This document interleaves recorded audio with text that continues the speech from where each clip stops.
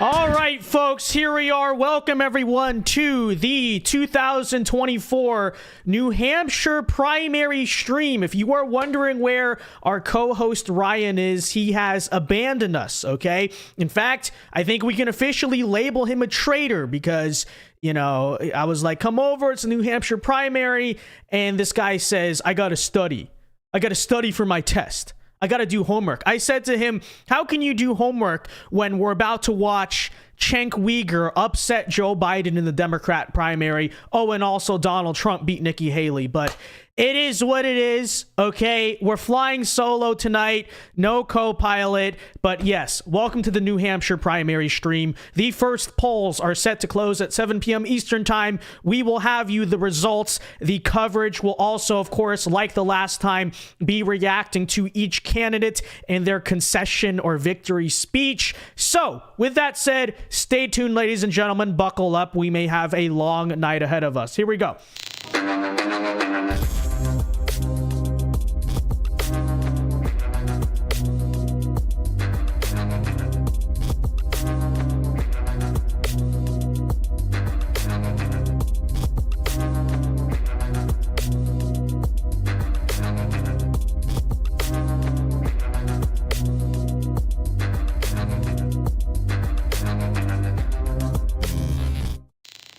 And folks, we are live tonight from the great state of Florida as usual. Where else are we ever live from? I don't know, every once in a while, California, but still, anyways, welcome everyone to our live coverage of the 2024 New Hampshire primary. Before we begin the stream tonight, everyone, of course, as usual, be sure to leave a like right now. We got 139 viewers already. Let's get the stream to 100 likes. And as usual, if you got thoughts throughout the night, questions for me, or you just want to support the content, feel free to do so via the super chats. And with that said, folks, it is underway. In just 9 minutes now, we will get the first poll closing and results, and we'll be sure to be covering all of that for you as it comes in. But since we got a little bit of dead air, some time to kill, to preview tonight really quickly, I got a member chat from Omar who says, bro, you shaved? Okay, I just shaved a little. I didn't shave it all off, all right? It was getting uneven. I was just like, okay, we'll go back to 3 millimeters, try to grow it back. So I didn't shave it all off. That's actually liberal propaganda. This is the 3 millimeter beard that I've had at various points. Okay, it's just because it's been long, it looks different. Okay, I didn't shave it all off. But anyways, thanks for the member chat, Omar. And previewing tonight, so obviously, as everyone knows, the Republican primary, we got Ron DeSantis dropping out, but I'm sure, you know, just because it just happened on Sunday, I'm sure some early votes were already cast for him. Maybe some of his supporters still want to write him in fresh off of the news, or heck, they haven't even heard the news, because if you haven't watched TV, you didn't watch Twitter on Sunday or Monday, which a lot of people sometimes don't, you may have not even heard that news, but I presume, Ron DeSantis probably will get somewhere around 2 to 3%. But of course, as we all know, the main race tonight is between Nikki Haley and Donald Trump, who Nikki Haley currently leads 6 votes to 0, and we'll tell you why that is in a second. But the big story, and why this could get interesting, why this could get close, although recent polls seem to show Donald Trump way widening that gap, is because New Hampshire is essentially an open primary state, right? You do not have to be Republican to vote in this primary. If you are independent, you can vote in the Republican primary. And people are talking about how Democrats can vote in the primary, and this is why, of course, Nikki Haley is competitive. She's trying to campaign for the votes of non-conservatives, and that's why this could get interesting. But the official rules are that if you're a registered Democrat, yes, you can only vote in the Democrat primary. But if you put yourself down as, quote, undeclared, right? If you're an undeclared voter, then you can indeed vote in this primary. And so that's Nikki Haley's strategy. Of course, it says a lot about Nikki Haley and who she is and what she stands for, that instead of trying to appeal to conservatives to win a Republican primary, she's trying to appeal to outright Democrats. And I think that explains a lot of her recent behavior. right? If you saw, I mean, I was going to do a video covering it. We actually ran out of time today because I was trying to plan, everything else regarding the stream and all that. But she went out and basically said that racism was around in the South, and she was talking about, I got bullied before being a brown child when I was growing up. And it's like, yeah, who are you campaigning to by saying that, by playing victim, by sounding exactly like Kamala Harris or Elizabeth Warren? That is not an individual who's trying to campaign for Republican votes. She's obviously going for Democrat votes. And, kind of more evidence of this, I suppose. I mean, take a listen to this video right here, right? Undeclared New Hampshire voter. Undeclared. Again, as I reiterate, the quote-unquote undeclareds, for the most part, are the Democrats who are crossing over. And if you want to say that's conspiracy theory, of course, Nikki Haley denies that this is true. Listen to the words of a undeclared voter herself talking about why she voted for Nikki Haley. If I can pry, can I ask who you voted for? I voted for Nikki Haley. Why'd you make that decision? Anything to keep Donald Trump out. Are you a Republican or undeclared? I'm undeclared, but I actually just changed today for a Republican just to vote. Have you ever voted in a Republican primary before? No, this is the first one. And why did you think it was so important to do that this time? I am completely against Donald Trump and everything he stands for, and anything I can do to keep him out. So again, folks, right, I really wonder what that woman's true politics are, right? You really wonder who she's going to be voting for in November, okay? Listen to what she said. Let's read into the lines there. She's never voted in a Republican primary.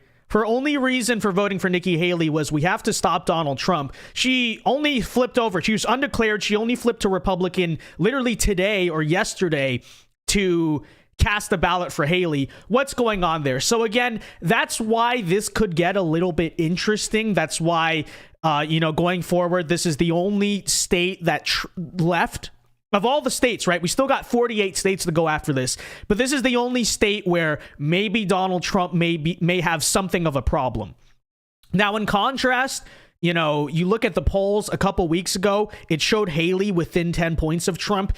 In the past 2 weeks, especially since Iowa, that gap has massively widened, right? So, Ryan, of course, the co-host who betrayed us and is not here because he has to do quote-unquote homework, he predicts that Trump should get around 58 to 65% of the vote tonight, completely clear the field. And after that, I guess it'll be interesting to see whether or not Nikki Haley will drop out. Honestly, who knows? We're going to have to just figure that out. I saw an article today from Breitbart basically insinuating it seems like she's going to go till South Carolina, even if she does terribly tonight.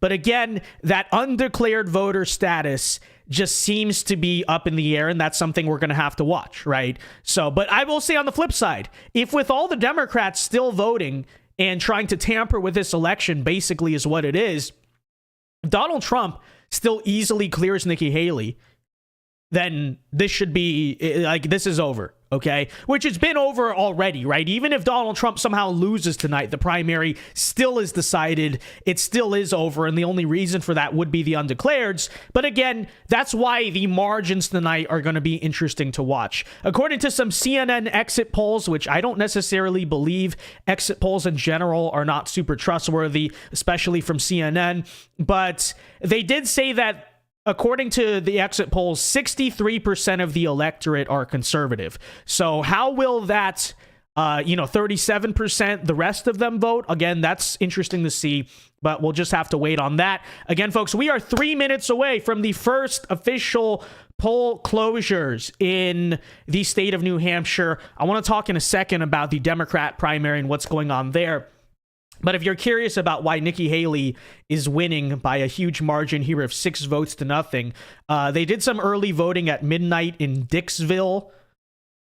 Ironic name for the results, right? In Dixville, New Hampshire. And if you compare that county, of course, to 2020, it's actually it's not a county. My bad. I forget this. New Hampshire actually reports by like town and precinct, not by county. So that's why this map will be broken down the way it is. But the very small community, I guess I'll call it, of Dixville in the year 2020 went 5-0 for, I'm trying to get the mouse here, 5-0 for Joe Biden. Okay. And when I say 5-0, I mean literally 5 votes to nothing. So that doesn't mean anything. But of course, it's not a surprise that not a single person in Dixville voted for Trump. Okay.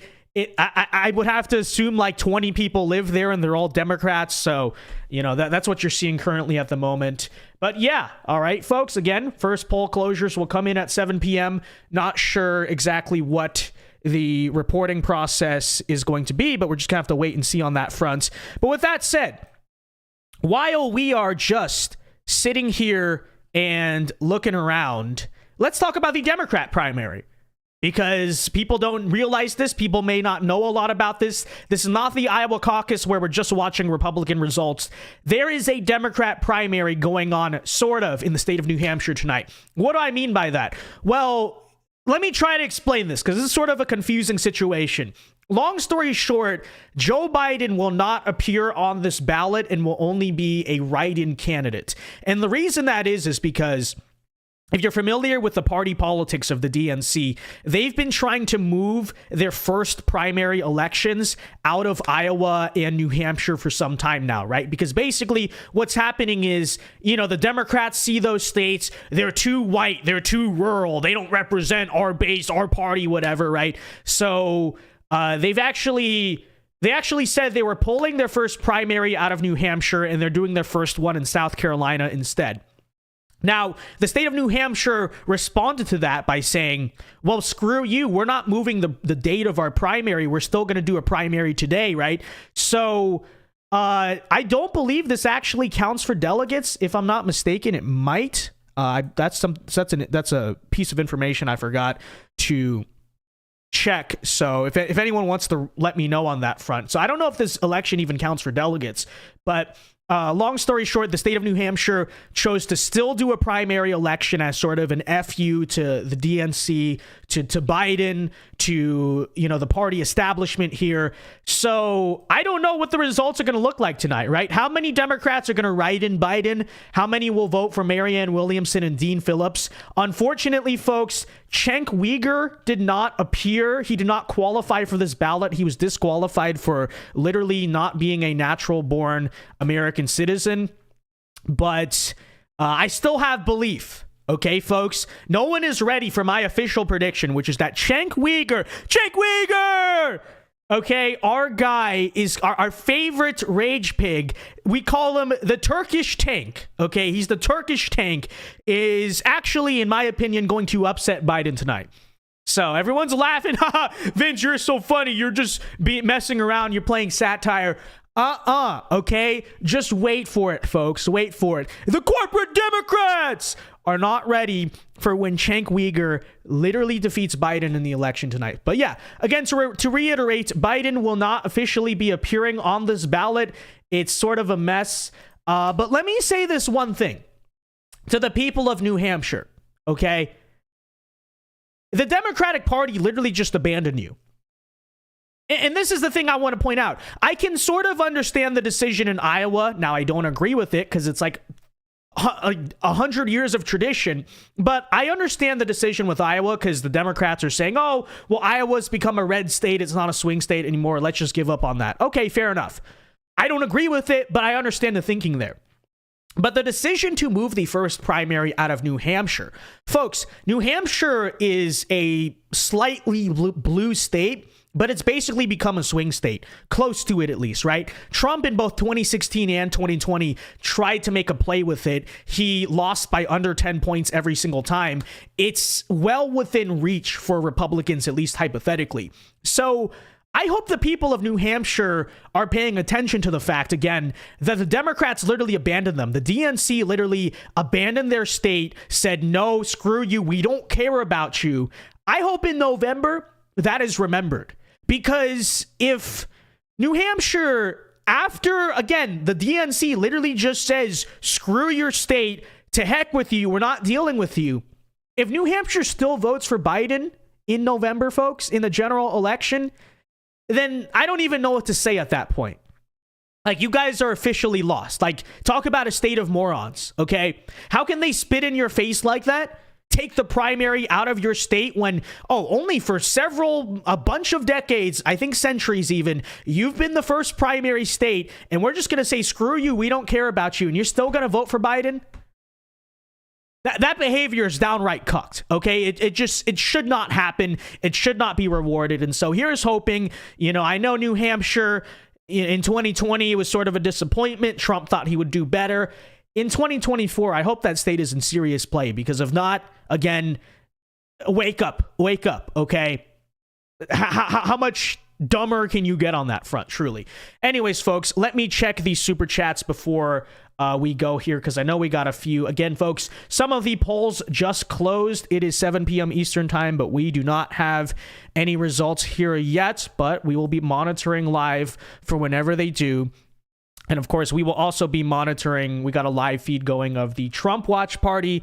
I'm trying to get a live feed going of the Nikki Haley watch party, at least on Fox News or something. But as you can see right here, Fox News has been doing this for an hour now. All right. So their website is officially broken, which not that I really care, but I was hoping, because I can never find a stream of Nikki Haley, to at least tune in there. But anyways, let's get into our super chats here right now while we await some of our first results, ladies and gentlemen. So here we go. DJ696 donated $5 through super chat. I don't know if he said anything. He didn't say anything, just sent the $5. Well, thank you very much, DJ696. I appreciate it. And I believe we got another one here. Yeah, Christopher for $5 says, people writing Joe Biden as a write-in, and the Democrat Party is skipping it because it is too white, proves that the Democrat voters have Stockholm Syndrome. They 100% have, you could call it Stockholm Syndrome, I guess that's one way to look at it. But yeah, they're just cucked in many ways, because how can the Democratic Party literally say to your state, like very directly in your face, we don't care about you or your primary? Right? How can they say that, and then you're still going to walk over and say, okay, Joe Biden, I'm going to write in your name, or okay, Joe Biden, I'm still going to vote for you in the general election? It's insanity, okay? But in fairness, let's see how tonight goes. Okay, let's see how tonight goes. Anyways, DJ696 for $2 says Nikki Haley is a Democrat in red lipstick. DJ696, I couldn't agree more. I've been saying this for a very long time. And I don't even know if the proper term is Democrat. I think it's just uniparty, right? Which is arguably worse in some regards. But yeah, it's very true. Thank you for the $2, DJ696. What a name, by the way. What a name. We love DJ696. But yeah, we are sitting around here waiting. I'm sure New Hampshire is a mail-in and early ballot state and all this stuff. All those weird states full of independents always tend to do this. So I project we may be in for a night of waiting, but let's see how fast this goes. Let's see how fast it takes to call the race, because we're going to try to go for as long as possible. We will. Unfortunately, I don't have a co-host because of traitorous Ryan and his, globalist shill homework. Okay. The homework is actually a CIA psyop, but we'll try to go for as long as possible. Hopefully my voice holds. But anyways, James Klug for $30. Good to see you, James Klug. Thank you very much. Big shout out. Says, just dropping in. Keep up the great work, dude. Thank you for the $30. You keep up the great work as well. And everyone, folks, be sure to subscribe to James Klug on YouTube. Okay, good friend of ours, good friend of the channel, makes great content, as I'm sure many of you have seen in your algorithms throughout the years. Very true, very real. Yeah, be sure to go subscribe to our great friend James. And thank you very much for the $30 super chat. Big shout out there. But yeah, folks, here we go. We are still awaiting. But yeah, I guess the tradition of this town here, Dixville Notch. What a name for a town. Okay, what a name for a town. Because the town is literally full of 100% Democrats, I'm going to make fun of it. But I mean, frankly, if there were a red place called Dixville Notch, I think that would actually be pretty hilarious in some ways. But I guess every year they vote at midnight. It's a tradition because only like 10 people live there or something. But yeah, as you can see, 6 for Haley, 0 for Trump. Not very surprising. But anyways, let's shift while we're sitting here waiting, talking about some of the Democrat candidates who are trying to primary Biden, because I think this whole situation is interesting. Not that any of them are going to go very far, but let's at least give it the light of day. So as you know, RFK dropped out of the Democrat race. He's now running as an independent, so he's not going to be there. I'm sure a handful of people might write him in on the ballot, but, you know, he's not there. You got Marianne Williamson, who I don't really think truthfully has gained a lot of traction, right? You know, she sometimes, I will say in fairness to her, I don't think she's as much of an idiot as people make her out to be. I disagree with her strongly on the issues, but at the same time, it's like, who cares? The real person we're going to be watching tonight, of course, besides Cenk Uygur, because as we all know, Cenk Uygur is going to pull a historic upset on Biden, as we all expect, is this guy, Dean Phillips. So if you don't know who Dean Phillips is, basically just a Democrat congressman. But at this point, he's probably been the most notable challenger to Joe Biden, and he's been running a pretty center of the road campaign. And I think that's what makes him different from both Marianne and Cenk Uygur, which is both of those people, I mean, they call out the establishment stuff because they're progressive, but for the most part, right, they're trying to primary Biden from the left. Dean Phillips is actually trying to primary Biden from the center. In fact, I will show you what he said here today earlier about Trump voters and stuff, and he basically is trying to make an appeal to them. He's basically saying that like the Democrat Party is incompetent and they're divisive. And here, take a listen. This is what, just to show you, because I don't think most people understand what he's kind of running on here. Here's sort of Dean Phillips and what he's about. All right. We have a crisis of participation. And I got to tell you guys, I went to a Donald Trump rally a couple nights ago. Never been to one. I had an event across the street. I saw the line of people waiting in the cold for hours. And I thought, what the heck? You know, I'm going to be a leader who actually invites people, doesn't condemn them. Met probably 50 Trump people waiting in line. Every single one of them, thoughtful, hospitable, friendly. All of them so frustrated that they feel nobody's listening to them but Donald Trump. A diverse crowd, people who had never been to a Trump event before. My party is completely delusional right now. We have a crisis. So yeah, he says his party's delusional. He didn't label Trump voters a bunch of evil racist and all that. But, you know, so that's going to be a guy to watch. I know we got results. Just to finish this thought, though. I don't agree with him. I would never vote for him. I disagree on all the issues. But I will say about Dean Phillips, I respect his bravery, right? Because he's standing up to the party. He really is. By challenging Biden, he's doing something very bold. You know he's going to be blacklisted by the DNC and defunded. Heck, they may even try to put a primary challenger against him. So he's really taking a big political risk by doing this. So that's just my thing on Dean Phillips. I hope he somehow upsets Biden tonight, of course, if it's not Cenk Uygur, because, you know, I respect his bravery. With that said, folks, we just got the first results in, and here we go. The numbers are starting to move. So, with about 1% of the votes in, as you can see, this is already a little bit closer than Iowa, right? But Nikki Haley is up 53% to 46% of Donald Trump. And we take a look at the places where. So obviously this is Concord, an urban area where Nikki Haley is leading with 33% in. I compare that. This is the big thing we're going to be doing tonight. You compare that to the 2020 election. It went to Biden 65 to 33. So this is a city. This is a very urban area. At least by, I'll call it a town. It's New Hampshire, but you know what I mean. This is a Biden-heavy area that we just got reported, and Nikki Haley has a pretty sizable lead over Trump. I take a look here also out of Lebanon. Nikki Haley leads there 62 to 37.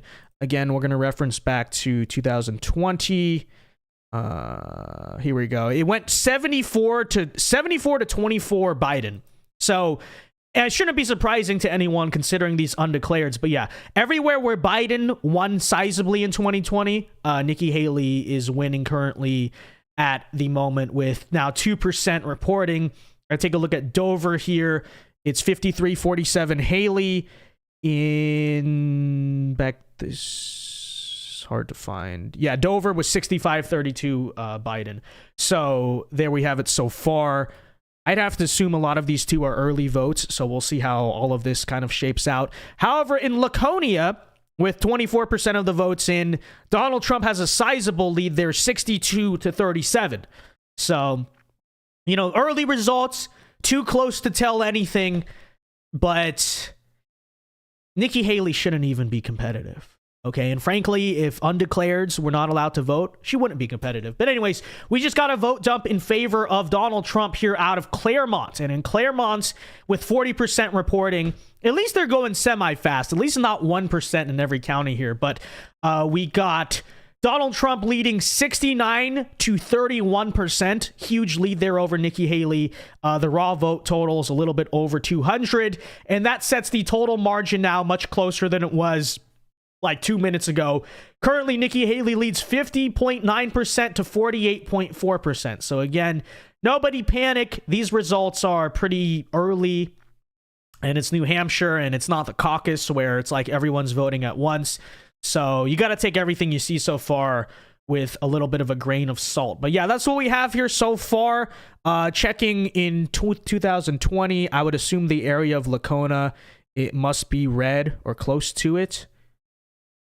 I don't know. I can't find it right now, but yeah. All right, let's take a look and see if the Democrats have any results so far, and they do. Unprocessed write-ins, which means Joe Biden for the most part, except, well, that could also mean Cenk Uyghur, but for the most part, it means Biden. 74.6% to 22.1.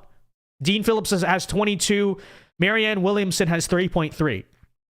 So that's actually pretty strong performance for Biden, given the fact that his name isn't even on the ballot. But at the same time, hey, 22% went for Dean Phillips. I don't know. But anyways, let's get back to the thing people care about. The Republican primary here, folks. We just got a tiny vote dump, and now it is within a margin of about 40 or so votes. And that's raw votes, not percentage points, obviously. It's very close now. So let's see. In Claremont, let's see. Okay, now Donald Trump now leading, ladies and gentlemen. Where did that come from? It came here in the south of New Hampshire, out of Manchester, with 6% of their votes in. They got Donald Trump leading 58-42. And with that news, ladies and gentlemen, again, Trump now takes the lead on Nikki Haley. Folks, stop the count. Stop the count. All right, call the race now. Okay. No, we don't need to count. We don't need to count anything else. It's done. But yeah, Donald Trump now leading, and a small vote dump there gives him an even bigger lead. So I'm not sure exactly. I believe it came out of Laconia, if I was watching correctly. I'm not exactly sure. But now we're starting to get Trump-friendly areas starting to report. So you take a look here, Manchester. I wonder how that went in 2020. And that's interesting. Manchester was blue. But it was, let me shrink the screen actually. It was blue. It's an urban area, quote unquote, by New Hampshire standards, but it was not as blue as some of the other areas we've talked about so far. It was only 56-42 Biden. So that's a blue area, but not as deep blue. And as you can see so far, at least with 6% in, Trump actually leads there. And now he's extended the lead actually over Nikki Haley, now by 4 points. So now we're trending in the right direction, ladies and gentlemen. So here we go. 51.7% for Donald Trump, a raw vote share of about 300-ish votes. Okay, Trump, again, now up in the state of New Hampshire with 3% of the votes in. And let's check in with that said. Okay, so that's good. That's good. We're back.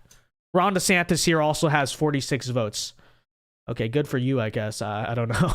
Like I said, I think a lot of those are early votes because obviously DeSantis dropped out on Sunday. You know, you can technically go in and change your vote. Or heck, maybe some people haven't even heard that DeSantis even dropped out. I mean, that's certainly a possibility as well. But we just got another vote dump, and Donald Trump's share of the votes went up again by 1.8%, and it comes out of this area of Hillsborough, ladies and gentlemen. And in Hillsborough, Donald Trump is destroying Nikki Haley with more than 95% of the votes in. So Hillsborough has basically already, it's almost entirely counted here. And again, Trump leads 64-35 over Nikki Haley. Dominant performance there. And that's the first precinct or area or town, whatever you want to call it, that has had almost all of its votes counted. So if that's in any way a bellwether for how it's going to go tonight, again, 64-35, then that's a good sign. That's a good sign. But we do have to take a look here at Hillsborough and what it's actually like. So let's see here. This normally should be Ryan's job, but he, as everyone knows, abandoned us, so he's not here tonight. Okay, so it might be slightly misleading because Trump actually did win Hillsborough in 2020 by about 7.6%. So, you know, it might lean Trump a little more than some of these other places. It's a slightly Republican area, but again, not by, you know, giant, overwhelming margins. So if this translates to something like Trump getting 55% of the vote, which he has 54% right now, then that's a decent sign. That's a decent performance. But anyways, new vote shares in now from San Bortin, and they're with more than 95% of the vote in. Again, folks, this is basically called this county by now. Donald Trump, again, basically doubles Nikki Haley's vote share, getting 62% of the vote, whereas Nikki Haley gets 38%. Ron DeSantis has less than 1%. So we just got basically all of that precinct is almost basically in, again, greater than 95%. Donald Trump has sweeped that. In Laconia, we got a little bit of an update here. With 51% of the votes in, we're about halfway there. We seem to see this margin being repeated over and over again. It's 61-38 Haley. So it's interesting how that ratio is breaking down. And all of these precincts that are going for Trump, it's almost by the same exact number. It's like between 61 to 62%. Nikki's getting around 38. It's like the story keeps repeating itself. But let's take a look back here at, okay, we got a slight vote dump in favor of Haley. At some of these other areas. Lebanon, Nikki Haley is basically dominating Trump there by this same number. This 62-38, give or take a margin of error, continues to repeat itself. But there, Nikki Haley leads 62-37. I think we got, okay, Concord. Again, this is a blue area like we just talked about, went for Biden. It's now 80% in. So we now got most of the votes in out of Concord. Nikki Haley leads 55-44 there. So that's interesting, isn't it? This, in many ways, I know it's a Republican primary, so Trump's doing a little better, but it's almost mirroring the way you'd expect New Hampshire to go in a presidential election. All the blue areas are going for Haley, and, you know, with a margin of error, obviously, that leans in Trump's direction, but that's basically what you're seeing here. Out of this area, Keene, which I believe is another blue area, Nikki Haley leads with 25% of the votes in, 53-46. Although, let me check. Yeah, Keene is a blue area according to, 2020, it went 69-29 for Biden. So it's a deep, deep blue area. So yeah, that's where we're at so far, folks. With about 5% of the votes in, it has gotten a little bit closer. Too close for comfort. But again, it's early votes.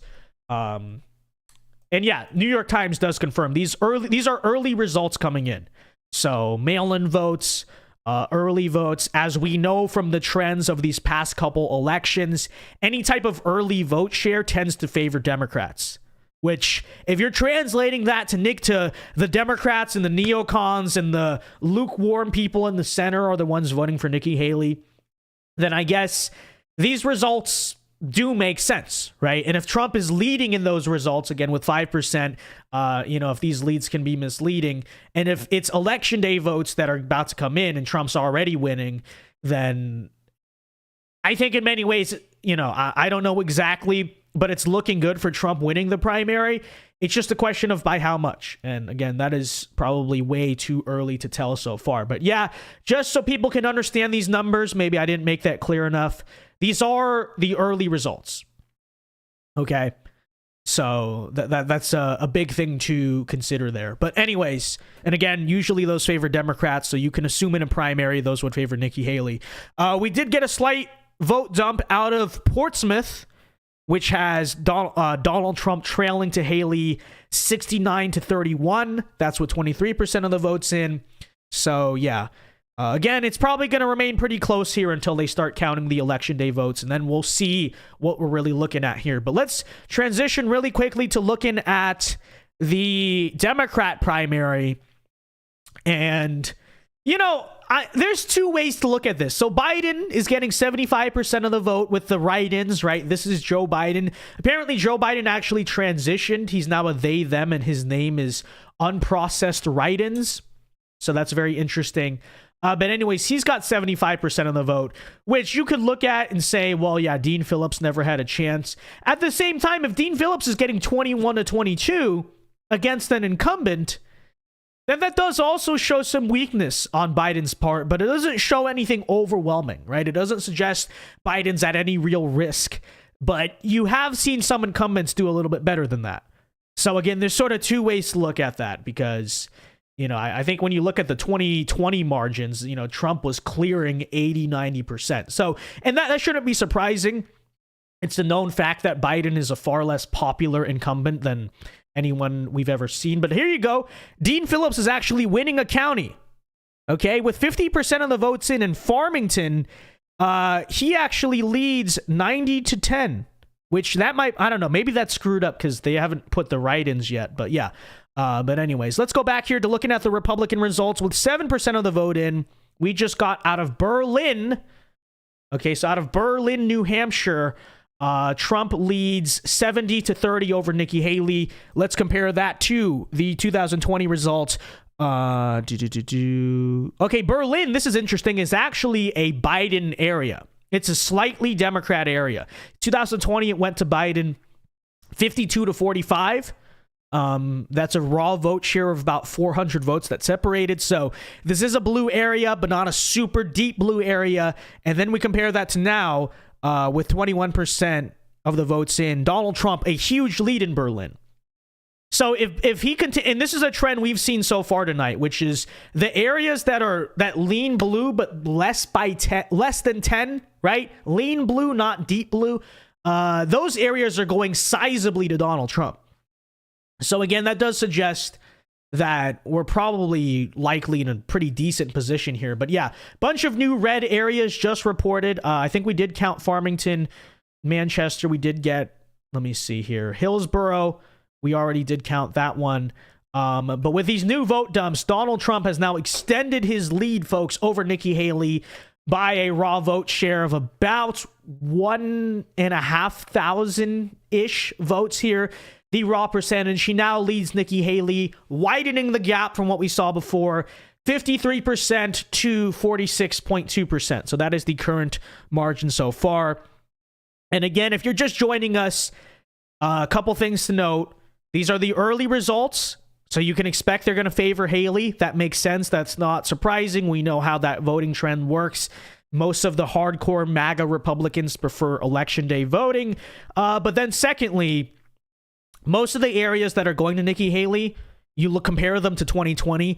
These are areas that are like Biden plus 30, Biden plus 40. Whereas anything where Trump is close or somewhat competitive in that county, the more or less the trend has been he's blowing out Nikki Haley.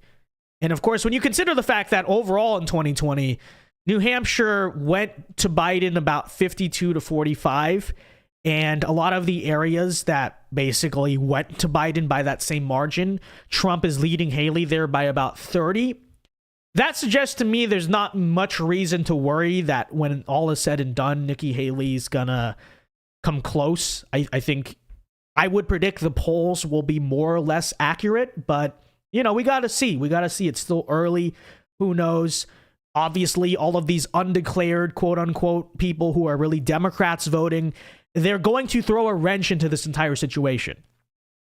So, you know, that's obviously always been something to consider when it comes to this race. But anyways, we'll just have to see. Again, folks, 8% of the votes in. Donald Trump leads 52.8 to 46.6 for Nikki Haley. Ron DeSantis has 0.6% of the vote.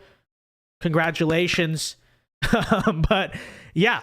Okay. Anything? Let me check. Did we get any super chats? Okay, I think we did. So let me read that really quickly while we have a slight pause here in some of this vote counting.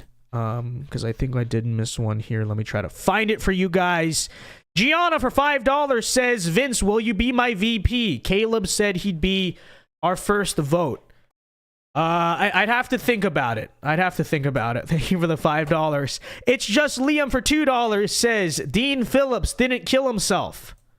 Hey, you know, they're going to. I don't think that's going to happen, for the record. Okay, and obviously disavow. I don't want it to happen, but you better believe they are going to try to sabotage Dean Phillips' career. Okay, so again, that's why I say like credit to him for doing what he did, because you know this is true.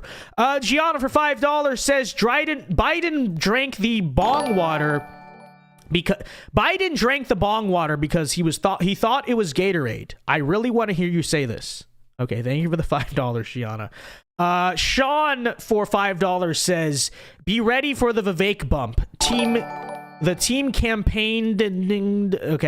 campaigns hard and captured many youth votes in New Hampshire. And yeah, that's another thing to consider as to why I think Donald Trump is basically pretty secure tonight, which I didn't actually have time to talk about before we got our first results in, is with Vivek dropping out and with Ron DeSantis dropping out and both of them endorsing Trump, you'd have to assume most of those votes will go to Trump, and certainly not Nikki Haley.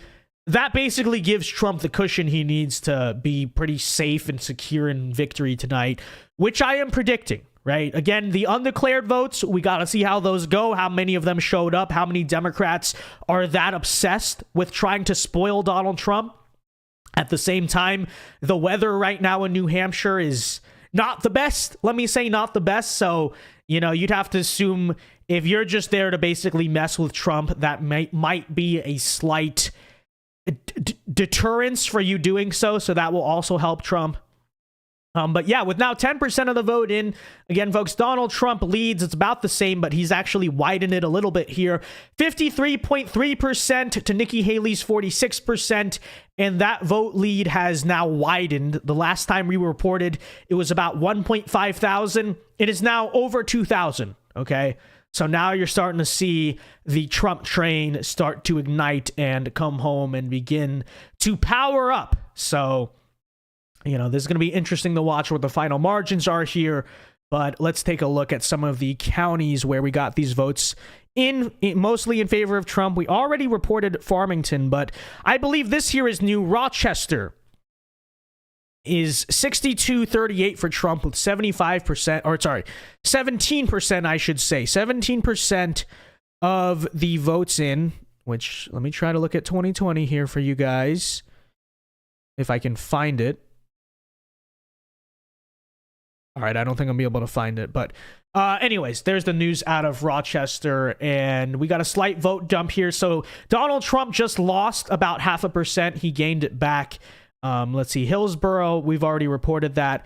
Manchester with 24% of its votes in. This is currently Trump leading 57-42. Which, let's again compare that to 2020, because I know I looked at it, but I forgot. Okay, so to remind you guys, Manchester is a Biden area, but Biden won it by 14 points. Okay, so by 14 points in the Republican primary, Trump is winning by about 15 points. So, you know, you seem to notice that, you seem to expect that. Again, as I reiterate, as the trend we've been seeing all night, all areas that are not deep blue, which a lot of the ones you're seeing on the map are going to go to Donald Trump. And most likely, as long as that happens and he keeps it competitive in the deep blue areas, then I project he will be fine. Okay, Concord has 91% of its votes in, and I know that's it's a larger population center in the state of New Hampshire here. And out of Concord with 91%, so it's basically done at this point, Nikki Haley leads 54-45, so she's got a 9-point lead here. And let's compare that again to 2020. Concord went 65-33 for Biden. So Biden basically almost doubled Trump's vote share. So if you're Nikki Haley and you want any shot at winning the state of New Hampshire, your goal basically is probably to come close to matching Biden's vote share in 2020 in terms of the general election over Trump, if that makes sense. And the fact that so far that is not happening, again, suggests good news for Trump. Because if Biden conquered again by almost 30 points, and in the end won New Hampshire by like 7 points, and we look at Concord, Nikki Haley only leads by... Now that some more has reported, actually, if she only leads that by 7, when Joe Biden won it by like 30 something, again, if this all makes sense, hopefully it makes sense, then that suggests Nikki Haley doesn't have a very good shot tonight, okay? But we don't just want to see a victory. I don't think a victory would frankly surprise anyone. We want to see a dominant victory, and so that's why we will continue to watch these margins throughout the night. But yeah, Donald Trump continues to increase his lead, at least in terms of raw vote share. He now leads by about 2.3 thousand votes, give or take. And the margin currently, as it stands, that actually went a little bit in favor for Haley, but 53% to 46%. But again, of course, it's good. It's good news considering where we are right now in the reporting. But this is not the final margin you want to see. You want to see Donald Trump clear 60% or at least come close to that, okay? I would say if he gets 58 or more, 58 again or more, that's a good victory, right? That's a good moral victory. That's the statement win you need to send Nimrata Nikki Haley home. If this is the final margin, you take it, you say, okay, I won. Trump can still declare victory because that's what he loves to do. But that's not the margin you want to see. But again, these are the early votes, so I predict that it's only going to widen. And the fact that with 12% of the votes in and most of them early, Trump is already leading by a decent margin. I do predict he's probably going to hit that convincing win we were talking about and looking at. And here we go. Slight vote dump in favor of Trump. It's now 53.2. Let's see where exactly that came out of. Out of San Borton, Donald Trump there got 62 to 38. Nikki Haley, that's with 95% of the votes in. In Laconia, Trump is winning there by about 20. And in Belmont, Trump is winning there by about 30. And if we can, let's compare these areas to 2020. I'd have to assume they're mostly red areas, and they are. Yeah, these are all red areas, but, Trump obviously dominating in all the red places. Relatively competitive, actually slightly winning in some of the slightly blue or lean blue places, and still kind of in fighting distance within some of the deep Democrat places. I mean, you take a look at a place like this, Conway, it's very close. Nikki Haley has a very small 0.3% lead there. Let's compare that to 2020. What's Conway like? What's the deal there? Let me see. So yeah, here you go. As an example of what I keep talking about.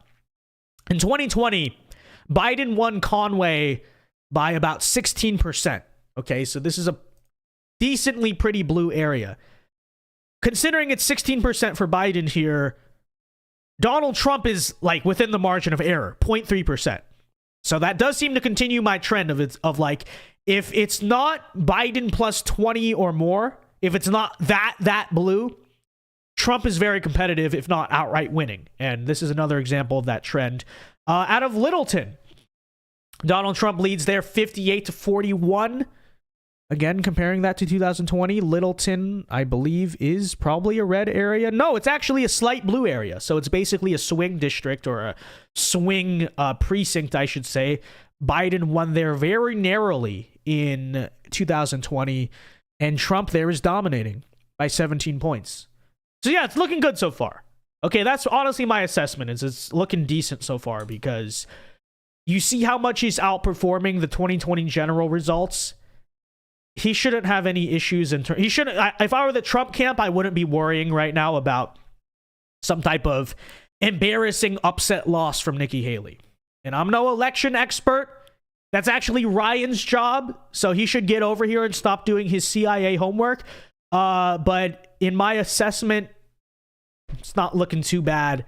If you're Trump, now you're just obsessed with the margins, right? You don't want to just win by 7. You want to win by 10 or more easily. So that'll be the thing here to watch. But anyways, let's take a look back, since we haven't in a couple minutes now, at the Democrat results, which I think they're reporting more than the Republicans are, which probably makes sense because less of them are voting in this primary. But the margins are more or less the same. Biden has a huge 50-point lead over Dean Phillips. It seems tonight, okay, it seems that as much as we wanted to see it, Dean Phillips will not be pulling off an upset victory or even coming close to that. However, okay, reminder that the Biden votes are considered unprocessed write-ins, which of course means that they could also be write-ins for Cenk Uygur. Cenk Uygur! So I reiterate, again, no one is ready for this. You're all laughing at me. You see 72%, you think, oh, those are 72% for Biden, of course, right? No. They are write-ins for Cenk Uygur. In fact, maybe I should tweet that. This is true. Maybe I should. But anyways, not much change, not much movement here out of the Republican results so far. Let's take a look at the live feed of Trump HQ in New Hampshire. And we're going to partially do this because I got to post a short really quickly. So let me do that really quickly and rest my voice a little bit, okay? Because I don't have a co-host here to help carry it tonight. So let's tune in a little bit to the live feed of Trump HQ as, again, Trump currently leads 53.2 to 46%. You know what I mean, as I rest my voice really quickly. News Corp on his side, and they do absolutely shelter him and protect him from facing a lot of the truth that has been brought in front of him. So he has a lot of stuff on his side. What we have is we have truth on our side as well.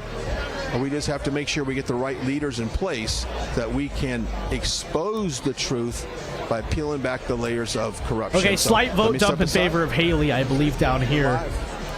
Also, a good time to go check out our website. You can sign up for our newsletter. Go to rsbnetwork.com, rsbnetwork.com. It's absolutely free. You don't have to pay anything for it. We're not going to sell your data. Matter of fact, you'll get exclusive offers from... Okay, that was a nice 60-second break from talking. Okay, took a sip of water. It's feeling better now. Let's continue this. Okay, Trump just lost slightly out of this vote share, mainly out of the southern part of New Hampshire, as you can see.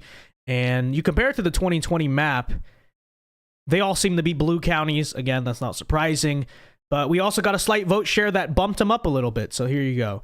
Let's see where that came out of. Not actually sure. I think this vote share went up slightly in Claremont. But yeah, this margin just seems to be holding so far. We give or take. And we're going to just keep watching here. But in the meantime, just to have fun, let's take a look at what the other candidates managed to pull off here. So Ron DeSantis is getting 0.7% of the votes. You know, when you consider the fact that he was polling at, I mean, really, he wasn't going to make a difference in the New Hampshire primary, even if he stayed in. And that's a big reason he dropped out, is because when you looked at the polls in New Hampshire, he was getting like 5%. Okay, 5-6%. So it was embarrassing. So, you know, I think in the grand scheme of things, especially with him dropping out, he's not going to make a difference tonight. I don't think 0.7% is enough to play spoiler in the end. But the more important news from that is that the rest of the like 4 to 5% he was going to get in New Hampshire, maybe even 5 to 6%, that's all going to Donald Trump. So that's another security blanket that Trump sort of has there. In fourth place, we got Chris Christie. Of course, at less than 1% with 16 votes. So congratulations, Chris Christie. You spent so much time campaigning in New Hampshire only to not make it there and to finish with less than 100 votes. So good job to you. Glenn McPeters is getting 10 votes. I don't even know who that is. Folks, does anyone know who Glenn McPeters is? I know who Ryan Binkley is. Just because he's been tabling at the events and stuff. He was at like Turning Point and CPAC and all that. But I've never seen Glenn McPeters. Folks, I have no idea who that is. So I've never even heard that name. Mike Pence got 6 votes. Now 7 votes. Congratulations, Mike Pence. Wow. You did a really good job there. Doug Burgum gets 6. Vivek Ramaswamy gets 4. Who the heck is Mary Maxwell? Okay, I don't know who that is. I guess her family voted for her or something. And Rachel Swift. Is that Taylor Swift's relative? Got 3 votes. Okay, we did get a slight vote dump in now. We are now reporting 15% of the share of the votes. Donald Trump actually went down slightly. Let's see. Oh, now he's back up again. He's now extended that lead to 53.5%. But let's take a look here. Okay, so here's another county. We talked about Conway. Actually, we already talked about that. But just as a refresher, this was Biden plus, I think it was like 17, right? Let me take a look here. Yeah, this was a Biden plus 16 area. And basically, more or less, Nikki Haley's winning it slightly by like 30 or so votes, give or take 0.3%. It's basically neck and neck. It's virtually tied. And that's an area that Trump is way outperforming the 2020 general election. So if you're just tuning in and joining us, folks, the conclusion I'm currently at, not a conclusion, but the way I'm leaning is that it's a pretty safe bet Donald Trump's going to win. And again, what news? I'm not calling it. Frankly, I don't do this call stuff. I only go off of what the networks say because I'm not even an expert on elections. But my reasoning for doing that is because New Hampshire is a relatively close state. I do think we can look at past margins with general elections. And in the areas that, again, were Biden plus 10 or less in 2020, Trump is blowing out Nikki Haley. All the swing areas, Trump is destroying her. All the red areas, as you could assume, Trump is destroying her. It's only the Biden plus 20 or more areas where Nikki Haley is winning, but not by those margins that Joe Biden was winning by way closer margins. So that's, if that makes sense, that's sort of my math as to why I think Trump is clearly going to win. It's just a matter of what the margins are. And that we'll still have to wait to see on that front. But anyways, now with 16% of the votes in, Donald Trump now has a close to 4,000 vote lead. So we're getting some small vote dumps. I mean, it's not much to talk about, but those numbers have been ticking up, right? The raw vote share for Trump slowly but surely continues to eke up and away from Nikki Haley, okay? And again, if we consider most of the results we're going to see until about 30 to 40%, I would assume, are early votes. And if Trump is winning these, then I'd have to assume when the election day stuff pours in, which, by the way, not all the polls are even closed yet, folks, if you're not aware. So some of these areas, you're like, why hasn't anything reported yet?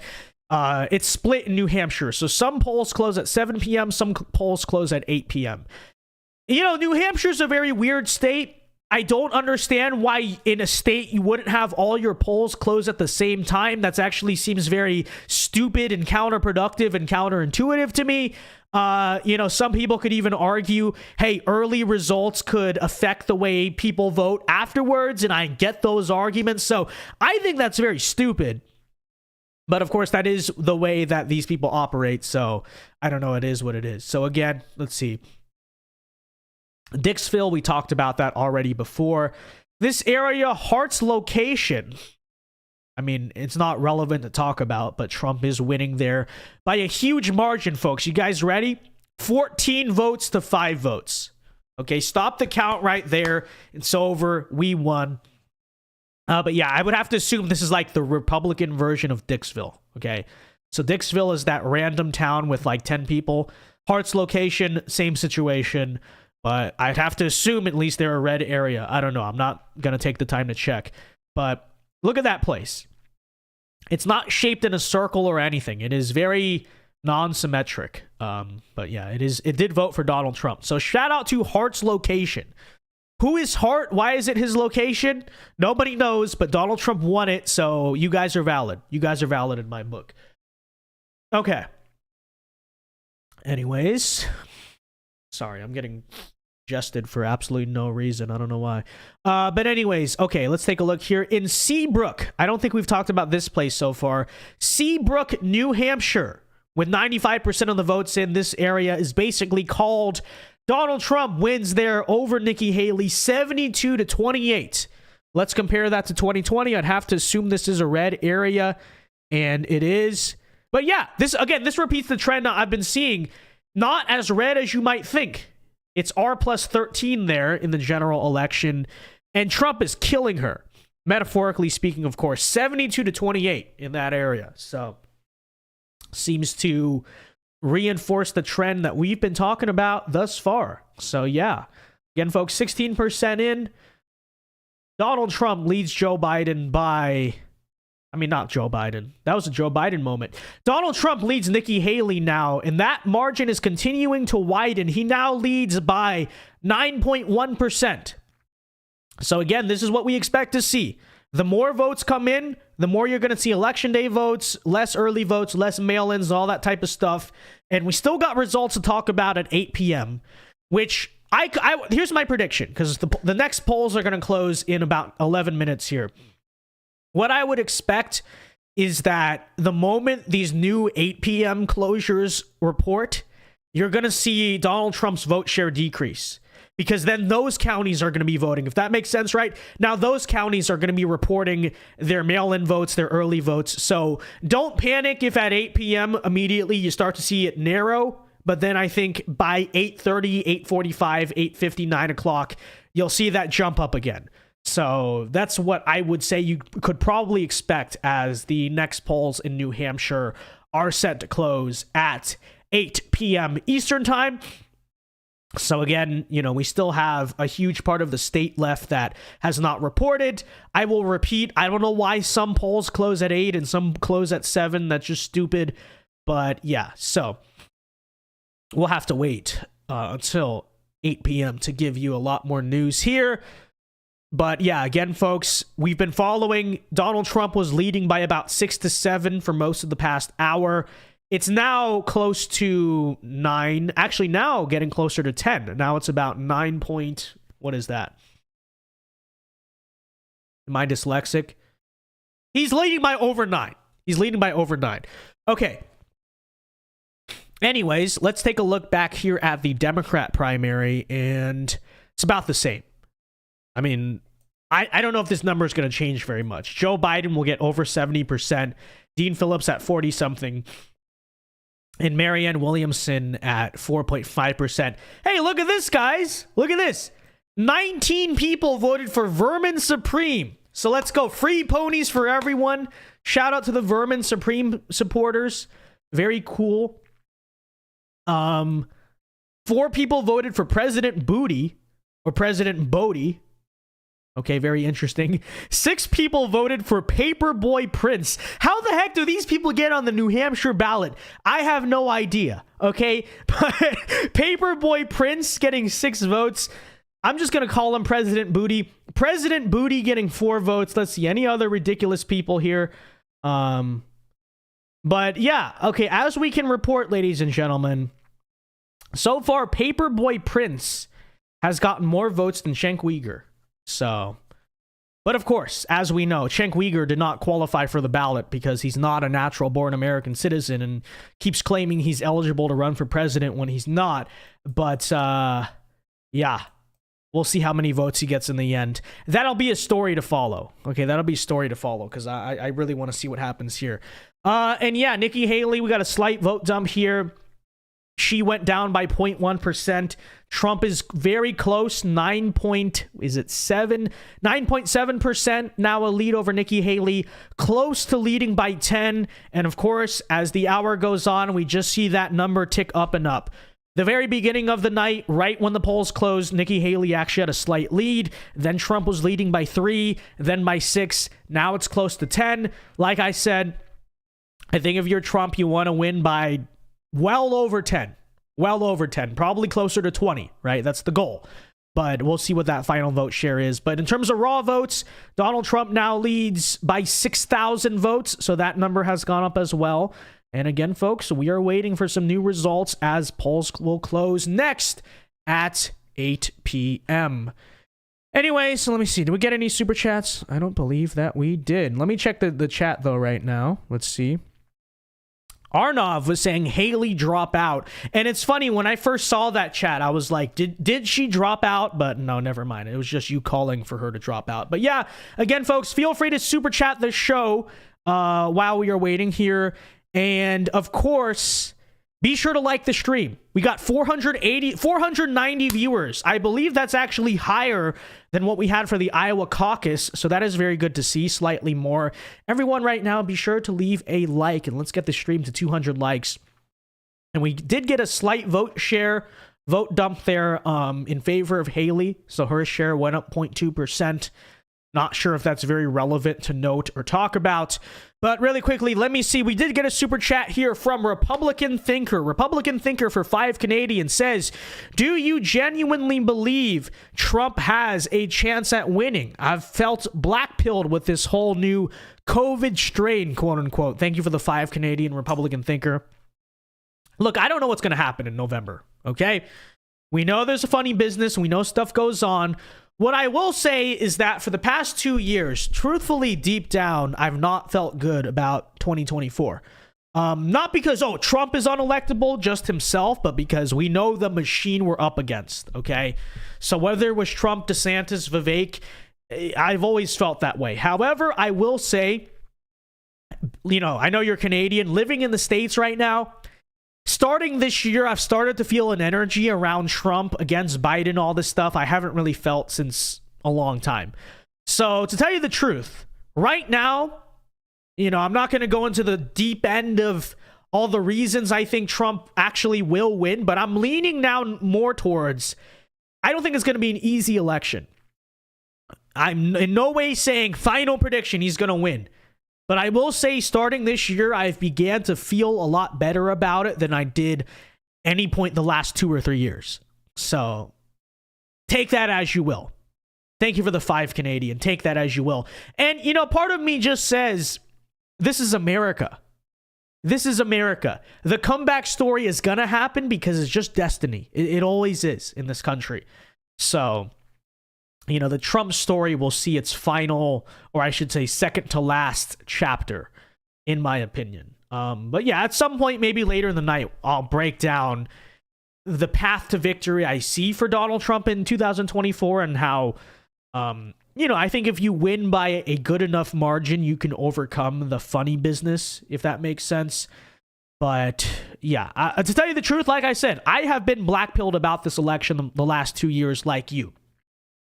Now, I have not publicly really said it because I don't believe in that. What's the point of saying that? To demoralize people, to say, don't vote, we're going to lose. I don't believe in that. I've talked all the time about why I just don't support doing that type of stuff publicly. But yeah, I will say, deep down, how I really feel. I'm starting to feel better about it. I really am. Maybe at some point I'll give you the specific reasons. But for now, let me just say it has to do with the energy. The polls slightly, you have to take polls with a grain of salt, but Trump is doing better in these polls than he has at any point in 2016 or 2020, so I think that's good news. And the rhetoric from Trump, right, I think is actually very good for a general election. When you consider the fact that Biden is going to be running a very divisive campaign, because what is he going to say? January 6th, that's going to be his whole campaign. Trump can actually run as the unifier, which sounds very crazy, but I think you listen to what he's been saying lately, he is playing into that. He very much understands that. I think the recent rhetoric you're seeing from Trump can win the election. It's not going to win back all of the suburban women and stuff who don't like him, but I think it can help the case, get the numbers you need. I'm going to say for the first time in the past couple of years, I see it. I actually do see it for Trump. So those are my thoughts on the general election we're going to see in November. But thank you very much for the 5 Canadian Republican Thinker. I appreciate it very much. And again, be sure to like the stream. We are only 6 likes away from 200 likes. And of course, we are waiting until 8 p.m. for the next polls to close in New Hampshire. And we did get a few super chats here. So, Creedic for $2 says, actually concerning how so many Nikki Haley voters. Well, again, as I will reiterate, I said this at the start of the stream, but 2 things. First of all, actually, you know what? It's 3 things. First of all, these are the early votes. Okay, so they're counting. A lot of the ones counting are not election day results yet. So you know how mail-in votes go and all that stuff. Okay, so that's number one. Number two is that New Hampshire is an open primary. So you can cross over from Democrat to Republican. All you have to say is that you're undeclared, right? It's a stupid rule, but it's true. You're undeclared. And so Nikki Haley has been enlisting the help of Democrat voters to try to spoil the Republican primary. So keep that in mind. And even the ones that she hasn't been directly trying to campaign to, we played that clip in the beginning. It's obvious there are just Democrats out there who are trying to stop Donald Trump and mess with him. So that's number two. And number three is that New Hampshire is just a weird state. It's a weird state. They don't like incumbents. They like weird candidates. I mean, look, Vermin Supreme has 0.1% of the vote right now. Okay. Welcome to New Hampshire. It's a very weird mix of like country people, but also stoners and hippies. Like it's a weird place. It's a weird place. It's like Alaska. It's like the blue Alaska of the East. Okay. New Hampshire and Vermont. So those three factors kind of combine to why this state is as competitive as it is. But like I said, the fact that Trump right now is leading by almost 10 with these early votes in seems to show to me he's going to likely make a performance that's close to the recent polling we saw that has Trump between like 58 to 65%. So, you know, he'll be just fine. And then after this, after New Hampshire, Donald Trump's going to dominate every single state. Haley might get 25 to 30 in South Carolina because that's her home state. But Nevada, she's going to get blown out in. If she even makes it to South Carolina, by the way. Going to get blown out in Nevada. Every Super Tuesday state, Trump's going to dominate. This was the one state that was going to be difficult for Trump. And like I said, it seems like he's going to win by over 10. So I wouldn't read too much into this result, ladies and gentlemen. I think we'll be just fine. Okay, but thank you for the 2 Cretic. I appreciate it very much.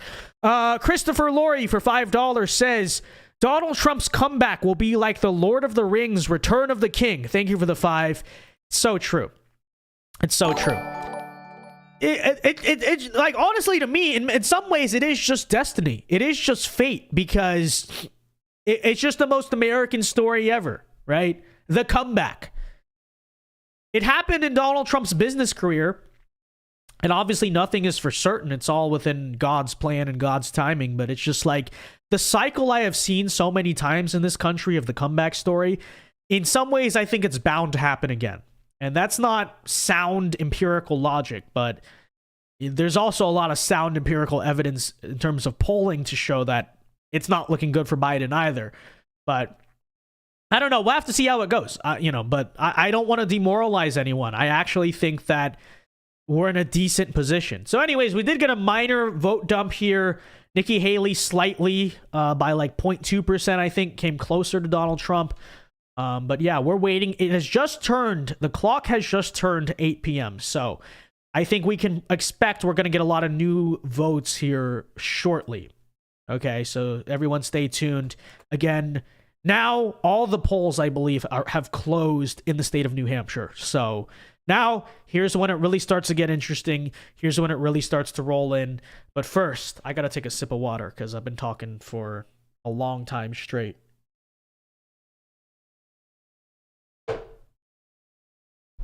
You know, it's hard doing this job. It really is hard on your voice, okay? And you know, the normal streams, at least you get breaks because you're reacting to something or you're playing videos or something. This thing freaking demands that you talk just hours and hours straight. And chat! Yo! Ladies and gentlemen, the Associated Press, as I was saying, by the way, as I was predicting, if Donald Trump's already winning by this margin, he's going to win the election. Donald Trump is the official winner of the New Hampshire primary. They have called it right after the last, polls have closed in the state of New Hampshire. And there you have it, ladies and gentlemen. There you have it. Don't go anywhere, though, because we still have a lot of votes to look at. We still have... again, the final margin here is going to be very relevant. So, we still got to keep an eye on that.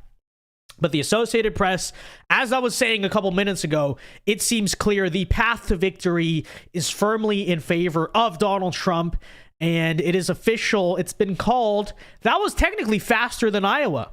It was, because Iowa, 30 minutes after the polls closed. This was 3 minutes, actually 2 minutes. So there you have it. Trump, the winner of the New Hampshire primary. And that does suggest, I think by the end, he's going to come close to 60%, if not beat 60%. When you consider, again, election day votes have not even really been counted yet. And those are obviously going to favor Trump. So there you have it, folks. Nikki Haley is not able to pull off the upset she was hoping for, at least according to the Associated Press. They have called the race. Let's actually maybe tune into other networks to see what they're saying about it. But I will take a look here. They still haven't called it for Biden, which is hilarious. You want to just call it? You call it for Trump, but you don't call it for Biden in the Democrat primary? That's hilarious. But let's tune in here. Fox News is still at a loading screen. So we're asking Fox if they will call the race. This is what they're doing right now.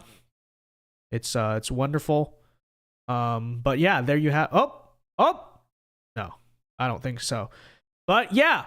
All right, let me scroll Twitter, see what some of these other networks are saying about this, or I'll just search it up. Let's see. NBC News. Let's just see. New Hampshire primary.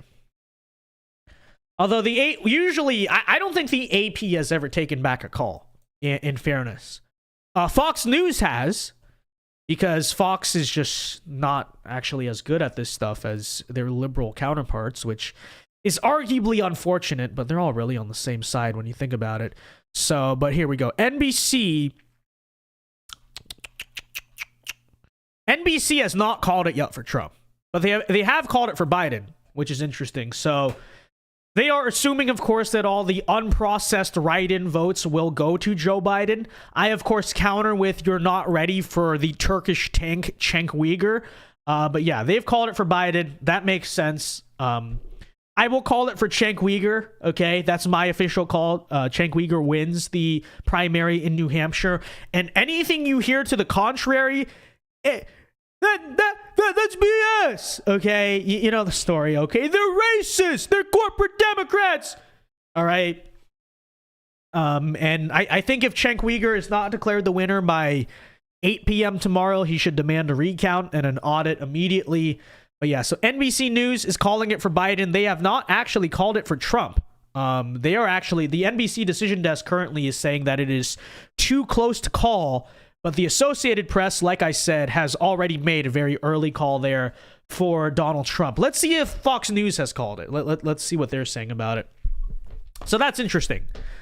This is not a situation where all the networks have made the call at once. Like I said, AP making a very early one there. NBC's decision desk still says it is too close to call. So let's see what Fox is saying about it. Although, like I said, I see the logic of the AP, because I was predicting that as well. But let's see. 2024 Republican primary results from Fox News. I'm trying to see if they've called anything. It doesn't seem to me that Fox News has made a call. So that's interesting there. Okay, so I believe AP is basically the only outlet to have called this race yet, which is interesting. So let's buckle up and keep watching this, folks. But again, polls have just closed in the rest of New Hampshire, so I assume all of these blank counties you're going to start to see results in momentarily. But at least one outlet has already called it for Donald Trump. And that's an early call. So we'll see how the rest goes. But I would say yes, 95% chance Trump's going to win it, obviously. But some of these networks, I guess, are being a little more responsible. If that's how you want to look at it. Honestly, I really have no idea. But let's see. Do we want to go and predict it? You know, I never use this. I never use the betting lines as a prediction of the race. If you don't know what predicted is, basically it's a place where you can like bet on stuff that will happen politically. But let me see if they have anything on the New Hampshire primary. Let's take a look here. Markets. Okay. All right, we go take a look here, ladies and gentlemen, on Predict It. Out of New Hampshire primary winner, Donald Trump is now at 99%. So that basically means it's been called, right? 99% to 1 cent for why does it say 1 cent to Ron DeSantis? I have no idea. Okay, so but if you're curious about the betting odds, the betting markets are saying Trump's already won, and that should obviously make sense to everyone. I will say the reason why I do not generally trust Predict It is because, and let me say this to people who maybe overanalyze what these quote-unquote betting markets say, is because Predict It is not a Las Vegas sportsbook, right? Like Vegas, when it comes to betting on football games, for instance, you know, the spreads, the lines they lay out, there's a very specific science to it. It's designed by the casino on a trusted sort of model to make sure that the casino always wins. So yes, I do think like Las Vegas betting lines, when you take a look at on average how they turn out for, say, sports games or even political elections, I don't know, those are easy to tell. Usually those are pretty on the money there, right? The issue with Predict It is these lines are not set by the sports book or the casino. They're literally just set by like how many people keep buying, right? It's a grassroots thing. And so basically all that Predict It is a market of impulsive people who just decide like, hey, let me bet on this. Let me go do this. I think this is going to happen. And so Predict It, I've seen many times in the past, is not very accurate. But I'm just showing it so you can see. I know a lot of election YouTubers like to rely on it, or they think it's interesting. And, you know, there's a time when Predict It was saying, hey, look, Ron DeSantis is going to be the Republican nominee or something close to that. And I was telling people, I was like, why do you trust Predict It? Again, these are like impulsive people. Right? These are literally just impulsive gamblers on this site. So, you know, people usually say, oh, you can trust the money, right? You can, wherever people put their money, that's where they're serious about. Yes, that is true when it comes to Las Vegas. That is true when it comes to an actual casino, an actual sports book. It is not true when it comes to a bunch of nerdy, impulsive poli-sci majors trying to win some extra money on the internet, not using lines that are set by any formal Vegas sportsbook. Okay, so that's why I don't really trust Predict It. But again, if you're curious, they do have Trump at 99% winning New Hampshire, which means it is over. Okay, AP has called it. But some of these outlets are still saying it's a little too close to call. But I'd have to assume those calls are going to come in momentarily. But checking back in here, we have not seen huge movement in these vote shares. But with 19% of the votes reporting, it's about the same. Trump leads now by still, again, basically the same margin, give or take a few 0.1%, right? Still close to 10, right? A little bit over 9% there. And the raw vote share that Trump leads by has now extended to almost 6,000 votes, folks. So let's see some of these count. Okay, we just got something new out of this county. What the heck? What did I say about New Hampshire being a weird state? Did I not say that? Did I not say that? You want the proof of that? Okay, here you go. Here's the most New Hampshire thing I've ever seen. In Franconia, New Hampshire, folks, with more than 95% of the vote in, Asa Hutchinson, not Nikki Haley, not Ron DeSantis, Asa Hutchinson, who has still not dropped out for some reason, actually leads Donald Trump 65% to 32%. I don't have an explanation for that. I have no idea. Maybe Asa Hutchinson went all in on this one county. He's like, I'm going to campaign because I'm not going to win anything, but let me campaign really hard in this one place and just win it for the sake of it. But what was that place called again? It was Franconia, right? Yeah. It is a Biden area for context. It went 67.7 to 30 in favor of Biden in 2020. So it is a deep blue area. But yeah, for some odd reason, if anyone in the chat knows, because I can't explain, but with 95% of the votes in, it's voted for Asa Hutchinson. I don't know if Nikki Haley just didn't qualify for the ballot here or something happened. I don't know what the deal is with that. But yeah, okay, so congratulations, Asa Hutchinson. You have won a county, okay? Somehow, you have won a county in the 2024 GOP primary, and Ron DeSantis has not. Or not a county, I should say, a precinct, because it's not even... But still, right? So, very, very strange. I have no explanation for that. But Asa Hutchinson won that county. We just also got results out of Albany, where Donald Trump leads there 57 to 41%. Let's take a look at Albany in 2020. I think is right here, right? I'm not sure. It actually says no data is available, so never mind. Oh, here you go. It went to Biden by 13-ish. It went to Biden by around 13, and Trump leads there by 16.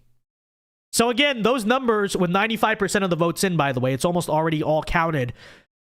Again, that suggests to me that if you're seeing those type of margins compared to 2020 general to what's happening now, Biden wins by like over 10 points by double digits. Now Trump is winning that place by double digits. If that trend continues, I mean, I certainly see why the AP decided to already call this race. But I think we did get a new report out of this too, yeah. In Stewartson, New Hampshire, Donald Trump is winning there 68% to 31%. Again, let's compare this to 2020. This was actually a deep red area. Okay, so this is a Republican area. So, you know, no surprise. Nothing to really talk about there. In fact, you might want to see Donald Trump winning by even more than that, but who knows? But yeah, okay, Stewartson, 95% of the votes in. Let's see, in Belmont, again, greater than 95% already reported. Trump leads there 66 to 34. In Sanborn, which, again, almost all the way in, 62 to 38. Yeah, I mean, I see the math here. I do certainly see the math here. And we got another vote dump here that actually went in Nikki Haley's favor, which again, I think it actually came out of these places down south. And like I did say, early around the 8 o'clock hour, because the polls close at 8 in some of these precincts in New Hampshire, you should expect Haley to come a little closer, and then later in the night, it'll widen again. So we're seeing basically there what we expected. But yeah, in this little pocket of New Hampshire, you take a look at 2020, I believe a lot of these are Democrat areas, for instance. Like, is this Dublin? Okay, Peterborough, which Nikki Haley is currently winning right now. Let's see, compare that to 2020 if we can. We can find it. There's too many freaking... Okay, so that's Biden 70, Trump 28. So it's a huge Democrat area. And again, Nikki Haley winning there by 15. So again, if you're winning by less than the Democrats did in 2020, then that's not good news for Nikki Haley. But yeah, like I said, you're seeing that again. Nikki Haley just got 0.1%. These are mostly... Well, some of them are early votes. A place like Peterborough, that's 95% in. But yeah, like I said, expect a slight bump for Haley, and then Trump will dominate again. But let's see, in Nashua, for instance, right here, 11% of the votes are in. Nikki Haley leads by 6%. It's pretty close there. Let's see, Nashua in 2020, Biden won by about 20. And again, Nashua, these are mostly early votes. So I do expect this again, decently blue area, but not like 40 points blue, but still pretty blue. Nikki Haley has a slight lead. I would expect by the end of the night, Trump should flip that. Okay, Trump should flip that. So that seems to make sense. Again, this is 11% of the votes in. Okay, Nashua now up to 28%, and I believe it did get a little closer for Trump, right? Yeah, got a little bit closer now. Trump trails by only 0.3%. And again, most of these votes are early out of a place like Nashua. So the final margin might still be kind of close because, yeah, like I said, it's a Democrat area. It's about D plus 20. But I would expect that with the election day votes, Trump should be able to flip a place like Nashua right there. So that is that. Let's see what else is reporting so far. Brookline, with more than 95% of the vote in, Nikki Haley leads slightly, 52 to 48. Let's compare that to 2020. Okay, that's interesting. This is the first exception to the rule that we've really seen so far. Brookline in 2020, Biden only won by about 7, little more than 7%. And like I've been saying, anywhere where Trump was somewhere close within 10 for the most part, he's been beating Nikki Haley sizably in. But Brookline right here is actually an exception, because with 95% of the votes in, it looks like Nikki Haley's going to slightly win there. So that's an interesting exception. Not sure what to make of it. It's a smaller county. I wouldn't read too much into it, but that's interesting. Right? That is one exception to the rule we've been talking about throughout most of this night. So that's Brookline, New Hampshire, and we now got 22%. Donald Trump has 11 delegates. Nikki Haley has 6. And the raw vote share in favor of Trump has actually narrowed to about 4,000 votes. Like I said, it makes perfect sense when you consider that early votes are just coming in now because of all the precincts that close their polls at 8 p.m. and not 7 p.m. So anyways, reading here on the side, it says the AP has called New Hampshire for Trump. Our forecast estimates he will end with a plus 13 margin of victory. So that's interesting. It's over 10. So like I said, it's over 10. So that's decent. That's good. At the same time, it's not 20. So it's like, we'll take it. Right? We'll take it. You know, we did know this was going to be Trump's most difficult state. I would like to see more than plus 13. I will say that. But, you know, you won. A win is a win. And if Nikki does not come within 10, then there's no moral victory really that Nikki Haley can claim. So, you know, I was hoping for a bigger blowout. Well, we still have to see how the final margin goes, obviously. But plus 13 is not bad. We'll take it. Now, anything under 10 in the final margin, Nikki Haley can claim moral victory there. And that's what I don't like about that. It's too close for comfort, even if Trump wins. But if you get plus 13, it's like, okay. It's fine. It's respectable. I think it works, right? But anyways, we did get a slight vote dump here. Not much has changed. But yeah, Hanover, right, place like that. Okay, let's take a look back. Yeah, predicted still at 99 cents for Trump. The Democrat primary. Okay, here we go. Here we go, ladies and gentlemen. The AP has officially called that Joe Biden will win the New Hampshire Democrat primary. Again, he was a write-in candidate and he still got 70%, which... There's two ways to look at that, right? On one hand, you could say, hey, he was a write-in and he still got over 70%. Does that show Joe Biden is a popular incumbent or more popular than we thought? I don't know. But at the same time, I think this does also show a result like this at least communicates that they're not going to replace Biden before the 2024 election, right? Which, by the way, I've not thought that for some time. To tell you the truth, I know everyone thinks it's going to be Newsom or someone like that. Well, time is ticking for them to make that decision. And the fact that they haven't, and I think a result like this, probably shows, okay, we might as well stick with Biden and see what happens. Which I think is overall a good thing because obviously Biden will be easier to beat than Newsom or anyone like that. So... You know, there's two ways to look at that. I don't know. Who really cares? But yeah, you know, they are obviously calling Biden will win the New Hampshire primary. And that shouldn't be surprising to anyone. But hey, Dean Phillips did get 20%. That is another thing. I mean, that's better than that. You know, Biden did worse than a lot of other incumbents tend to do. Now, you could say it's New Hampshire. You could say, oh, it's because he wasn't even on the ballot. Okay, sure.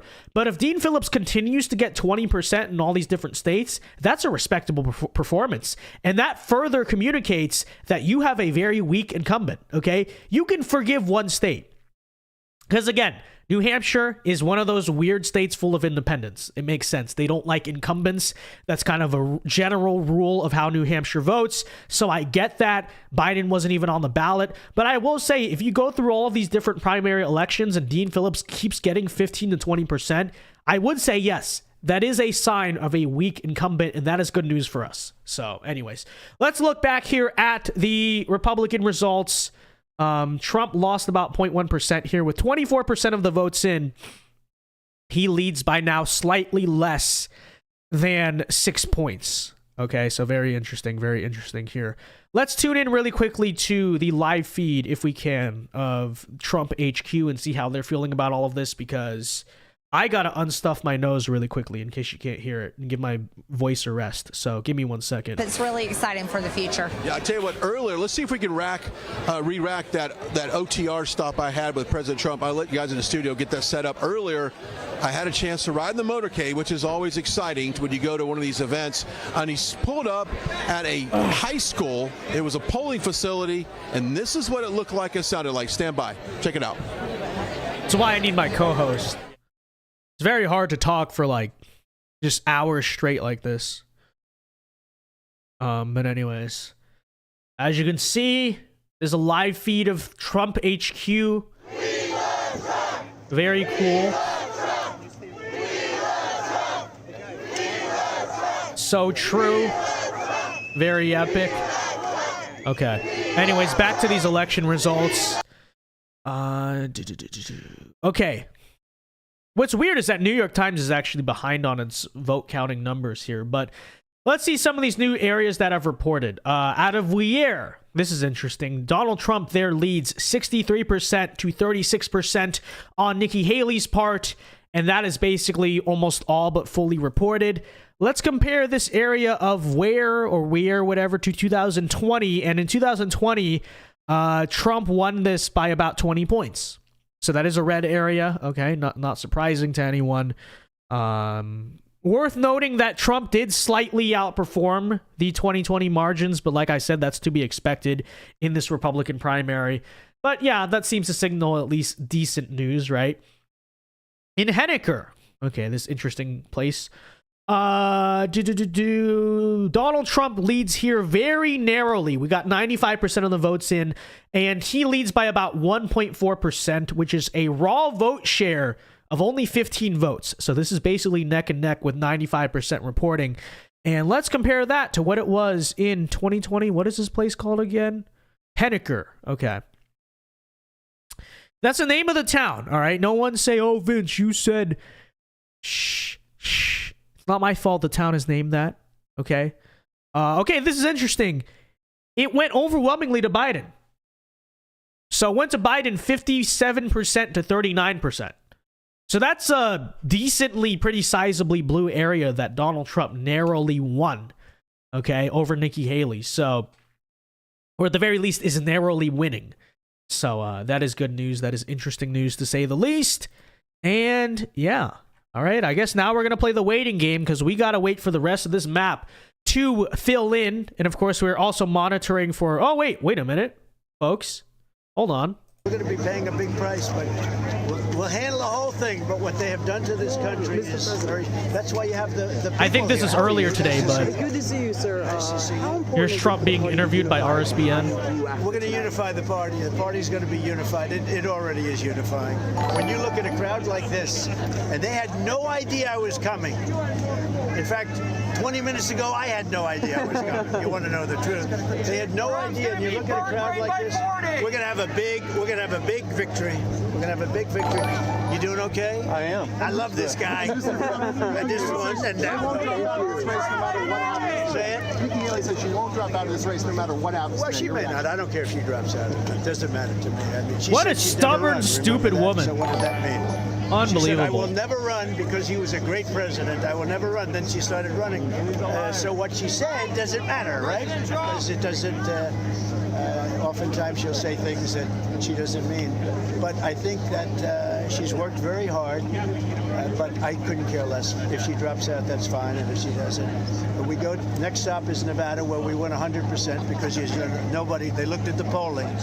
I was at 94%, and they didn't register. They didn't want to pay the fee to register. So we win 100% of Nevada, and then we go to South Carolina, and I think I'm winning by 50%. And we have support of almost every. Is it 70? I'm 70. Am I 70? If you said 70, I'm going to sign you out. If you said 70, I'm going to sign his hat. He's got to be a Trump guy. You'll be 4-0 after the first four primaries. Well, look, you always look at it, still politics, and this one should be great. So Iowa last week, we thought we were going to do well. We had no idea. We ended up at a tremendous number. That was an all-time record. And Maybe we do it today. I heard some of the networks say that if he didn't win by 62 points, Well, no, they'll set something. They'll say if we didn't win by 114%. Here you go, man. Look at the hair of that guy. Look at the hair of him. Elvis is back, man. Okay, so those were some of Donald Trump's remarks earlier today outside of Londonderry, New Hampshire. Okay, and we're going to be monitoring, of course.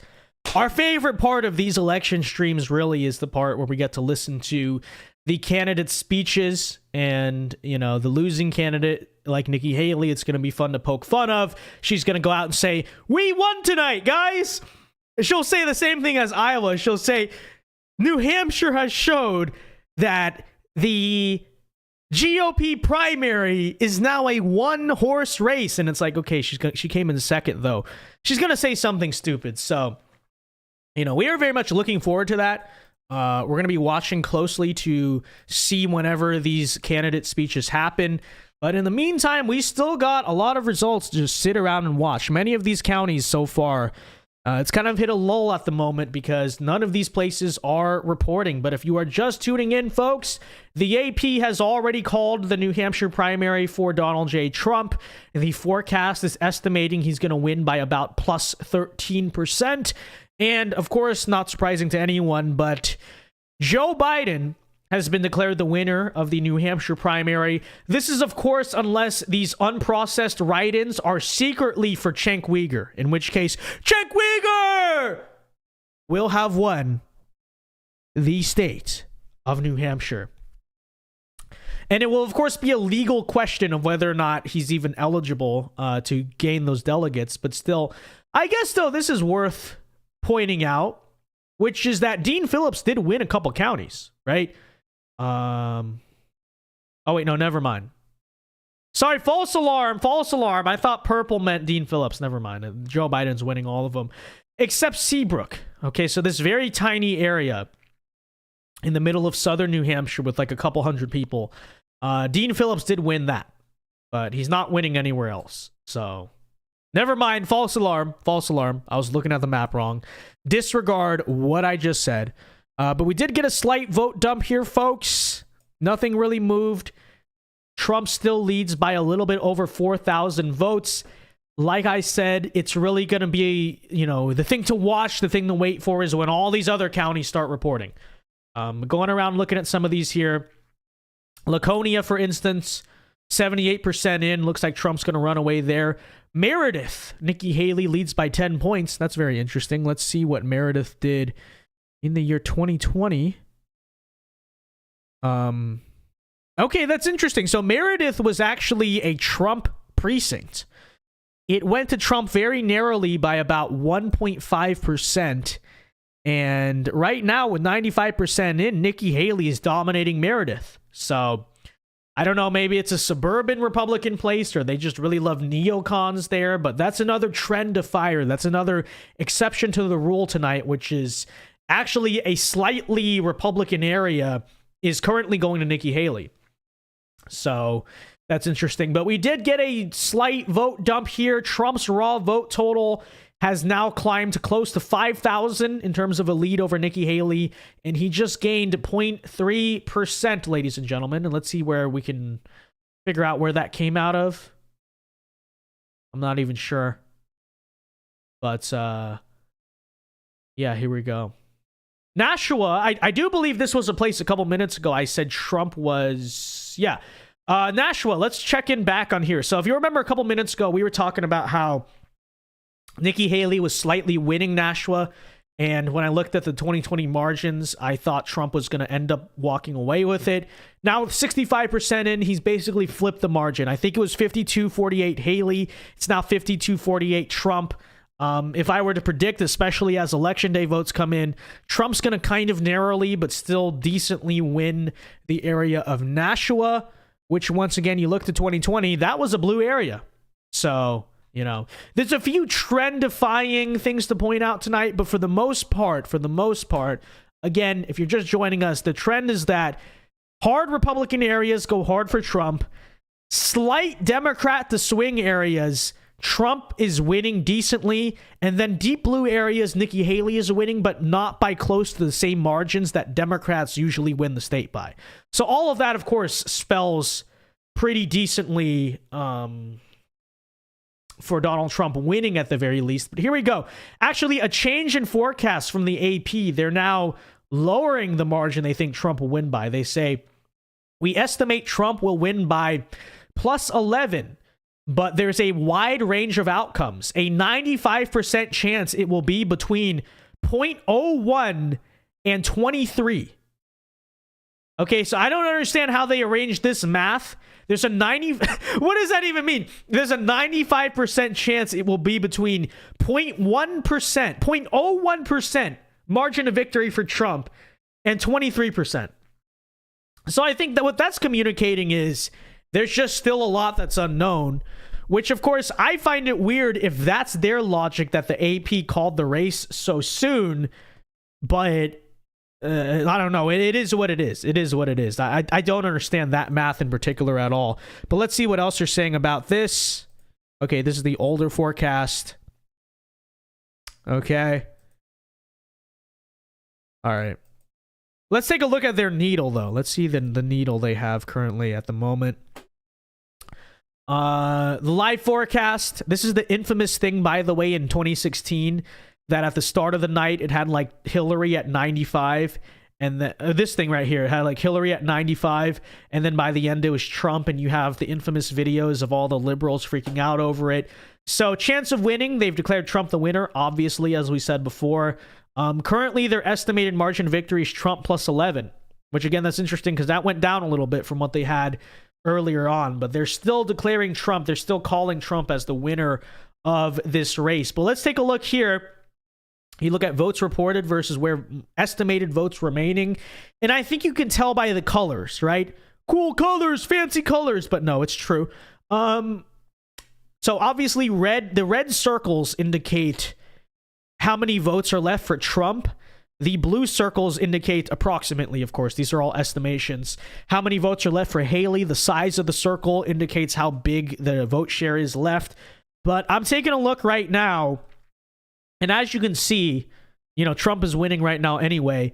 There's definitely decently more red volume than there is blue volume. But Nikki does have a little bit of volume for herself, right?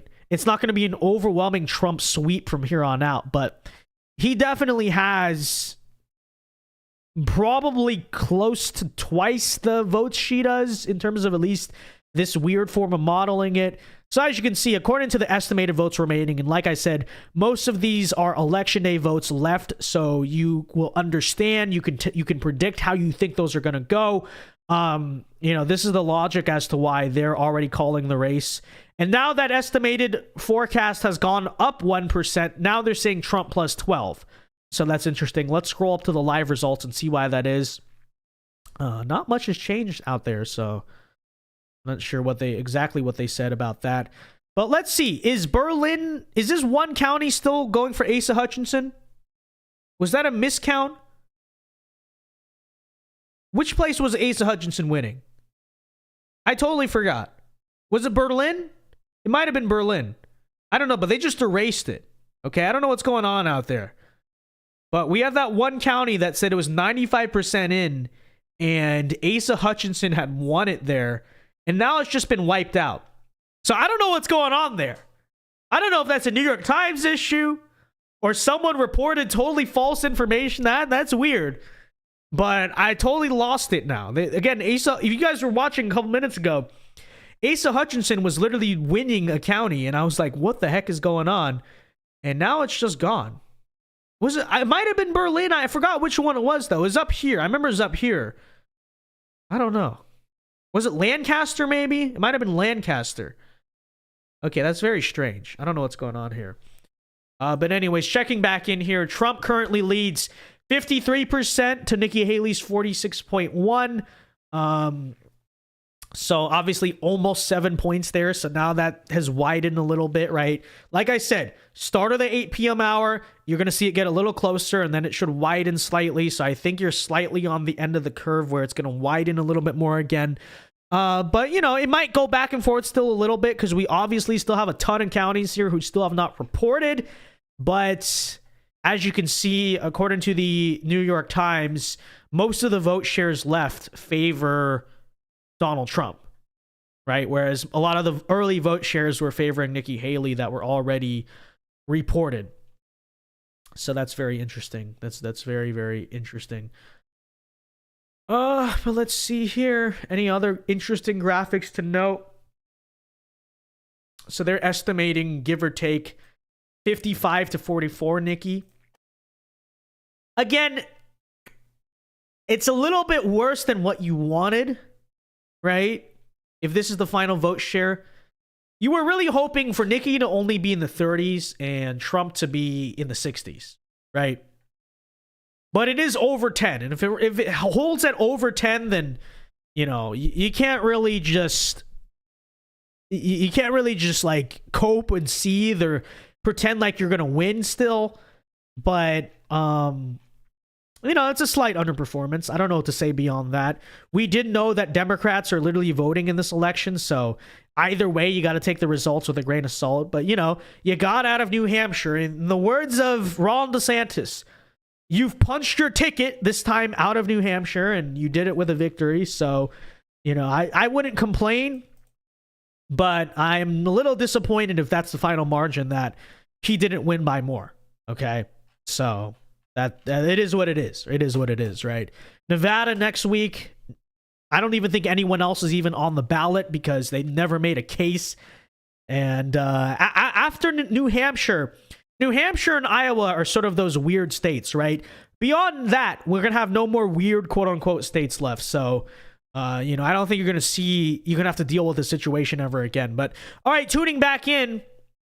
Trump has now widened his raw vote share, and he's now at 53.2 to Nikki Haley's 45.9. So plus 0.2% or so, even more there. That's what 26% of the votes in. Let me go back to the chat and see if we have any super chats or anything along those lines. Omar says you missed Republican Thinker's super chat. I know I did. I was taking a look here. I was covering the thing. Republican Thinker for 5 Canadians says, did you hear that Washington State wants to rename the label sex offender? I have not heard that, but I'm not surprised. Thank you for the 5 Canadian. Yeah, that's offensive. That's offensive. Okay, to call someone a sex offender, which, by the way, I would argue even that label is sort of politically correct, right? The right term is what? Rapist, usually in most cases, right? I'm not a rapist. You're not a rapist. You're a sex offender, right? But yeah, I guess even that, now they're going to do that. Okay, not surprising. Horizons Bear for $5.50 says, Haley's preferred pronouns are she/lost. This is so true. This is so true, ladies and gentlemen. I think her nickname should be No Chance Nikki. Okay, No Chance Nikki. And I'm taking a look back here at the raw vote share. Donald Trump now close to winning by about 7,000 votes. So those numbers slowly start to tick up in our favor. Let me take a look here at other super chats. Omar sent the 2. I just got that one. DJ696 says, do you think we're getting 2016 vibes? I don't think that any year will ever truly replicate 2016. However, I do think some of the factors that were around in 2016 have now returned, okay? You have the bitter anti-Trumpers. I've argued they've simply reskinned. Hint, hint. You know what I mean by that. And we've now hit a point where, you know, nobody really likes them. We have, I think, an internet culture that is very close to what it was in 2016. You know, 2016, the internet was totally unhinged, right? It was like you know what I mean. And the lack of political correctness we used to call wokeness political correctness for you youngins, okay? I know I'm pretty young, but I remember when it was still called PC and woke wasn't even a term, okay? But you know, there was all this content raging against that, not just from the political YouTubers, but from the mainstream YouTubers, you know? And now you're starting to see that again. where sort of like the Aiden Ross, just type of normie YouTuber, Twitch streamer, whatever, are now all coming out and saying they endorse Trump, and Jake Paul and people like that. So I'd argue that internet culture has returned. Okay. Trump, I would argue, is not a lot like he was in 2016. He's something opposite of that. He's sort of like this unifier now. But I'd argue, yeah, the cultural moment in some ways is similar to what it was in 2016. So again, I'm not going to say it is 2016 because nothing's ever going to replicate that year. But yes, we are seeing the sort of similar cultural factors that are falling into place, especially around Biden, right? You want to say Obama was growing unpopular and Hillary Clinton was not popular. I mean, look at how people feel about Biden, you know? So yeah, in many ways, I think it's all coming together. I don't see 2016 vibes outright, but I see a lot of important parallels that, frankly, we were missing in 2020, right? Especially on the cultural front, you know? Because that's the thing about 2016 is a lot of the influencers, at least when I look at the internet, right? A lot of the big influencers and YouTubers at the time spent their days making fun of feminists, making fun of Hillary Clinton. And then that, you know, you had a few liberal ones, but it was pretty split down the middle. 2020, it felt like all the influencers, all the celebrities, everyone was pro-Biden, right? It was very one-sided. Now 2024, especially on the internet, you're kind of seeing that tip back in the other direction to where it's more 50-50 down the middle. So from a cultural perspective, I also look at like Instagram Reels, right? If you're on Instagram Reels, you know what I'm talking about. I do think there's a little cultural shift going on that's in our direction, and that does indicate November is going to go well. So that's the way I feel about it. Thanks for the $2 though, DJ696. I appreciate it very much. And yeah, folks, we sit around here and continue to wait. Okay, and we do have an update from the New York Times AP analysis that says, we now estimate Trump will win by plus 12, but with just 25% of the votes in, there is still a wide range of possible margins. So that's very interesting, to say the least. I think they took off the thing that was saying, okay, they changed, okay, after I mocked them, they changed the thing, the wide range of margins, because what they said before was, it's either going to be plus 0.01 or plus 23.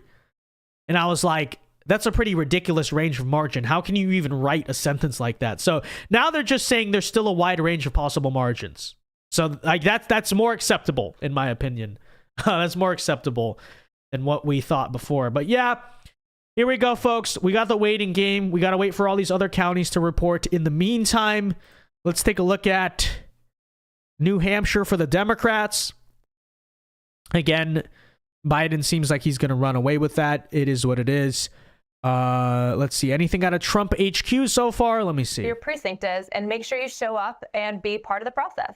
And if you're thinking about, election integrity. Okay, nothing yet on that front. But yeah, we'll be watching that very closely because I'm very curious. But let's see. Okay. All right, now we just got to play the waiting game, ladies and gentlemen. I don't know when we're expected to get these next counties, but let's hope it's soon so that my voice can survive the election night intact and alive. Okay? It's going to be very difficult. And I just ran out of water, so it's so over. But here we go. Here we go. Let me check the chat, see what you guys are seeing, see how you guys feel about all of this.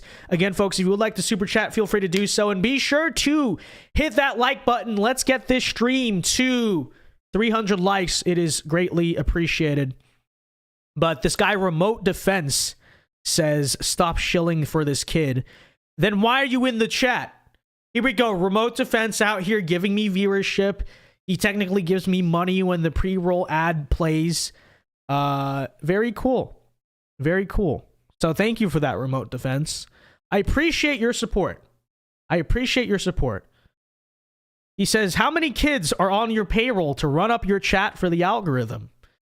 First of all, that's illegal, or at least against the rules of YouTube. And secondly, the answer is none, you idiot. Okay, I don't pay anyone to run up. I've never even heard of that. I've heard of people botting views. I've never heard people bot the freaking chat, okay? Anyways, you are actually a bot. These guys probably a paid like an AI troll farm, which are real things, by the way, for the Nikki Haley campaign. This is real. But let's put him in timeout. Okay, let's put him in timeout. Okay, we'll time him out for 5 minutes, and we'll see what he does. Go home to mommy. Go home to mommy. This is true. Jobon News says, Vince, say my name. Well, there you go. Jobon News or Hobon News. I don't know how you pronounce it. I don't know what the way to say it, but there you go. Small Graydon guy says, Vince isn't paying us. We just have autism. So true, Small Graydon guy. So true. This is the real and true explanation. Aiden says, Vince, where's my money? Shh. We can't let remote defense see. Okay, we can't let him see. All right, we got to do it behind his back. But anyways, yeah. Now everyone's demanding he pay up. That was the point. That was the point of remote defense's subversion. It really was. It really was. So, this is the case. I'm trying to read what he was saying. He just keeps saying that I'm a liar. So that's very interesting. Wumpy for $5. Thank you very much. Wumpy says, I just got here. What did I miss? Why does DeSantis have votes, WTF? Well, 2 reasons. Is because, which, by the way, how many votes does he actually have? He has 576 votes. Well, keep this in mind. He dropped out on Sunday. So if you early voted or if you were mailing in your ballot, you might have already voted for Ron DeSantis. So that's number 1. And then number 2 is, having dropped out on Sunday, there might be people who support him that might not even realize that he necessarily dropped out, right? So I think the combination of those 2 explains why Ron DeSantis is getting 0.6%. And then I'm sure you have a very small minority who are protest voters who are saying, and it's probably like 20 of them, but let's be real. I'm still not going to vote for Trump. I'm a DeSantis all the way. Let me just vote for no reason. But I don't think that's the majority of it. I think most of it is people already voted for DeSantis and they didn't take the time to go change their vote with the news, or they don't even know DeSantis dropped out. I could see there being a couple hundred of them. But, it's 0.6. It's not a big deal. Not going to make any actual difference. It's not going to be like the election is that close. What I think is funnier is that Chris Christie has 64. So there you go. Nikki Haley is seething right now. She's like, if only I had those 64 votes from Chris Christie, then, we wouldn't be in the situation right now. But anyways, folks, big news. The waiting game is partially over. We did get a lot of reports out of precincts that we had nothing in before. So let's take a look here. In Warren, New Hampshire, Donald Trump there leads 66-32. It is a very small precinct, but let's compare it to 2020 if we can. If I can find it. Honestly, it's not even worth talking about. Whatever, it's too small. In Wentworth, another small rural area, Donald Trump there leads 65-32. In Groton, there Trump 67-30. So this little small area right now of red. These are all very lowly populated, but Donald Trump is winning in them, which I compare. Okay, these are all red areas. This little pocket right here. I'm looking at the 2020 map. So, not surprising, but the small little belt did just report. In Carroll, let's take a look here. This is another small area. I'd have to assume it's probably Republican. But there, Donald Trump wins 58-40. Okay? And Mike Pence somehow got 2%. So, I don't know. Maybe there's a weird population there of Mike Pence fans, but he did get 2% there. There's a place in New Hampshire called Dummer, which I think is very funny. But let's see here. Other counties that we've not talked about yet. Chatham, I don't think we talked about that. I keep saying county, by the way, folks. It's a precinct, or it's a town. It's not a county. There's only like 4 major counties in the state of New Hampshire, or something like that. Maybe 6, 7. I don't know. I forgot the number, but it's not this many, okay? In Chatham, ladies and gentlemen, let's see here. Another very small area, but Donald Trump does lead it. We have an analysis down here. It says Haley won Hanover, which is the home to Dartmouth College. So that's a college town. That makes sense. 86-13, a stark illustration of Trump's weakness among college graduates. So that's very interesting. It doesn't surprise me, though, because it's Dartmouth. It's literally a liberal arts college, so they might be reading into that a little bit too much there. But yeah, Hanover, okay, Dartmouth College, Ivy League school, 86-13. Not great. I'll give you that, right? Although you look on the flip side, the Iowa caucus last week, it was basically neck and neck. Trump narrowly won where the University of Iowa was and lost where Iowa State was by one vote. Literally by one entire vote, which I would question, but whatever. It is what it is, one vote. So, you know, it seems that at normal universities, at least compared to other Republicans, he's not completely underwater. You know, we'll have to see how that all plays out. But yeah, Dartmouth College, Nikki Haley winning there by that much. I mean, that's not surprising at all. In fact, let's see, where is Dartmouth College? I have no idea where Hanover even is. All I know is New Hanover from Red Dead Redemption. Okay, yeah, 86-13 there. Again, this is Dartmouth College, the Ivy League school. Shouldn't really surprise anyone. In fact, I mean, how many of the people voting here are the spoiler Democrats we talked about? Okay? How many professors you think went to their students and said, hey, go vote against Donald Trump? You know, so...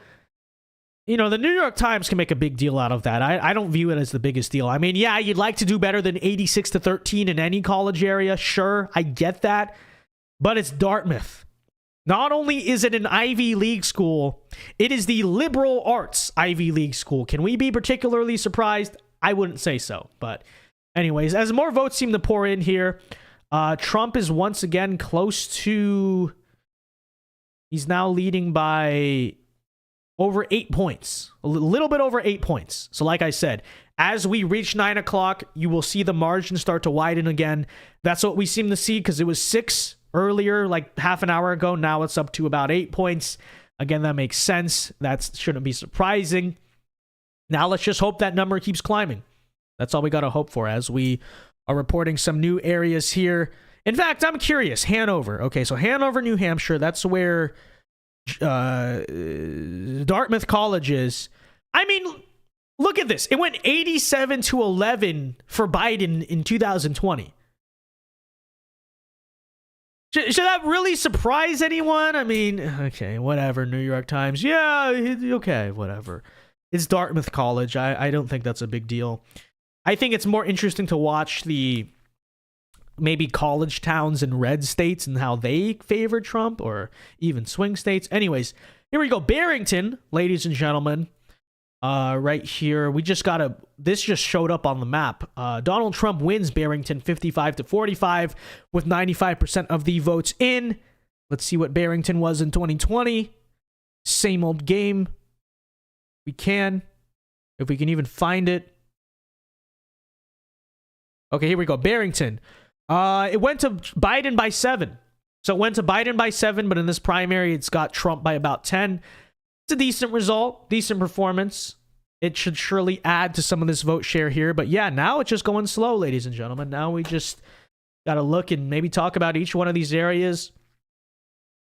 Again, these smaller areas right here voting, for Trump. Let's see. Let's take a look at the places Nikki Haley's winning, because maybe that's more interesting to talk about. Conway.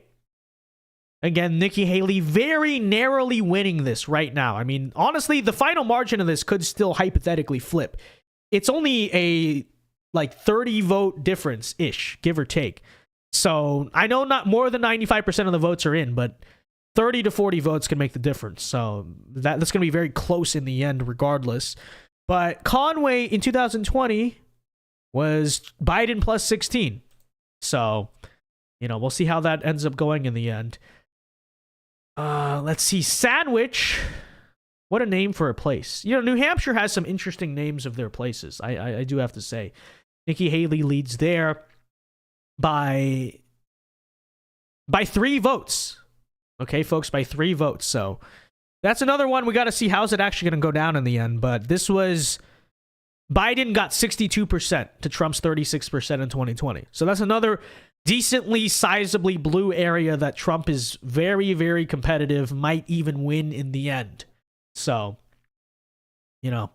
interesting to look at. I'm curious how all this stuff affects New Hampshire in November, because it doesn't seem to be New Hampshire as a state that's heavily on the Trump campaign's radar. And I don't exactly blame them. If I'm not mistaken, I think it's only 4 electoral votes, maybe 6. I think it's only 4 though, right? Someone can fact check me on that. But I will say on the flip side though, I know in 2020 he tried to make a play for it and it didn't come that close, at least as close as he wanted. But I will say I do think this Democrat decision, again, to move their first primary out of New Hampshire and basically give the finger to the state and its people and just say, like, we don't care about you, I will say I think that could have an impact. That could have a serious impact, you know? In fact, if you are in New Hampshire and you're going to respond to the Democrat Party screwing you over like that by just saying, okay, guess I'm still going to vote for you, then, you know, you really do deserve everything you get in regards to the Biden presidency and the price of stuff and the collapse of everything, okay? Like, you're just a fool. You're just a fool. But I do predict that decision by the Democrats will help Trump in November. By how much? I don't know. Will he win it? I don't know. He should. When you really think about it, he should. But people in New Hampshire are really weird. What can I say? You know, I don't know if any other state would take such a big middle finger to the face like that. But again, what did I say? It's New Hampshire, so who the heck knows? But yeah, with 33% of the votes in, to recap for you guys, Donald Trump currently leads 53.7 to Nikki Haley's 45.3. That margin just went up by 0.1% with a new vote dump, so it is 53.8 to Nikki Haley's 45.2. The raw vote share is now close to about 9,000 votes, ladies and gentlemen. And to reiterate, the New York Times predicts that Trump will win by a margin of like 11 to 13 points or so is their current prediction, and they have called the race. I'm actually curious right now. Let's take a look if other networks have called it, because the last time we checked, AP made a pretty fast call, but other people were not willing to call it. So let's see. NBC, Republican primary results. Let's see if there's anything on that front, because I'm as curious as you guys might be.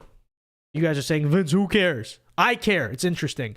Okay, 26 minutes ago, NBC did project that Trump will win the New Hampshire primary. So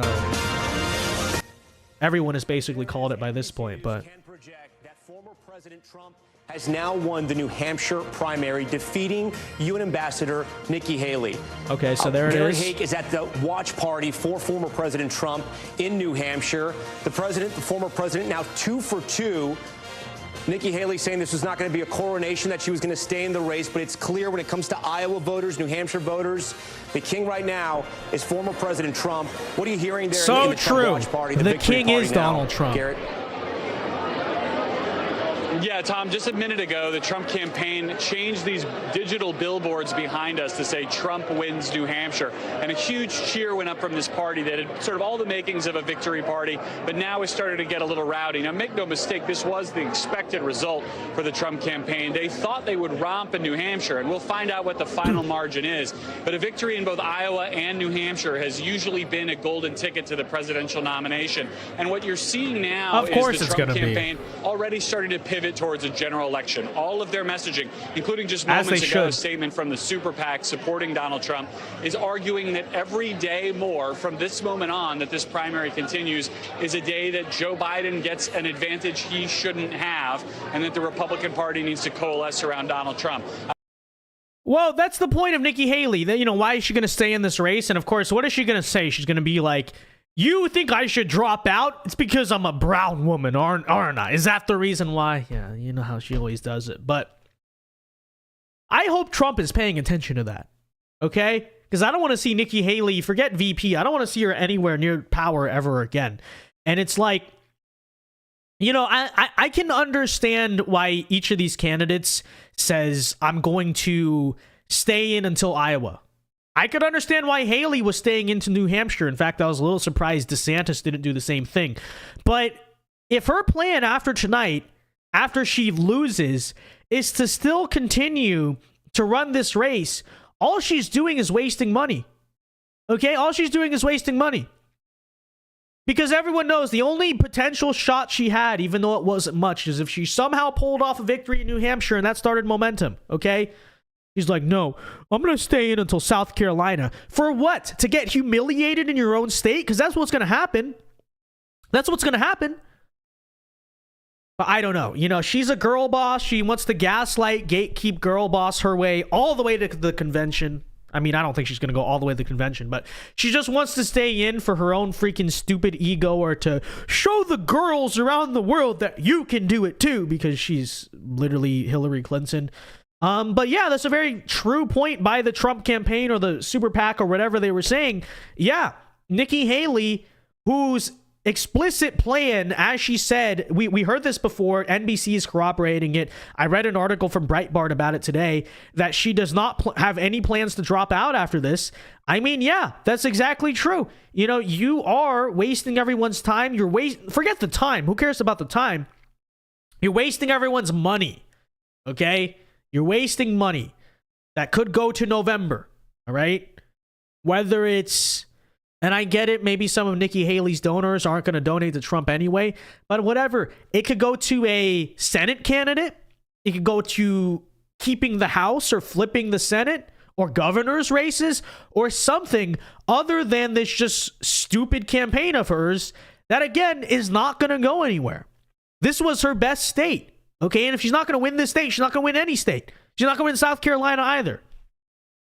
But, you know, I guess I'm just saying that because she's a brown woman. You know, it's just, hey, you think Nikki Haley should drop out? Are you saying it because it's a girl? Are you sexist, Vince? Are you racist? Even though Nikki Haley's like not even brown. Are you racist? Insufferable. Insufferable person. It says a lot, too. I mean, who's the most egotistical person in this race? Who's just running for their own ego? It's obviously Nikki Haley. I mean, let's be real. So, but yeah, there you have it. NBC, who was a little reluctant to call it just about half an hour ago, around the 8:30 p.m. hour, or minute, I should say, did call the race in favor of Trump, and he's obviously going to be the winner. The margin now is, of course, just a question of how much. And let's take a look here. The New York Times / AP estimation has it at Trump plus 11. So that's what they're predicting.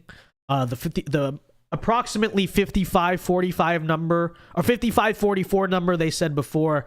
But yeah, not much has changed so far in these vote counts. So we're going to just have to sit around, wait and see. But let me see if Trump is expected to make a speech anytime soon. Let's see. We're tuning back in to the live feed of the Trump watch party. Let's take a listen. So it doesn't matter about your ability to do a job now. It's more in line with, well, how many... Okay, any news that when he's going to speak? Actually, let me go live. Let me go live. And the thing is, we are still competing, and we are side by side with people who have absolutely tens of millions of dollars of budget to do the same thing we're doing, and we're doing it for way less, and we're doing it actually good-heartedly. We're trying to tell the truth. We're not trying to spin the story. Okay, so it doesn't seem like much is going on there still. I'm trying to see if there's a time they're going to announce Trump's going to come out, because I don't want to miss that. But I estimate probably around 10 p.m. But we'll see. We'll see. I mean, honestly, who the heck knows? I just don't want to miss that. Okay, tuning back in here. 40% is in. And ladies and gentlemen, Dean Phillips in the Democrat side. He's got... Hey, he won Seabrook. Okay? He won... True, only a couple hundred people live there. But Dean Phillips did win a precinct. He did win a town in New Hampshire. So everyone give a round of applause to Dean Phillips. All right. What a Chad. Okay, good job. You're doing better than Cenk Uygur at the moment. Okay, you're doing better at Cenk Uygur at the moment. So, anyway, speaking of Cenk Uygur, I wonder what he's doing right now. Should we take a look, chat? Should we take a look and tune in to the Young Turks watch party? Okay, I want to see what Cenk Uygur thinks about his performance of 0% tonight and not even making the ballot. Because let's see. They've processed a few write-ins, right? Let's see if anyone has written in Cenk Uygur. Other write-ins have 223. Okay, Is Cenk Uygur listed? Are they doing him dirty, or they're not even listing Cenk Uygur as another write-in?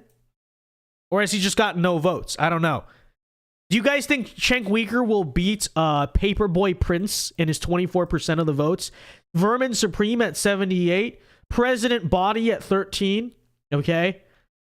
I'm very curious to see how Cenk Uygur competes with these. So, other write-ins, 251. If that's mostly Cenk, then, he got 0.6%. Good for him. But if it's not, then that's hilarious. But anyways, let me see what TYT's up to. Okay, I'm so curious, chat. I'm so curious. Let's see here. Where's Cenk? A finger to help anybody else who wasn't Trump, and so this idea that I don't care. Where's Cenk? Is making that argument. Who is this? When Joe Biden is as weak as any president we've.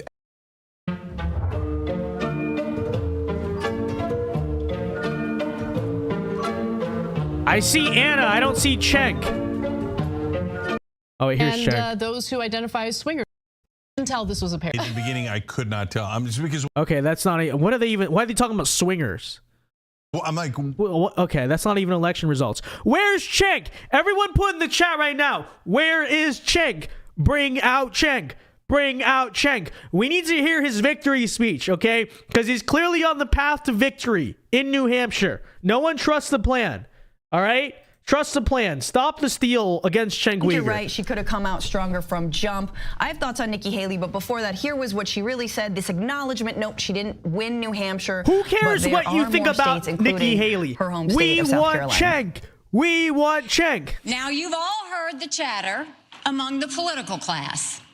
They're falling all over themselves, saying this race is over. It's not over! I think this was last night, by the way. Was it? Well, I have news for all of them. Oh, wait a minute. Nikki Haley did speak. Okay, hold on. Hold on, chat. Apparently, Nikki Haley already spoke. So we missed that thanks to Fox News because it wouldn't load.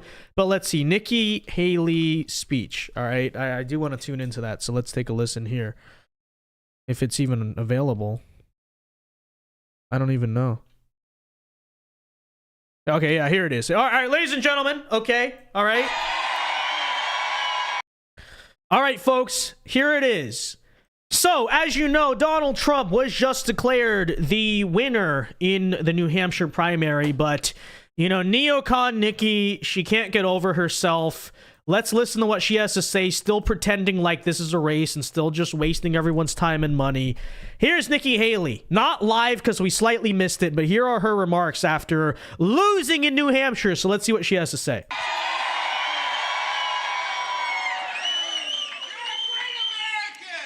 What?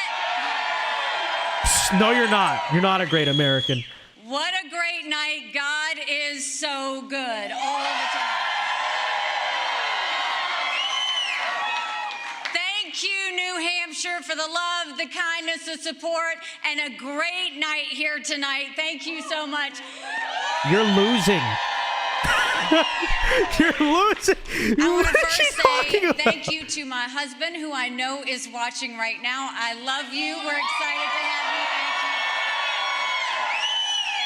Thank you. I want to thank my kids who are here, Rita and Naylan and Josh, who have really kind of stepped up and just given me the support I need. You really pull on your family when something like this happens, and I am incredibly blessed by their support.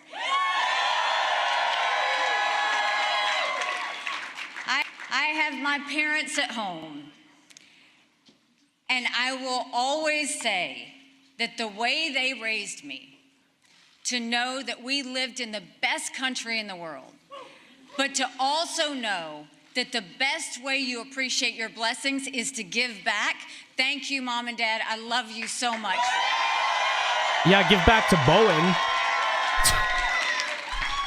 To my siblings, to my in-laws, to everybody back at home, to Vicky for helping me take care of Mom and Dad. Thank you for that.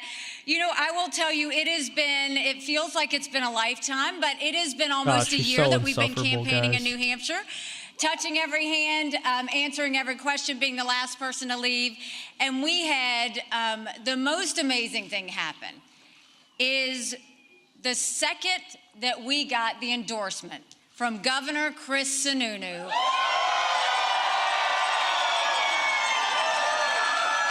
a liberal Republican endorses another liberal Republican. I'm so surprised. I mean, a true governor that doesn't stand behind a podium. He shows up at a diner. He shows up at the brewery. He loves the people of New Hampshire. He has been with me every single day at every single event. Chris, I couldn't have done it without you. But you sent your husband to the Middle East. That's hilarious. And I want to thank someone who was with me on day one. He's a patriot. He's a hardcore conservative. And he is my friend, General Don Bolduc. And Sharon, thank you so much.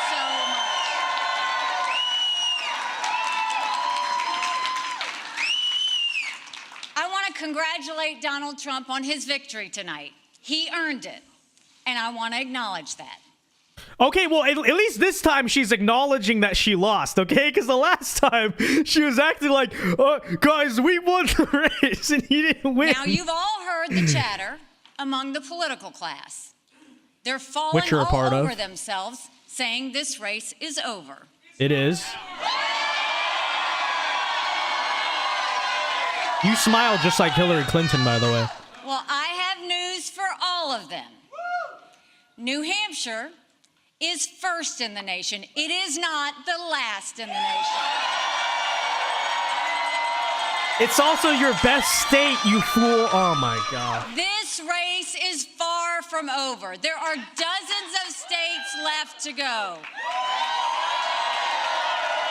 Wasting people's time, wasting people's money. And the next one is my sweet state of South Carolina, Which you're going to lose.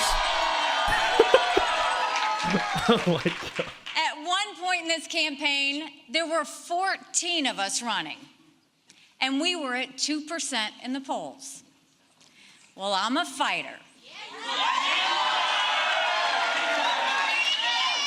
And I'm scrappy. And now we're the last ones with your high standing heels. next to Donald Trump.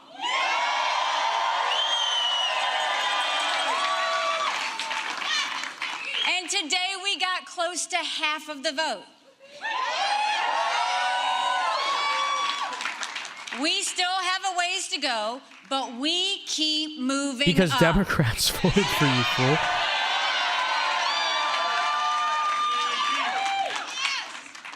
For a lot of people, politics is way too personal. It's not personal for me. Yeah, it's only about money for you. I voted for Trump twice. I was proud to serve America in his cabinet. I agree with many of his policies. I decided to run because I'm worried about the future of our country and because it's time to put the negativity and chaos behind us.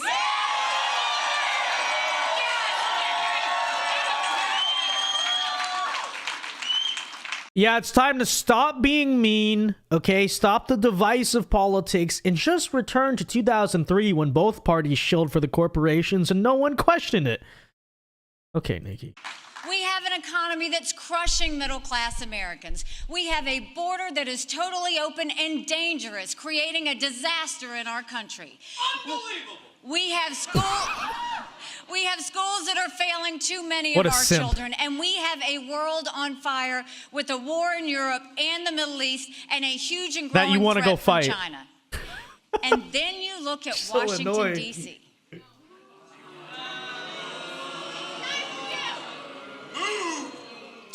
We have a Congress that fights about everything and accomplishes nothing. Oh, like you. Oh, you would fit in right in.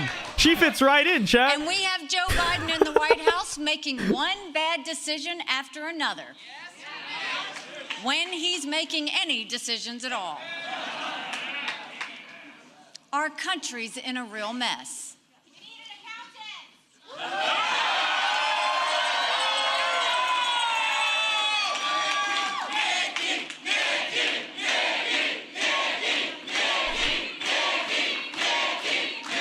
The one state where she has actual supporters.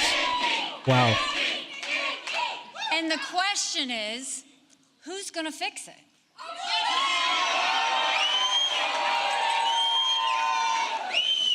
With Donald Trump. I know everyone compares her to Hillary Clinton because she's an annoying girl boss, whatever, but I think that comparison actually goes very deep. Pay very close attention to Nikki Haley's body language and sort of the way she talks and all of that. It actually reminds me a lot of the way Hillary spoke in 2016. And if you haven't, watched that for a while, I'd encourage you, maybe go back and compare the two. And Nikki Haley did say Hillary Clinton is the reason she entered politics. She was her political inspiration to get involved. So it shouldn't be surprising that that's who she models herself off of. But it's it's not just they're both corrupt women in politics type of thing. No, her mannerisms are very similar. The cadence. This woman likely watched a bunch of Hillary Clinton speeches and is basing the approach off of that. Literally. Republicans have lost almost every competitive election. We lost the Senate. Hillary is her hero. We lost the White House. We lost in 2018. We lost in 2020. And we lost in 2022. The worst kept secret in politics is how badly the Democrats want to run against Donald Trump.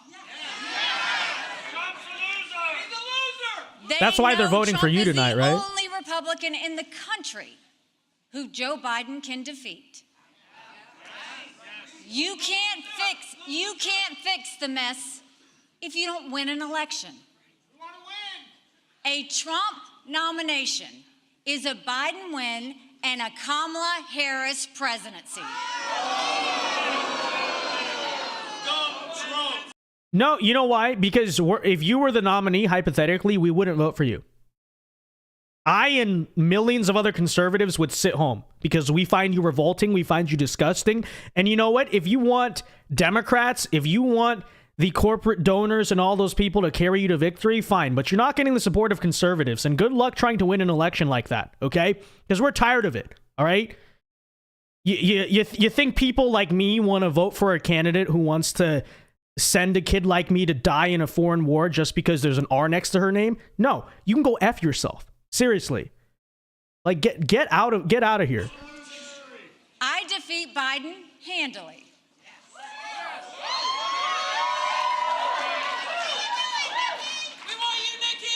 With Donald Trump, you have one bout of chaos after another. This court case, that controversy, this tweet, that senior moment. You can't fix Joe Biden's chaos with Republican chaos.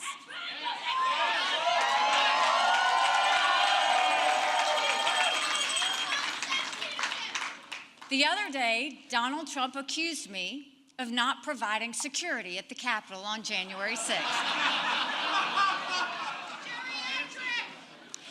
Now, I've long called for mental competency tests for politicians over the age of 75.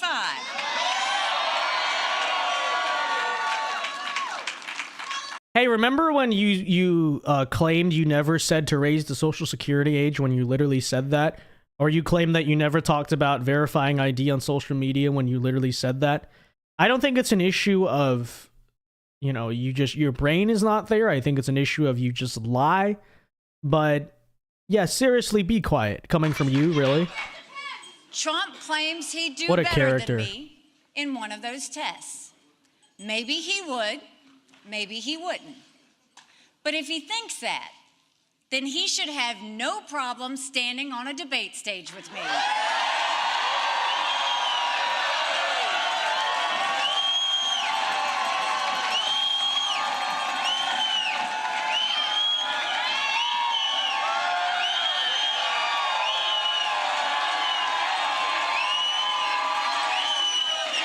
How many Democrats do you think are in this stage, in this room?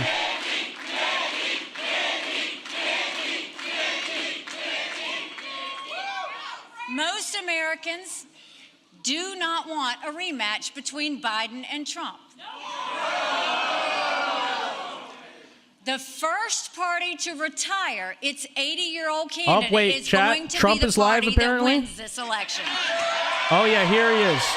Okay, we're transitioning. Nikki Haley can shut up. I don't care. All right, ladies and gentlemen, Donald Trump. Here we go.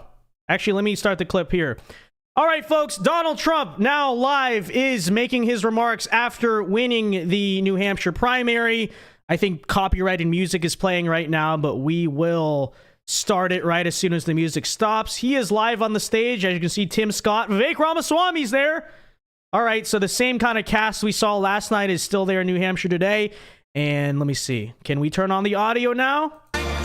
Okay, we can't. When the song is over, I will tune in. But yes, here is Donald Trump's victory speech after we just listened to Nikki Haley, basically pretend that she won and pretend that this was still a race. That was insufferable to watch, to say the least. But anyways, folks, here's the actual winner of the New Hampshire primary, Donald Trump. Here you go. Thank you, everybody. Thank you. Whoa.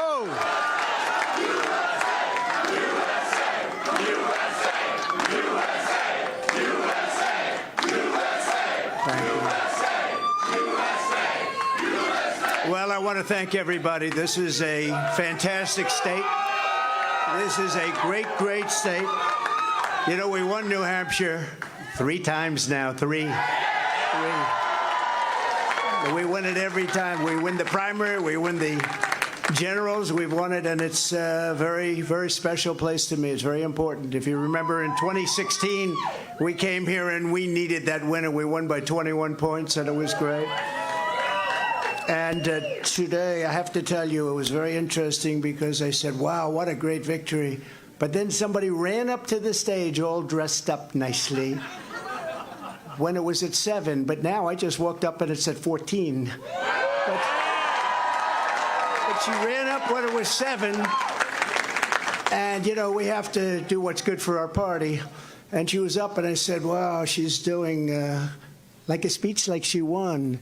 She didn't win, she lost. And you know, last week we had a little bit of a problem, and if you remember, Ron was very upset because she ran up and she pretended she won Iowa. And I looked she lives around, in Barbie Dream she World. Come in third? Yeah, she came in third. And then I looked at the polls. She was talking about most winnability, who's going to win, and I had one put up. I don't know if you see it, but I have one put up. We've won almost every single poll in the last 3 months against crooked Joe Biden. Almost every poll. And she doesn't win those polls. And she doesn't win those. This is not your typical victory speech, but let's not have somebody take a victory when she had a very bad night. She had a very bad night. And you... true. You have the... So true. You have the now very unpopular governor of this state. This guy, he's got to be on something. I've never seen anybody with energy. He's like hopscotch. And, I'm watching this guy, and 2 weeks ago he said, we're going to win in the landslide, we're going to win. About 3 days ago he started saying, well, we want to do well. That's a big difference. But I walked out just now, we're 14 points up, and I don't know what it's going to be. But when she was up here, it was like 6 or 7. It was. And, with like 7% of the vote counted. Now, let me just tell you, we had an unbelievable week last week in Iowa. We set a record. It was the best in the history of the caucus, in the history. And I remember I sort of had the same feeling. I'm up and I'm watching, and I said, she's taking a victory lap. And we beat her so badly, but Ron beat her also. Ron came in second and he left. She came in third and she's still hanging around. Real. The other thing, she only got 25% of the Republican votes. I don't know if you saw that. Tremendous numbers of independents came out because in this state, because you have a governor that doesn't frankly know what the hell he's doing in this state. In the Republican primary, they accept Democrats to vote. In fact, I think they had 4,000 Democrats before October 6th. They already voted. Now, they're only voting because they want to make me look as bad as possible. Because if you remember, we won in 2016. And if you really remember, and if you want to play it straight, we also won in 2020. By more. And we did much better in 2020 than we did in 2016. But as they said, we lost by a whisker, just by a whisker. No. But we can't let that happen. You know, you have to have people that speak up. I said, I can go up and I can say to everybody, oh, thank you for the victory. It's wonderful. Or I can go up and say, who the hell was the imposter that went up on the stage before and like claimed a victory? She did very poorly, actually. She had to win. The governor said, she's going to win, she's going to win, she's going to win. Then she failed badly. Now I have here, if he promises to do it in a minute or less, but the only person more angry than, let's say me, but I don't get too angry, I get even. The only person, because he was there, and he did fantastically well, by the way, and then he endorsed me. And we don't have to talk about Tim Scott, who, by the way, just got engaged, we have to tell you. And that's more important than all of this stuff. But a man that got to know her very well is Vivek. I said, Vivek. Woo!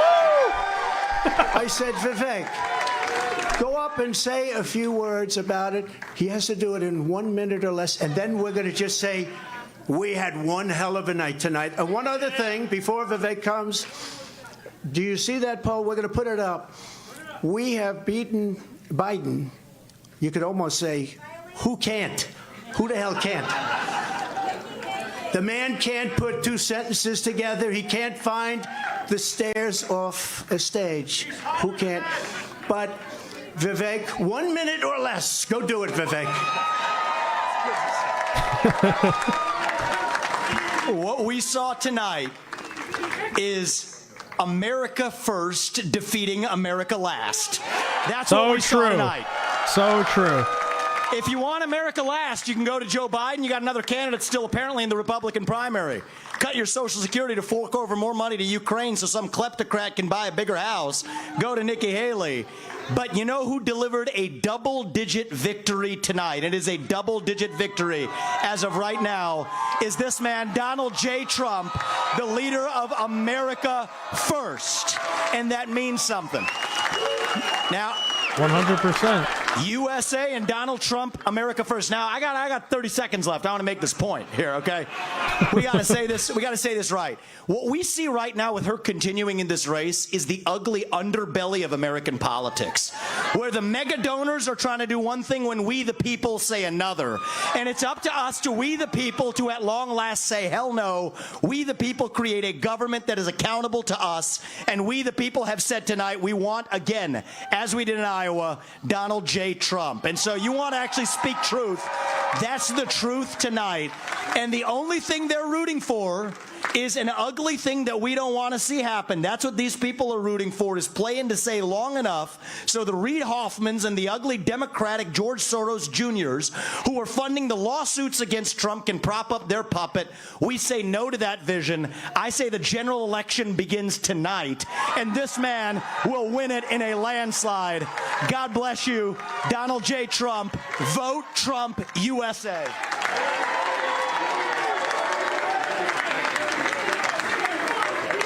So true. Very nice. Wasn't that nice? So true.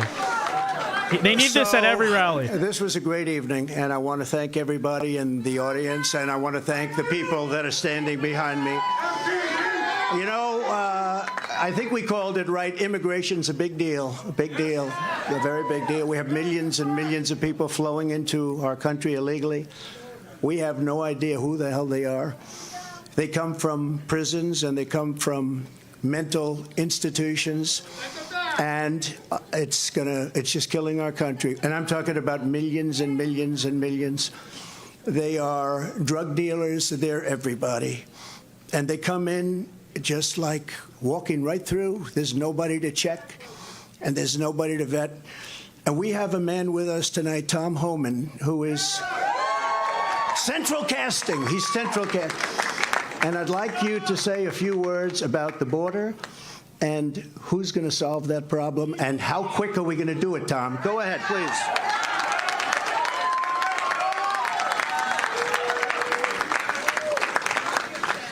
Look, I worked for 6 presidents, Ronald Reagan, and every president I ever worked for did something to secure the border.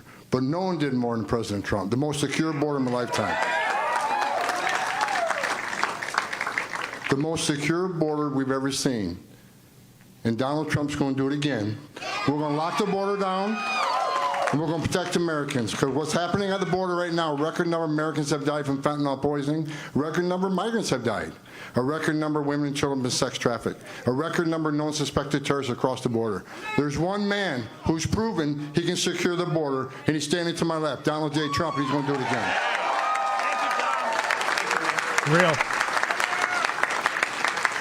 Thank you very much, Tom. So this is an evening that I will not forget because it's the third time. But more importantly, I think it's going to be the most important time. We won both. It was, I think somebody said you rarely, if you win both, they've never had a loser. Let me put it that way. When you win Iowa and you win New Hampshire, they've never had a loss. There's never been. So we're not going to be the first, I can tell you. And I just do want to reiterate the polls. We're way up on everybody. We're way up on Biden. And over the last couple of months, if you check, and you have to remember, in 2016, they were saying, oh, what does he know about elections? He's not going to win. He can't win. He can't. Well, we won. And we got millions, and you can check this, and I hope the cameras don't turn off because they hate this, but we got millions and millions of more votes the second time. Right, Mr. Congressman? Millions and millions of more votes. And but we had COVID, and they used COVID to cheat, and they did a lot of other things, too. We're not going to let that happen, and that's still going along. We don't forget. You can never forget history, because if you forget, you never recover from it, and you repeat, and we're not going to repeat. We're going to have the greatest election success. We're going to turn our country around. If you take a look throughout the history of our country, if you took the 10 worst presidents in the history of this not great country right now, it's a country in decline, it's a troubled country, it's a failing country, frankly. But if you took the 10 worst presidents and put them together, the 10 worst, absolutely 10 worst. I used to say 5. Remember, I'd say 5. Then I said, wait a minute, we can add another 5. They would not have done the damage that crooked Joe Biden has done to our wonderful country. They would not have done the damage. There's never been anything like it. And you say, are they stupid people? I don't think so, because nobody can cheat that well if they're stupid. Do they hate our country? They must hate our country, because there's no other reason that they can be doing the things they do. Take a look. The taxes, they want to raise your taxes times 4. They want to let the Trump tax cuts, the biggest tax cuts in the history of our country, they want them to expire. Your taxes are going to go through the roof. You take a look at regulations. They're throwing regulations. You can't breathe. You can't even breathe with what they're doing. You take a look at our border. So bad. There's never been a border like this in the world. 4 years ago, we had the safest, best border in the United States. I built hundreds of miles of border wall. And they always say, oh, he didn't build hundreds of miles, because if there's a board laying on the ground, they say that's a renovation. They call it a renovation. If there's 2 nails laying from 50 years ago, they say, oh, that was a renovation. These are very dishonest people, and you're always fighting them. That's true. And just a little note to Nikki. She's not going to win. She's not going to win. But if she did, she would be under investigation by those people in 15 minutes. And I could tell you 5 reasons why already. Not big reasons. Because she's corrupt. A little stuff that she doesn't want to talk about. But she will be under investigation within minutes. Yep. And so would Ron have been. But he decided to get out. He decided to get out. Now, Vivek, I don't think would be at all, because he's perfect, right? And Tim Scott, I know would never. That's no chance. Hey, Tim, do you want to say something? Come on. Come on. I want him to say something. New Hampshire. The president said a double-digit win in New Hampshire, and you delivered a double-digit win for President Trump. But I'm going to invite you to my home state starting tomorrow, where this election is over. It is time for the Republican Party to coalesce around our nominee and the next president of the United States, Donald Trump. Let's get that party started tonight.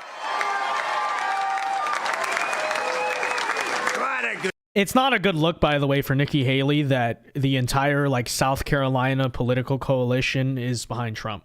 Okay, just saying. You say, oh, you're going to win South Carolina. Okay, good luck with that. Good guy. Good luck with What that. a good man he is. But just remember, I did hear Nikki say, and now it's off to South Carolina. Well, I love South Carolina. I love it. But, she forgot one thing. Next week, it's Nevada. Next week, it's Nevada. It's not South Carolina. We love South Carolina, but next week, it's Nevada. And I'm pleased to announce we just won Nevada. We just won 100%. Because all of them, they looked at it and they took polls, and I was polling at 95% to 4 or 5%, and they decided not to play in Nevada. So we just won Nevada. We have a man from Nevada here, Steve Wynn, wherever he may be, and John Paulson, the great John Paulson, made plenty of money in Nevada. Doesn't live there, but he makes a hell of a lot of money. He makes money everywhere he goes, actually. So money machine. Well, maybe we'll put you know what? Put him at Treasury. You want to make a little money? Let's put you. Anyways, good to have you guys. But we go to Nevada, and that's been won. So we pick up all of those delegates. And then we do go to South Carolina, where we've done really well, where I've done well. We have a great governor and lieutenant governor and great everything, because almost every one of them have endorsed me. 2 great senators, which is hard. I mean, did you ever think that she actually appointed you, Tim? And think of it, appointed, and you're the senator of his state, and she endorsed me. You must really hate her. No, it's a shame. It's a shame. Uh-oh.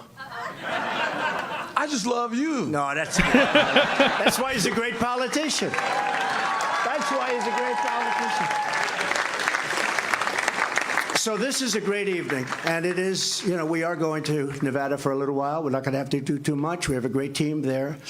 But it's a team that we can now send someplace else. They did a fantastic job, but and it's a fantastic place, really a fantastic place. But we'll be leaving there very quickly. We'll head out to South Carolina, where I think we're going to win easily. I think we're 50 points up, 5-0. 5-0, 50 points up on a person that was governor. That tells you something.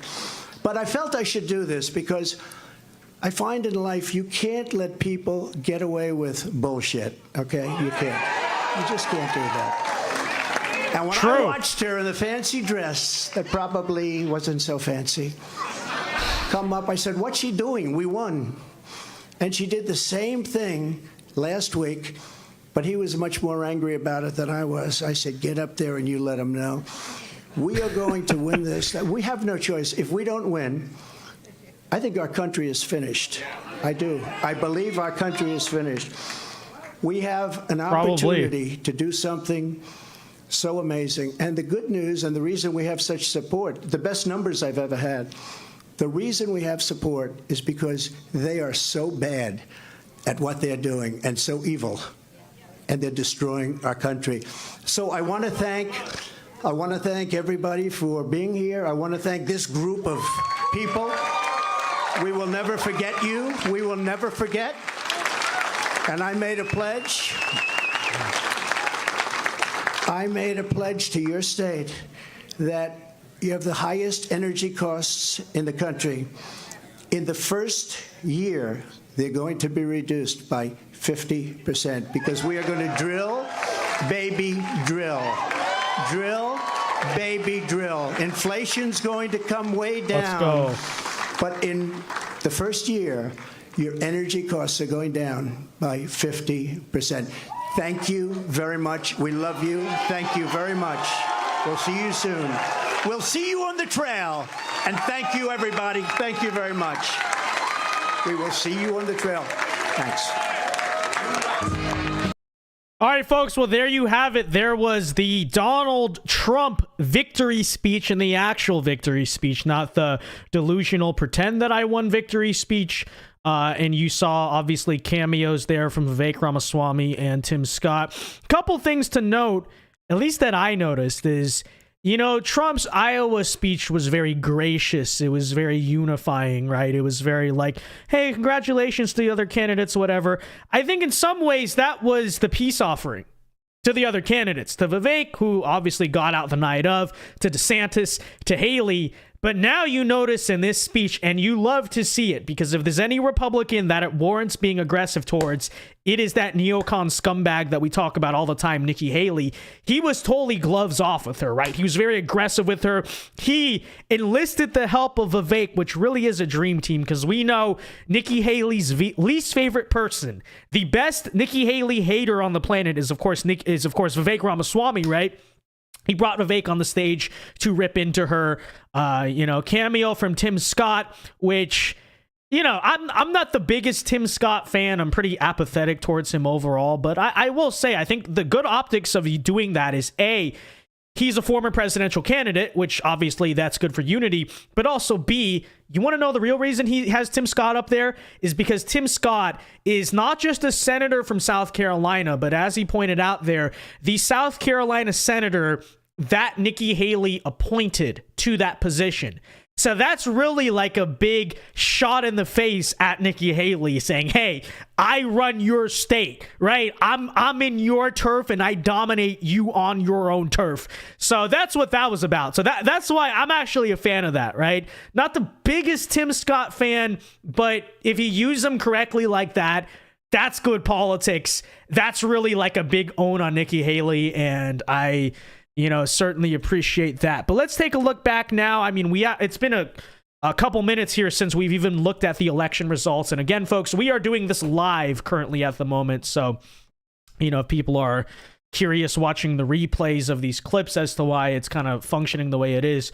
Okay, Donald Trump, the margin has not moved much, but with 46% of the votes in, Trump has 77,000 to Nikki Haley 66,000. And the margin currently is 53.1% to 45.4%. But so there's the update on the election. Anyways, just talking a little bit here more, folks, about that speech. You know what? On some level, maybe it's a good thing that Nikki Haley won't drop out of the race. And you say, Vince, why is that? Well, we did hear rumors back in January that Trump was considering picking Nikki for vice president. I was not happy with that. At the same time, I did say at the time, they're rumors. I mean, I've heard all sorts of names. Everyone claims, hey, I know who Trump's VP is going to be. I spoke to him. It's not. You know how it is. But that's the rumor we were spreading. I mean, not that we were spreading, but the mainstream media was spreading. Arguably one could make the case that was meant to subvert Trump or try to lose confidence with the base with Trump before Iowa. Regardless, who knows? I will say this, though, right? The fact that Nikki Haley's being so stubborn verifies, in my opinion, she's not going to be the VP. Okay, because now, as you can tell by the tone of Trump's voice, back with Iowa, it was just sort of a situation of, okay, you guys did your best. Congratulations on trying. Let's all come together now. You can hear it in the tone of Trump's voice now. He is pissed at Nikki Haley, does not like the woman, very frustrated with the fact that Nikki won't get out of the race. And in some ways, that is a good thing. Right? In some ways, that is a good thing, because Trump did say the other day pretty explicitly, he says she's not going to be the VP. Like, he said that in a rally. But if you had questions about that, I think the fact that Nikki is now pissing Trump off, now really rubbing him and a lot of people the wrong way by stubbornly refusing to drop out and by going out there claiming that you won, again, it's kind of stupid. It's sort of laughable to make fun of. But at the same time, folks, there is arguably something to be said about that that's kind of positive in a way that, hey, at least we know now that they're really not on good terms, right? Nikki, by doing this, by chasing her own ego, by chasing her own check, doing whatever she's trying to do, proving a point, I think she's really on Donald Trump's bad side now. Now, when she drops out and endorses him, inevitably, will that relationship be healed slightly? Maybe. But you have to imagine that trust is seriously broken now, right? Because if the trust between Trump and DeSantis is shaky still, even though they're on the same team now, And you notice DeSantis has not come out to campaign for Trump, and there's probably a reason for that. DeSantis got out after Iowa. DeSantis was a lot more gracious towards Trump than Nikki Haley. What's it going to be like with Nikki Haley? So that's the silver lining in all this, is the longer Nikki Haley goes, the more she is ensuring Trump will never trust her or forgive her, which is what we want, ultimately. But yeah, folks, there is the Donald Trump speech. We will, let's see, I mean, how long do we want to keep streaming for? I mean, we can continue to sit back and watch these results. They're frankly coming in pretty slow. Or we could tune into TYT and listen to Cenk Uygur explain his defeat tonight. So, you know, we could do either of those things, but yeah. All right, moving on here, ladies and gentlemen. Let's take a look here. We continue to report to you some of these results. Slight vote dump again in favor of Trump. He said he was at 14, which I've not seen up by 14, but maybe that's New York Times. Let me see if any other, because New York Times, for some reason, these past couple primaries has been a little slow with the reporting. So let's see if like NBC or something, or Fox or whatever, is reporting any better. Because you know, New York Times in past elections has been the gold standard of fastest results, most accurate results. But, and I know people get mad, oh, why do you use them as the source? Well, because, you know, they're considered, yeah, the politics is one thing, but in terms of their electoral breakdown, they're considered the gold standard of the industry, right? The most in-depth map, you know, stuff like this, the vote share remaining, you know, a lot of other networks don't have that. But I have noticed in the Iowa caucus and now today, it's like you're still seeing them be kind of slow with this stuff. And yeah, there's an example of it. So actually, no, it's about the same. But yeah, I'm on Fox News right now. Donald Trump, again, still about the same margin. I mean, you're seeing these vote shares go up, but the numbers are basically stuck in place. But really quickly, while I post that clip that we just did with the Trump speech, let's tune into TYT, ladies and gentlemen. I like, we need to hear Cenk Uygur, you know, talk about his defeat tonight. Okay, like we need this. Let's be real. Let's be real. All right. Or is he still holding out hope? Who knows? Maybe he actually won. Where's Cenk? Chat, this is an outrage, okay? I'm on TYT right now, okay? And I think it's like really over, not just, oh no, it was the AP who called it. So, you know, everybody pump the brakes. No, I'm sure that they consider that there's enough in. Trump is... I don't know who this guy is. I don't care. Oh, wait, no. This is not live. Never mind. Where's the TYT live stream? Hello? We need TYT. Where is TYT? What is this? In Alabama, we had to uncover that tragedy. I had to go to Alabama, literally had to tell the Alabama warden, I will not leave. I will not go anywhere unless you call the sheriff to have me arrested, because they would not allow. I don't care. Where is Cenk? Bring out Cenk. Bring out Cenk. Okay, maybe folks, maybe Cenk Uygur has his own YouTube channel or something. Okay. How can Cenk be a candidate in this race and he's not going to make any statement? He's not going to say anything? Come on, chat. Are you serious? We want Cenk. Everyone, chat. We want Cenk. We want Cenk. We want Cenk. This is an outrage. This is a crime. I feel so robbed right now of content. Of it. Where even is Cenk Uygur? Okay? Because, okay, he's running for president. Apparently he's not doing a watch party. He's not on the set of the Young Turks either. Young Turks aren't even doing a live stream. I feel robbed. Chat, I say to you again, we want Cenk. We want Cenk. We want Cenk. Let me check his Twitter. All right, let me check his Twitter here. Let's see what he's saying. Okay. All right, 4 hours ago, he said something on TikTok. But other than that... Okay, so he was telling people to write him in, but he's not saying anything about it. Let's see what he said on TikTok at least. Okay, can he? I want to hear him say something. A vote for me in the Democratic primary is a vote to send a message to Washington. Enough. Stop killing innocent Palestinian civilians. When is it going to be enough? Yeah, so the you way racist! You do that is not through words, but through action.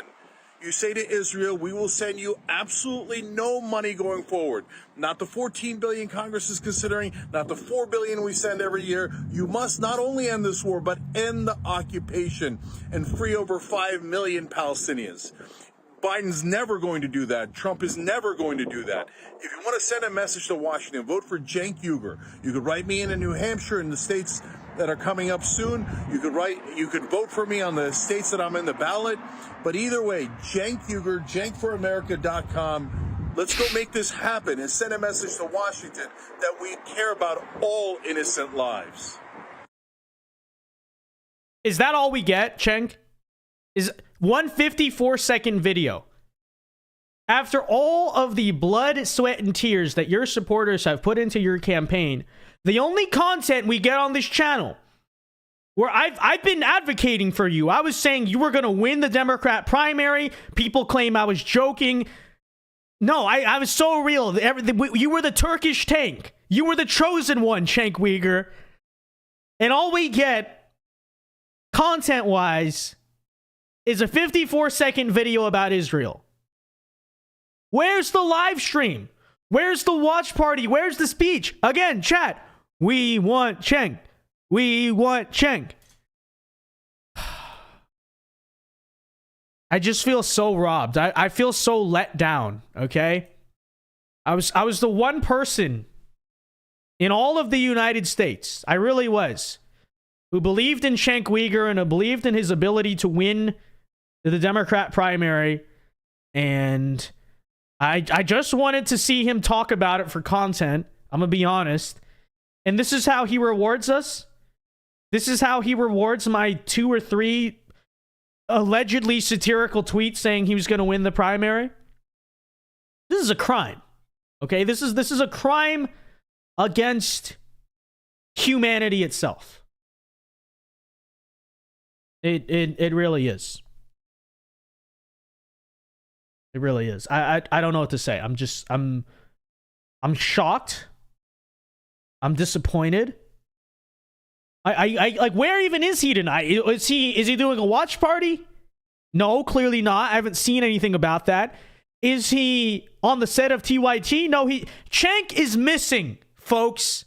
Okay, he's missing from the ballot, and he's missing in real life too. Where is Cenk? All right, anyways, I want to look at the Democrat primary results and see if he did anything on this ballot. Other write-ins got 704. Can you please let me know which of those is Cenk Uygur? I'm dying to know, okay? I'm dying to know. He did get 704 votes, but is that Cenk Uygur or is that someone else? I don't know.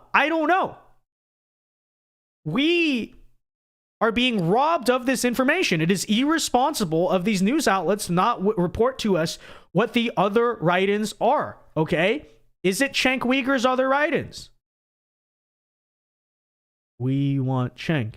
We want Cenk. No, but I mean, seriously. Okay. It's not even a meme. We do indeed want Cenk Uygur. We want to see how much he got. Okay. Did he beat Vermin Supreme? Did he beat Paperboy Prince? I'm going crazy. Not being able to know. Okay. We want Cenk. We just wanted Cenk, and all we got was a 54-second TikTok about Israel.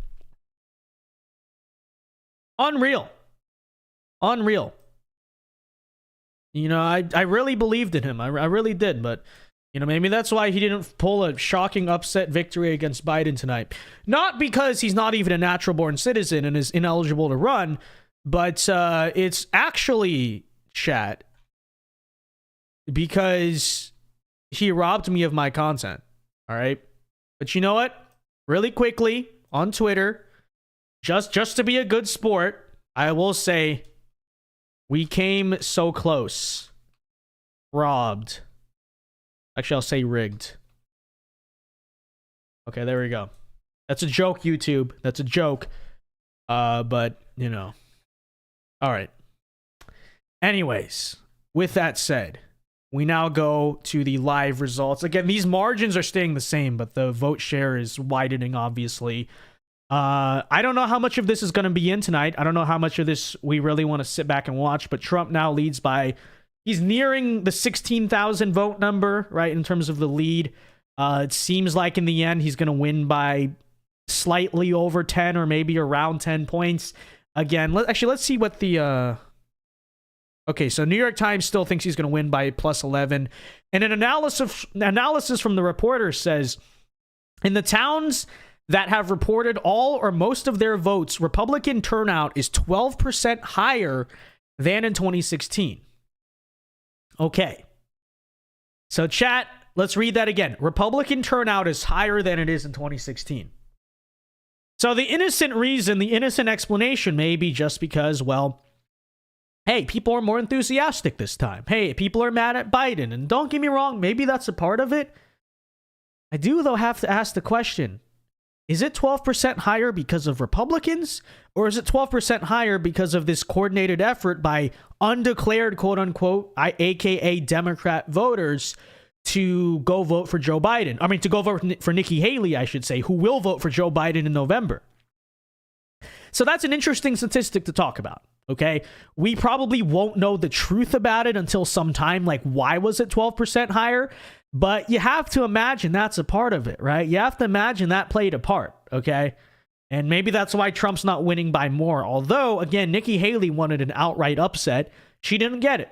So, you know, she can claim a moral victory, but in terms of the election, it's over. This was the only state she was going to be competitive in. Nevada, Trump's going to get, like he said, 100% or close to it because nobody even qualified for the ballot because they were getting destroyed so bad. South Carolina, Nikki Haley is getting like 20%. Understandable. She's the former governor there, but Trump's still going to destroy her. And then all the Super Tuesday states, she has no chance, right? She only had a chance in New Hampshire because of the weird independent voters in New Hampshire itself, and her social liberalism, and most importantly, the fact that Democrats were going to vote for her, as we keep on saying. South Carolina, she only is going to get like a fifth of the vote, or maybe a fourth if lucky, because she's the former governor. But anything past that, there's no path to victory, right? All those Super Tuesday states, everything after that, she's going to get crushed, and everyone knows this. So, you know, Trump is right to say that she is indeed wasting everyone's time and money. But, you know, at the very least, hopefully people are seeing Nikki Haley's true colors, right? Hopefully everyone is realizing, yeah, she kind of sucks. Yeah, she's kind of just in it for herself, egotistical, backed by the donors, whatever. The longer she stays in this race, the longer the attacks will come out at her, and the longer her reputation long-term will be destroyed. So to me, it's not bad news at all. I have no issue with it, particularly other than she's just wasting a bunch of money. But it is what it is. It is what it is. Okay. But yeah, we continue to sit here and watch. I'm going to try to find a video of Cenk Uygur. Okay, chat. If not Cenk Uygur, then can we at least find like Biden or something? I don't know. Let's take a look. Is Joe Biden giving a speech? I don't think he is. I doubt it. But maybe. Joe Biden speech. Joe Biden, New Hampshire speech. I don't know if this, I seriously doubt this is a thing. But let's tune in here. Let's see if NBC News has got anything going on. Decision 2024, the New Hampshire primary. Welcome to Reporting NBC tonight, News Kristen Welker. Welcome to NBC News special coverage of the 2024 New Hampshire presidential primary. I am Kristen Welker in New York on an historic night for Republican presidential. Oh, here you go. I guess Trump. Vivek did a. Hold on. Okay, let me switch the screen here. Okay, in other news with election New Hampshire related content, I guess Vivek did a interview with NBC or MSNBC. Actually regular NBC, So let's tune in because we need content and this is interesting. Here we go. To other people in this state, it seems like things are going well so far, though, Tom. Here you go. All right, Shaq Rooster for us. Shaq, we appreciate you and all your reporting. Joining us now from the Trump headquarters in New Hampshire is entrepreneur Vivek Ramaswamy, who, of course, was once a contender in this Republican race. Then, after suspending his campaign, endorsed former President Donald Trump. Vivek, you made that endorsement in the same speech that you dropped out. Why was it so important to you to get behind former President Trump? Look, I think there's two America First candidates in this race since the beginning. That was Donald Trump and myself. I do think we need an outsider, a businessman in the White House to actually lead as a chief executive. The people of Iowa spoke loud and clear. I got about 8% of the vote. I think it would have been something similar in New Hampshire. I wanted to send that vote Donald Trump's direction because we need an America First leader for this movement. And so that's why I made the decision I did. I'm glad Ron DeSantis made the decision that he did. I think it's time for this primary to be over and to go on to a decisive general election victory that's going to be required to reunite this country. And so by the way, a very mature and honest thing to do, you know. So I hope maybe, you know, like I've tried to dispel the George Soros plant subverter thing for a while with Vivek. I don't believe it. I know I always get the same like 3 comments on every video. Like nothing he can do ever pleases people. But let me point that out. Like he dropped out of New Hampshire before New Hampshire to help ensure that Trump would clear the field with Nikki Haley. Okay. It's a very selfless thing to do. So people are still going to sit around and say, oh no, he's a plant. Yeah, all he did was convince Trump to change policy on CBDCs in terms of banning those, and but yeah, I'm sure he's actually there to subvert Trump, and it doesn't make any sense. But yeah, props to Vivek, selfless I felt decision like I was there. doing my duty and my part, and I hope that the other candidates now do theirs. Vivek, why would you want to wrap this up so quickly? I got to think you're a capitalist, and one of the tenets of capitalism is competition. Don't you think a competition would make the party better, would make the eventual nominee better? Because competition's decided. So I think we've had that competition. To be clear, I was in the thick of that competition after one stage for nearly a year. Yes. Well, look, it was when it was that decisive. I do think that now, after going through New Hampshire, it will be a waste of resources. And so speaking as a capitalist, one of the things you look at is resource allocation. I don't think it's good to waste resources of large donors, small donors alike, funding what I really see as a fake race from here on out when the You listening, Nikki Haley? You listening? people of this country and of the GOP primary base have spoken loud and clear. I think the essence of what's happening, let's call this spade out for what it is that Nikki Haley and her supporters are playing for a scenario that nobody in the GOP and frankly nobody in this country should be rooting for. It's that Donald Trump is somehow wrongfully eliminated from the ballot. That's the only possible scenario that Nikki Haley has to the nomination, and I think it's 100% worth seeing that with open eyes out in the open. So tonight, a win is a win for Donald Trump, and I think that should end this primary. That's the way this should go, so we can focus on a general election where people are actually able to decide who the leader of their country actually is, rather than have resources siphoned into this primary where some of the largest Democratic supporters, the likes of Reid Hoffman, who's paying for the lawsuits against Donald Trump, are actually paying to prop up Nikki Haley via her super PAC. And one of the things you notice about tonight, if the early reports are to be believed and the early numbers are suggestive and that are correct, that actually you have more independents and Democrats voting in the Republican New Hampshire primary than actual registered Republicans, which means that this is actually a preview of what the general election should look like. And so in that sense, I view this as a practice round for the general election. Interesting, and I'm hoping not kind just of. for a victory for Donald Trump in the general, but a decisive enough victory that we can actually reunite this country around that. So that's what I'm hopeful for. But I do think ending the GOP primary is an important step to get there. The data is still coming in. I want to put up something on the screen for our viewers that we've been going to throughout the night here, which is a statement from... He gets it. He really does get it. RNC chairwoman Ronna McDaniel. And she put this out while the voting was still going on in New Hampshire around, I think, 5 p.m. and basically saying if President Trump comes out strong tonight, that's a clear message being sent from our primary voters. You took issue with Ronna McDaniel during our NBC News debate. Are you surprised that you and her are now on the same page so quickly? Don't trust look, I her. think there's John Fetterman's been saying things about the southern border in recent weeks Exactly. that I agree with as well, that we need to seal the southern border. So if Ronna McDaniel is going to speak something that, to my eyes, looked like it was a true statement, yes, I agree with her, that the clear signal from GOP primary voters do matter.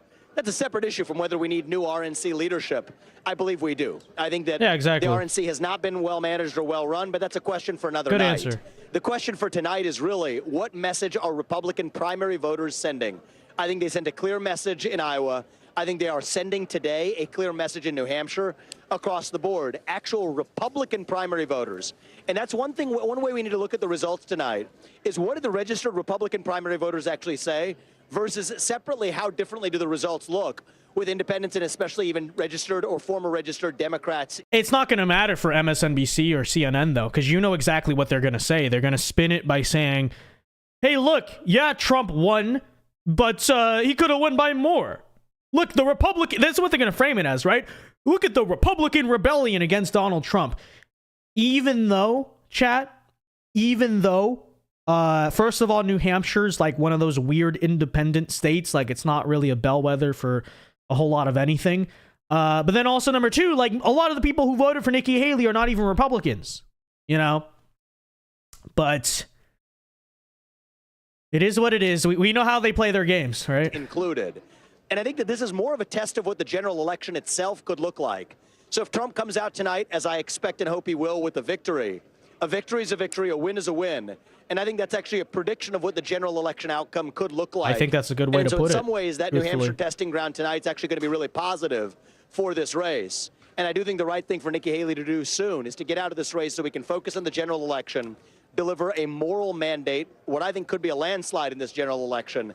And that's where the focus of our resources should be, not on a fake primary that we're falsely extending far longer than the Republican primary electorate thinks it should go. I think the voters in those primary states will say there's nothing fake about their votes. I do want to ask you, have you spoken to the former? Yeah, you're technically allowed to vote, okay? But what he's saying is, like, you're not even a Republican. You're voting to spoil. Okay. President about any type of role in the administration NBC. if he were to win the election. We've not had any specific conversations about what my role or future is going to be. To the contrary, my focus remains on this country. The reason I entered this race is I think it was going to take an outsider who is serious about taking on the administrative state, the permanent state, the bureaucracy in the federal government, and to do so without being beholden to outside forces, financial or special influences.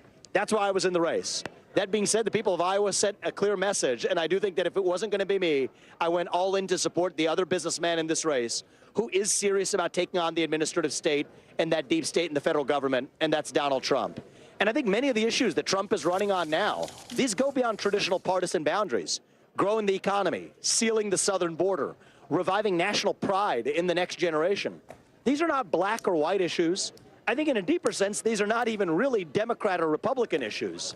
These are American issues. And so I think this America First movement that we're leading, that Donald Trump is now leading from the front, is going to be something that actually unites Americans across many stripes and boundaries.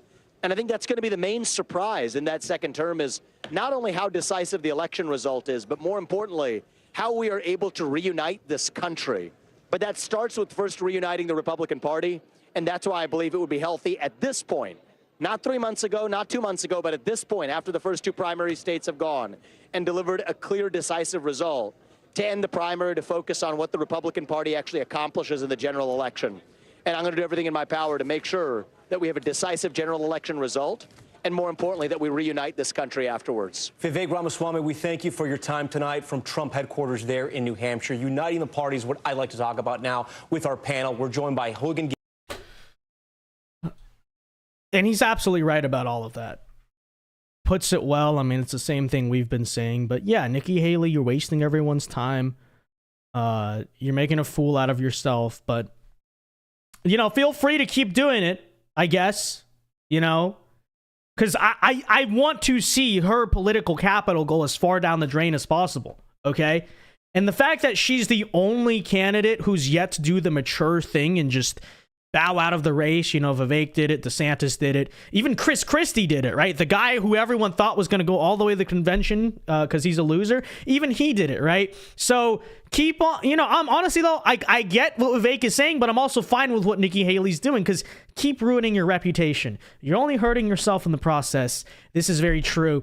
And when you are rejected in South Carolina by the people of your own state, you know what? Heck, you know what, Nikki Haley? Do it.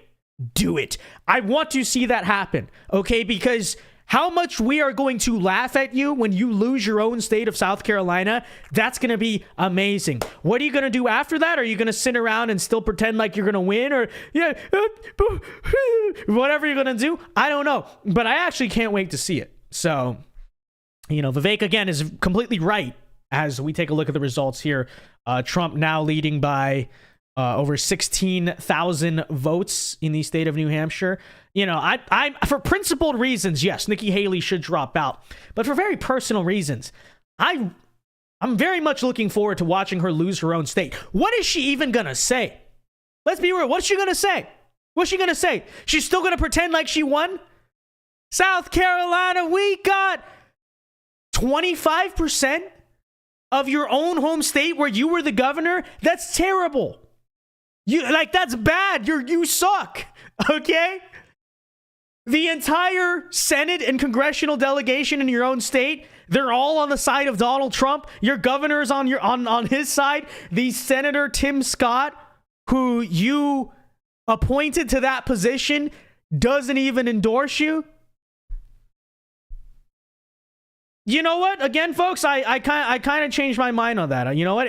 Actually, I think that it would be quite funny, quite fitting, and quite good for Nikki Haley to stay in this race. But let me know how you guys feel about that. I'm kind of curious.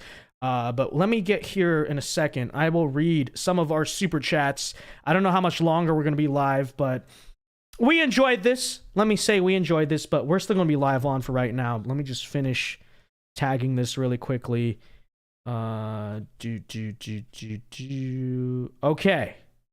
All right, chat. Give me a second. I'll read your super chats in a second. I know I haven't looked at super chats in a while, so if you want to send them in right now, feel free to do so. I will now get to the ones I know I missed for several hours at this point. But anyways, here we go. Trump CA, California 45.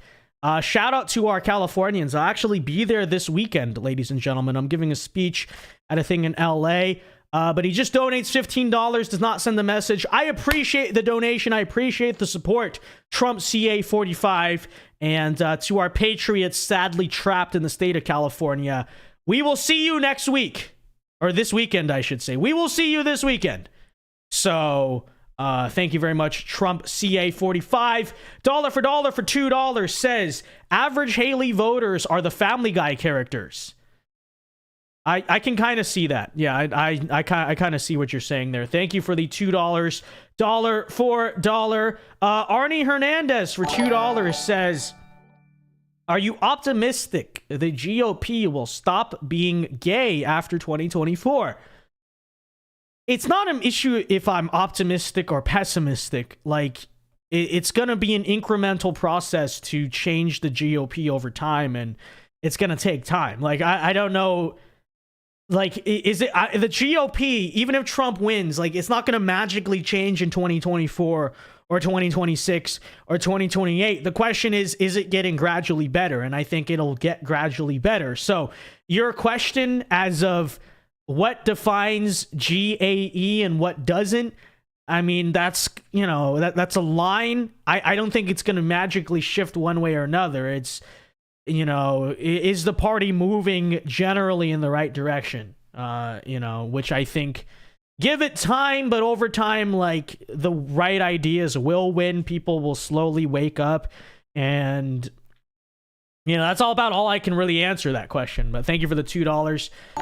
Dollar for $2 says Nikki Haley cheats on her husband. What does he expect? Hey, allegedly, I will say that. In her defense, I've heard that too. I've actually heard that for a very long time, but it is a rumor. Okay, it is a rumor. I have no proof. I have no corroboration of that. I'm not going to bear false witness against her. Let me say I wouldn't be surprised. I wouldn't be surprised just knowing her character, but I don't have proof of that. Okay, but thanks for the super chats, guys.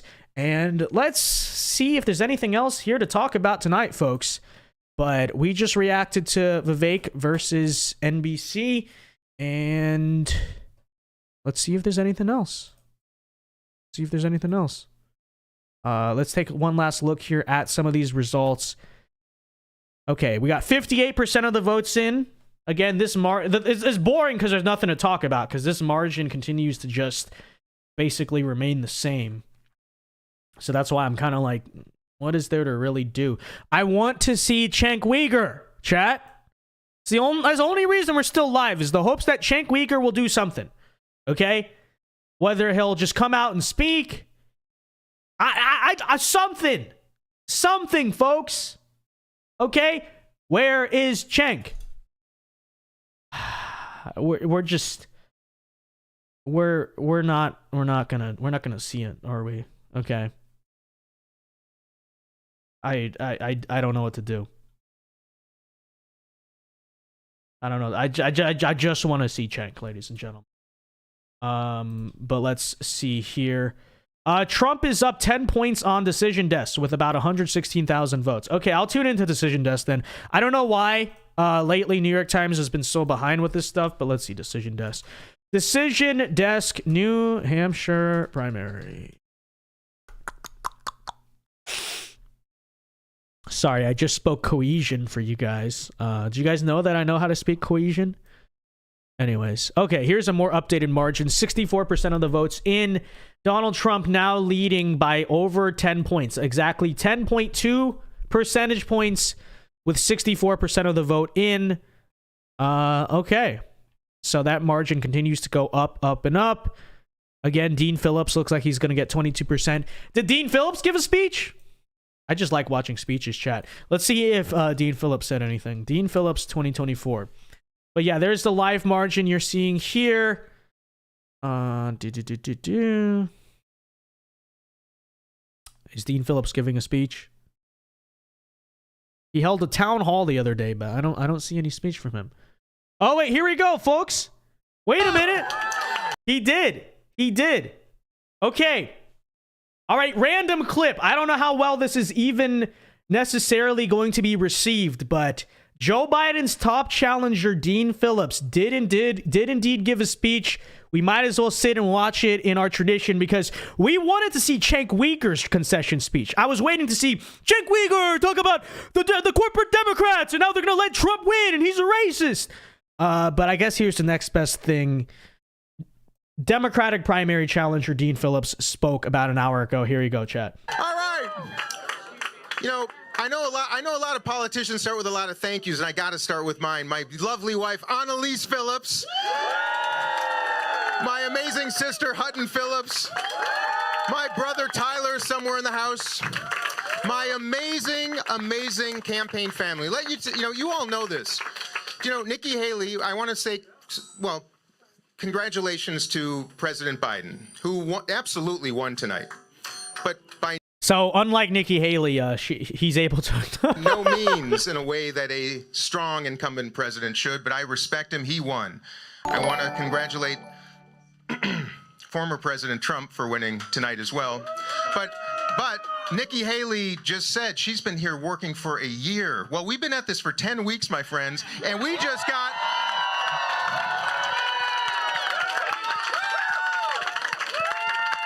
And, you know, we decided 2 weeks before the October 27 deadline to come up to Concord, bring a $1,000 check. I was 35 years old or older, and I was born in the U.S., so we became a presidential candidate. And we just earned 20% tonight, and no one knew who you were 10 weeks ago. Nobody. You know what? That's true. You got to give credit to Dean for that because, yeah, he's right. The campaign's only been going on 10 weeks. It's not like he announced way back. It was like a last minute thing, like literally right before these primaries. No one knew who he was. He's just some random congressman. Like I said, I probably disagree with him on a lot of the issues, but he is brave for doing what he did. He really is. And he seems to have charisma and an energy to him that, you know, you don't see very often from just politicians. So he's an interesting character. He really is. Thank you, everybody. So I got to say, man, if we had 20 weeks, watch the heck out. So now I'm not going to tell you what I'm going to do next until the end of my little remarks here, but I also want to send some love to all of you. All of you. I got to tell you, the last 90 days of my life have been reinvigorating, re-inspiring, energizing, and awesome. This state, you Granite Staters, practice democracy like no other state in this entire country. And the fact that the party I represent would have the audacity to take that from you and would have the audacity to say that this was meaningless? No. True. Your votes tonight were the most meaningful votes you've ever cast in your life, and I'll make that promise to you because I'm going to use them going forward. And no party in this country, Democratic, Republican, or otherwise, no party should ever receive a letter from one of our 50 states' attorney generals, a cease and desist for the unlawful suppression of voters. They didn't suppress you, thank goodness, but they sure did a lot of people. So I'm here to say, you ready to keep this baby going? Because I sure as hell am.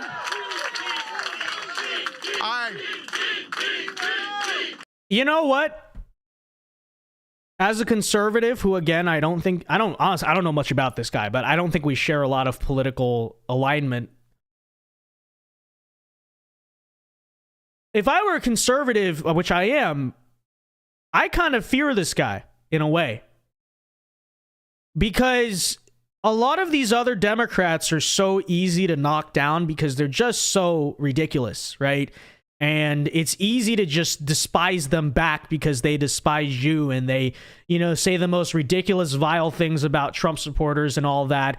And they support a move like he mentioned there, right? Moving the primary out of New Hampshire, basically giving the middle finger to the people in New Hampshire because, it's too white, it's too rural. Yeah, screw you, Americans, that we have have the first primary for 100 years. You're not diverse enough. Go to hell. That's basically what they're saying.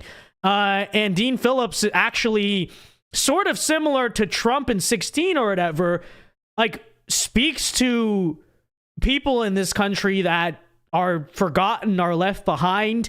He said that in a New Hampshire speech. He said a couple days ago how he doesn't think Trump supporters are evil and they just feel forgotten and the Democratic Party is delusional. We need to speak to these people. So, honestly, I'm thankful that this guy has no chance of being the nominee.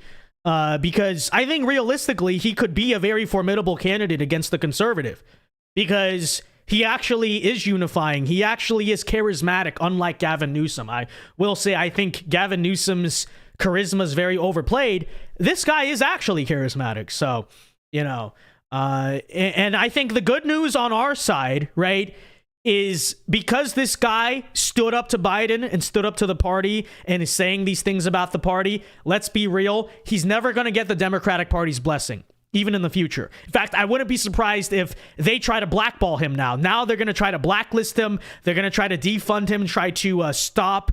They might even try to run a primary challenger against him. In the same way, you kind of seen Kevin McCarthy do that to certain congressional candidates. On our side, I wouldn't be surprised if they try to do that to Dean Phillips because it's like, hey, you stepped out of line. You questioned the party. You didn't spend an hour demonizing white people and all this stuff. You're not on our team anymore.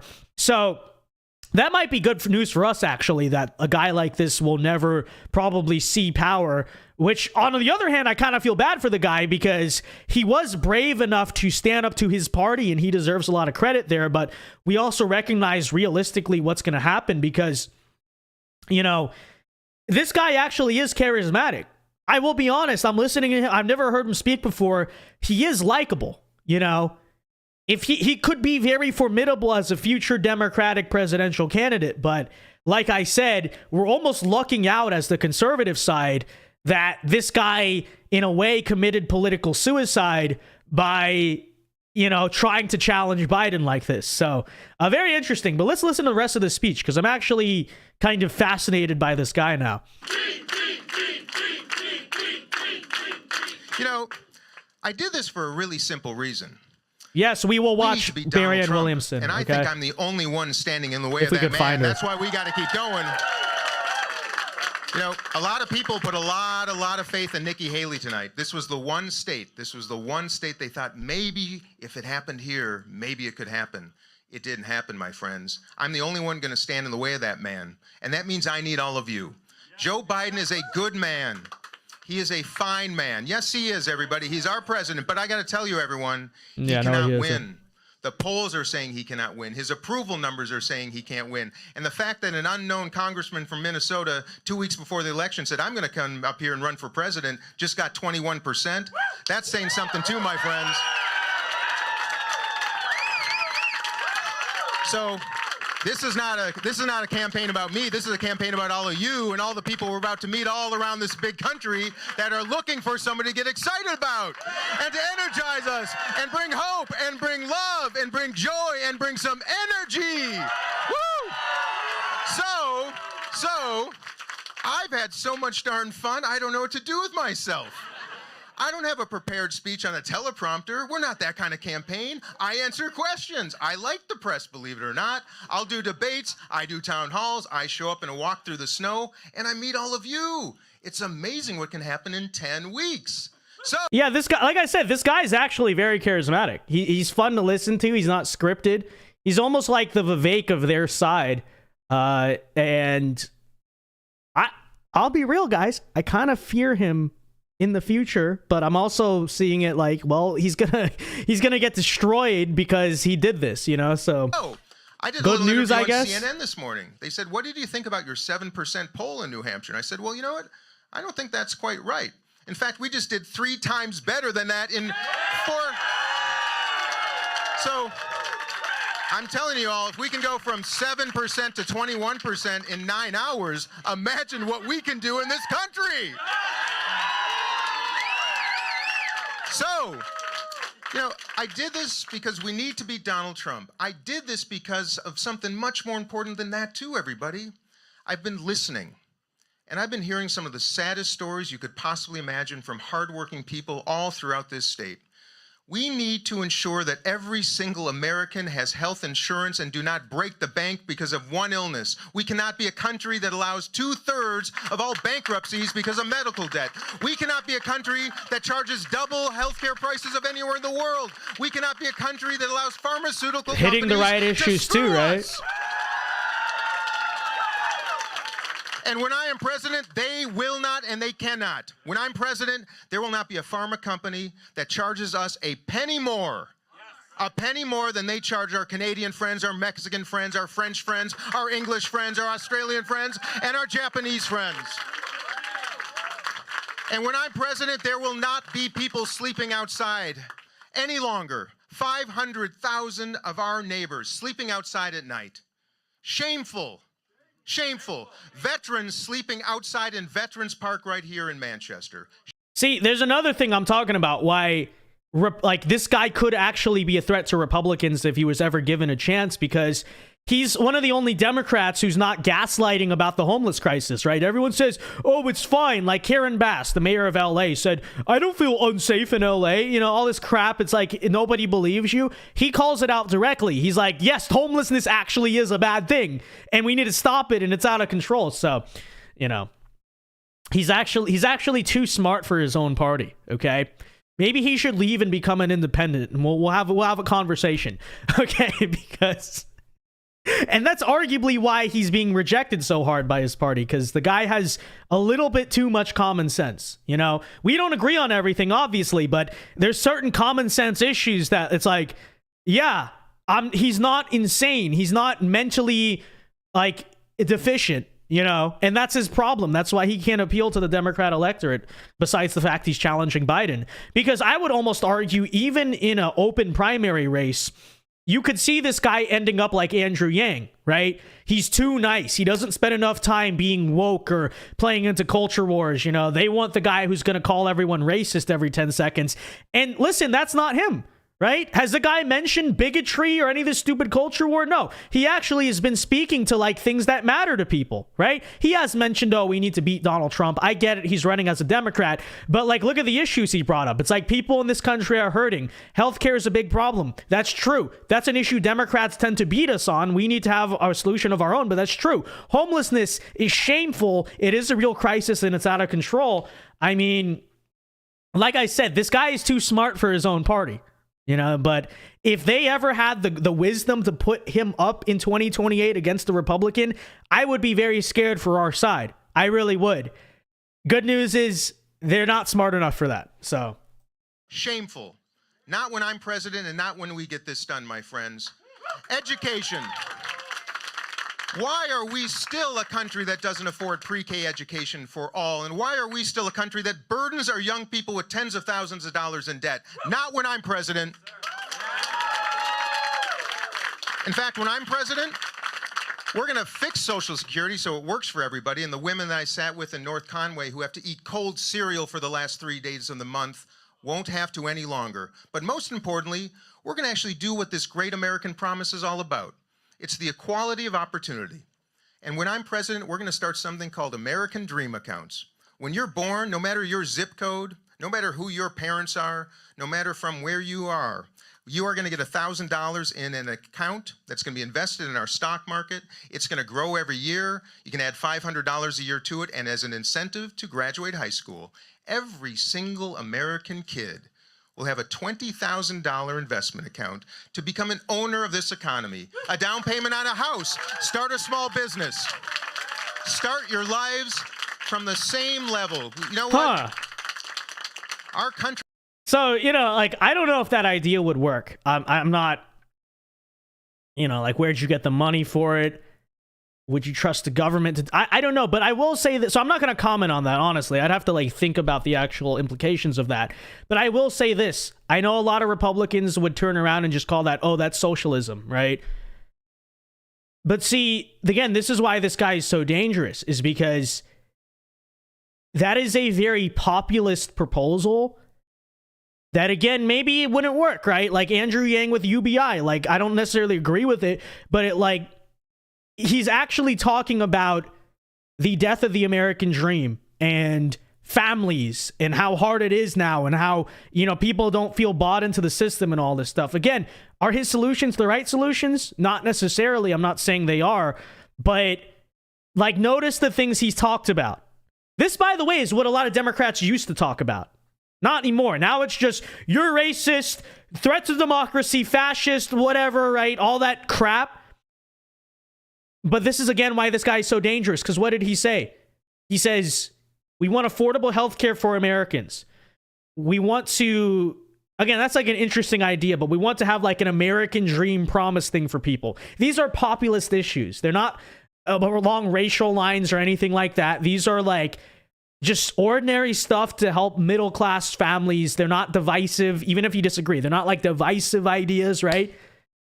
But again, that's why he's too smart for his own party. He really is. He really is. And you know, again, like, I don't agree with the guy, but I respect him for doing this. I do. But It was founded on the premise that all are created equal. But our country has never treated everybody equal. When I'm president, for the first time in our history, we will. We're going to raise the bar. We're going to raise the foundation. We're going to make kids the most successful kids in the world. And you've been listening to Congressman Dean Phillips out of the... Okay, so there's a speech. And here's my point, right? Everyone, some people in chat are saying, yeah, it is socialism. I'm not saying it's not, but this is what I'm trying to explain to people. Here's the note that he's hitting on, and why I say he could be dangerous and Republicans need to counter this type of stuff is, okay, it's like why Bernie Sanders with his healthcare plan was so popular with some people, even though it's like, that's actually a terrible idea. But what are other candidates saying about healthcare? Basically nothing, right? And the truth is, just as an example to give you, the healthcare system is crooked. It's broken. It's corrupt. It's ridiculously expensive. It shouldn't be the way it is, right? And typically, again, why I say the guy could be dangerous is that if you are the only person offering a solution to the problem, inherently you're going to be more popular with people than the person who gives no solution, even if your solution is wrong. Same thing with RFK, right? He has a proposal, I think it's like government-backed mortgages or something at a fixed rate. So I forget the exact idea, but basically the idea is to protect home ownership for regular Americans, you know. And, you know, someone can remind me on the specifics of that. It's been months since I heard it. But I listened to that idea, and he talks about how, like, we are going to use this to stop BlackRock and stuff from buying up all the homes. And I listened to that idea, and I know, like, some people might, and I have those same skepticisms about it. Like, would it work? You know, how would the government do that? You know, like, would it? So I don't know, right? I'm skeptical inherently of the idea of the proposal, but at the same time, it's like, here's one of the few candidates in either party that is presenting a solution to the housing crisis, which is very real and which does need to be addressed. And so this is my point, is that anyone who actually comes to the table with solutions to the problems that basically all Americans outside of the 1%, to quote Bernie Sanders, actually do feel, they're going to hit a nerve with someone. Okay. And that's why, again, I'm kind of thankful that Biden is just, you know, obviously going to win the primary, because even if people want to turn around and call his idea with the American Dream Fund or whatever socialism, how many struggling families do you think out there would appreciate something like that? Or, you know, you talk about this, the issue in our country of people not having enough kids, right? This is the issue conservatives talk about. I don't know if that's the solution to the problem. Okay. You know, but however, right? At least it's an idea that is defending the American family, trying to help give people a future and not sending it overseas or just ignoring the corporatism or the problems in our country. So again, my point here on this guy is he's a very interesting character. Okay, that's the way I see him. And you know, I'm glad he doesn't actually have a chance. Because again, you guys in the chat can say that's socialism. Let me just tell you, even if it is, it's an idea that would resonate with a lot of ordinary people. It would, right? It's not the normal Democrat campaign line of like racism, sexism, Islamophobia, anti-Semitism. You know that one video? That's literally what Democrats campaign on, right? Is like, but didn't once mention race, didn't once mention gender or any of these culture wars. He just has these solutions to make life better for the average American. I don't agree with all his solutions necessarily. I don't know if all of his solutions would work, but that's why he's so dangerous as a Democrat. Okay. So that's my thoughts on Dean Phillips. Again, props to him for at least trying to address some of the issues, trying to stand up to Biden. And, you know, I guess I'll say I wish him the best of luck in the future, because Democrat Party is going to try to silence this guy now. I'm not even saying by those means. I'm just saying they're definitely going to like muzzle him, make sure he never comes back in the party. So it's interesting. Let me know your thoughts, though, guys. Let me know your thoughts, guys, because he's an interesting character, to say the least. Okay, with that said, you guys said you wanted Marianne Williamson, so is she giving a speech? Okay. Now, I will say Marianne Williamson is much more cuckoo than Dean Phillips, okay? So we will probably get a lot more laughs in this speech, but let's see if she said anything or she give any type of speech. Did she give a speech, chat? Anyone have it? Speech, New Hampshire. I'm not seeing anything, ladies and gentlemen. Do you guys find it anywhere on the internet? Because I'm not seeing any type of Marianne Williamson concession speech or whatever. What is chat saying? What is chat saying? He didn't explain how he's doing any of this, but he's selling a dream and people want to buy into a dream right now. Exactly. And by the way, that's the importance of a Republican also selling the dream. Right? That's why it doesn't matter. You know? So let's see here. Show President Bodie's or Booty's speech. Guys, is he even giving a speech? He's probably gonna like post it on YouTube tomorrow on his freaking iPhone. Okay. Wait a minute, chat. Is this who President Body is? The guy. This is, by the way, chat. If you guys haven't been here, okay, there's this guy on the ballot. Let me go back to New York Times. I think it was actually the Democrat. Yeah, it was the Democrat one. There's this guy on the Democrat ballot called President. His name is President Body. I want his name to be President Booty because it just sounds funnier, like that guy, General Booty, the former Oklahoma quarterback. But he got 34 votes in the New Hampshire primary, and apparently this is who he is. Okay, so he actually has a YouTube channel, chat. So let's see who President Body is. All right, so this is the guy who got like 34 votes. Copyrighted music. Hallelujah, Jesus. What is this? Thank you, Jesus. Hey, he thanked Jesus. Face. All right, what is this? What is this video though? Okay, I can't play it because there's copyrighted music, but hey, he has a supporter. Patrick Williams, 4520 says, "Live and lead by example. Love you, President." Okay, so he does have a supporter, chat. But I guess apparently this is the guy who ran for president and got like 34 votes.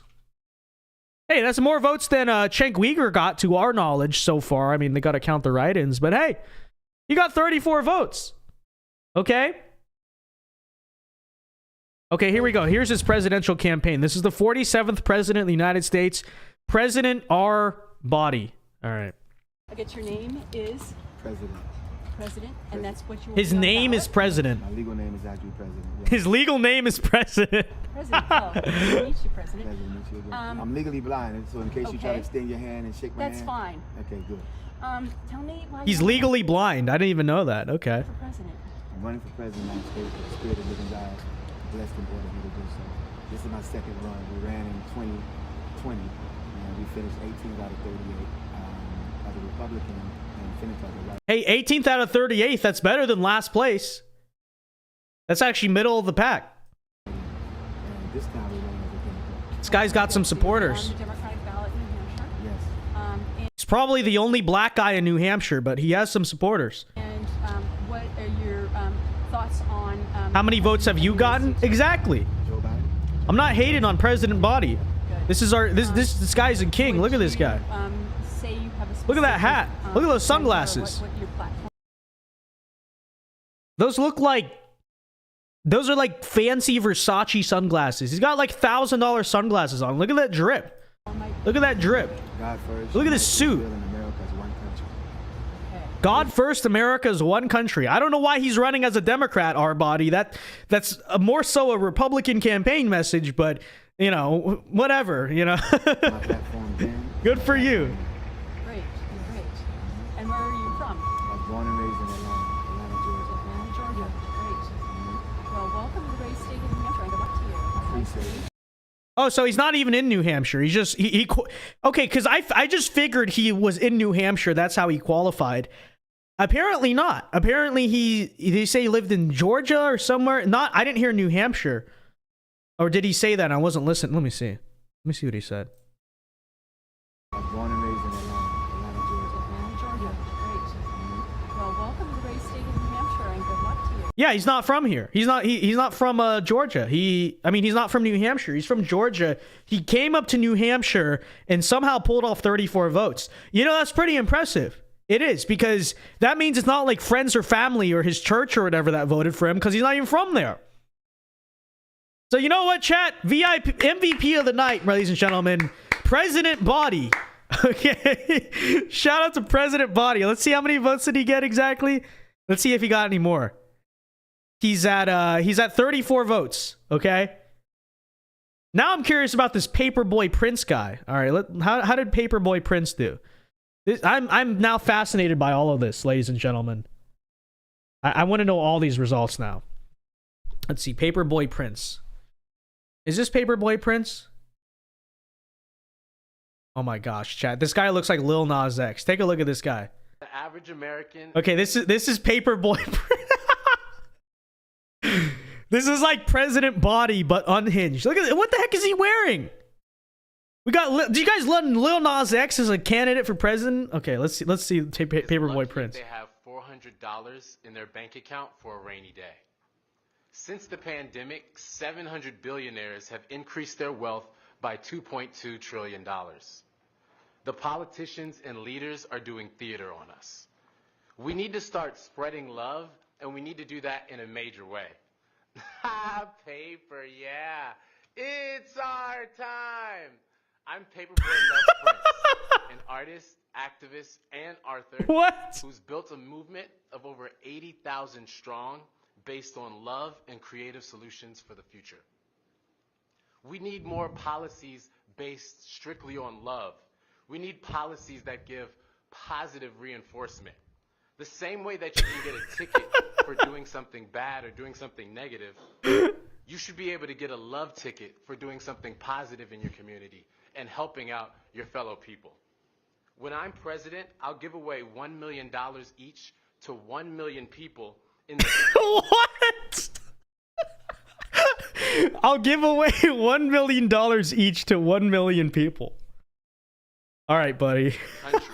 every year. Hey, you know, when you think about it, though, you could probably do that with all the money we sent to Ukraine and stuff. So that are doing something positive for their community as a way to inspire and help motivate. Maybe not 1 million people, but you could get there. We need bold, drastic solutions to spread love instead of funding war and genocide in places like Gaza and Congo to keep our economy alive. 10 seconds, sir.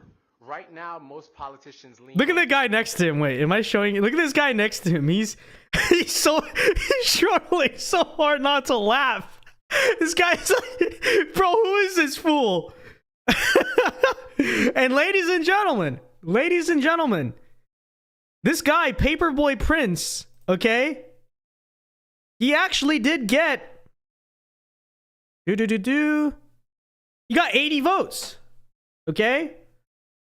So shout out to Paperboy Prince. All right? He's kind of a weirdo, but you know, not bad. And of course, Vermin Supreme, who I'm sure people know, the Free Ponies guy, he did get 239. Okay, with that said, folks, I'm gonna wrap up the stream here soon because no point sitting around waiting anymore. But one last look here at these results, because we still got some counties that didn't even report. So that's interesting. But with 71% of the votes in, Donald Trump, again, if you're just tuning in right now for some reason, has been declared the winner of the New Hampshire primary. He currently leads with 54.6% of the vote. Nikki Haley, 43.8%. And Trump currently in front by a little more than 25,000 votes. So that is the margin, folks. Again, to sort of reiterate here, you know, it's I would say it's sort of like a mediocre performance, right? Because if Trump won by less than 10, then that'd be bad news. If Trump won by more than 20, it would be an amazing victory.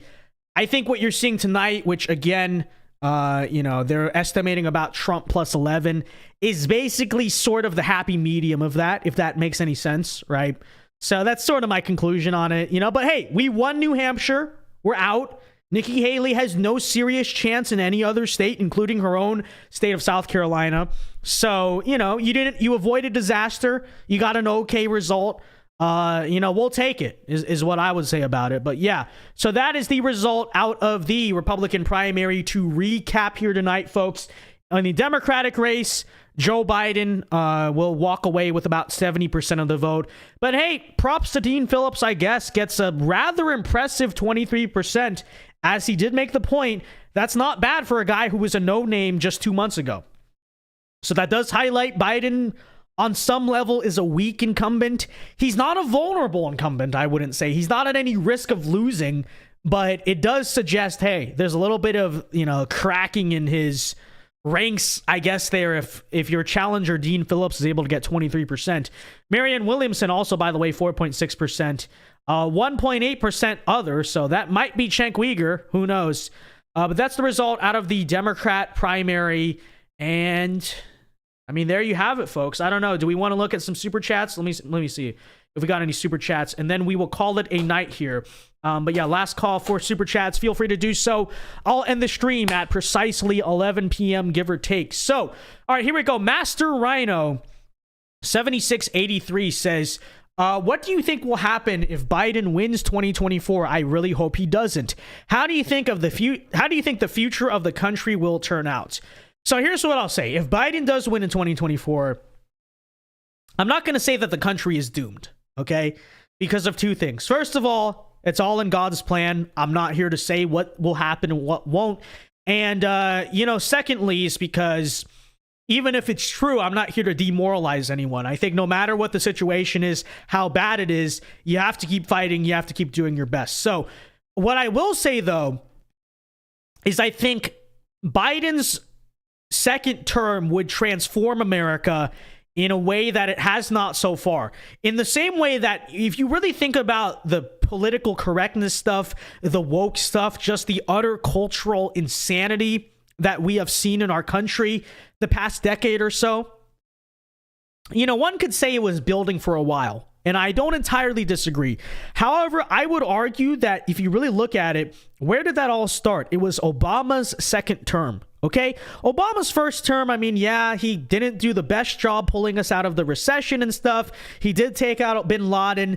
It was sort of your generic neoliberal presidency, right? It was sort of just like, I don't know, we had Bush, and before that was Bill Clinton. It was almost like a continuation of like Bill Clinton, But really, when you think of the second term, that's when he started to go very far left and started to get very divisive on the issue of race. And that's also when you started to see the culture go very far left, right? 2014, 2015.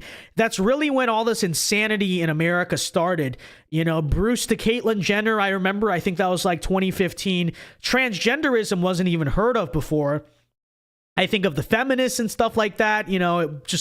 They weren't really taking off their clothes and screaming before, acting like lunatics before Obama. So this is to say, I think when you really look back at it, it's not the election of Barack Obama that put us in the country we are today. It's his re-election, right? Because there was something that happened in the mandate of that guy getting reelected and Mitt Romney not being successful that sort of pushed this permanent cultural shift in our country that I would argue we've never really been able to repair since, right? So with that said, I think of Biden, Biden's first term, there's already been a lot of bad stuff, but I'd argue the biggest damage he's done to the country personally has been economic, right? The same cultural insanity that was happening before Biden is basically continuing, but it hasn't reached that point where it's like it's anything super new, I would argue.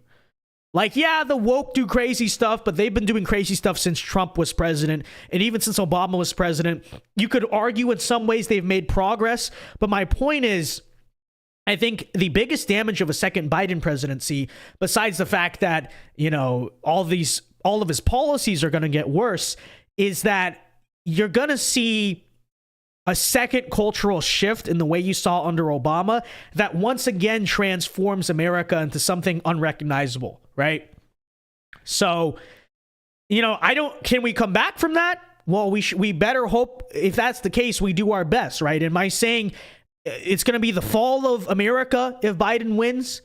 I'm not going to say that because if he does win, I don't want people to just leave and give up on everything. However, I will say I do predict if he wins, much like Obama's second term changed the country and its culture forever, Biden will do the same in his own way, change the country and culture forever. Okay.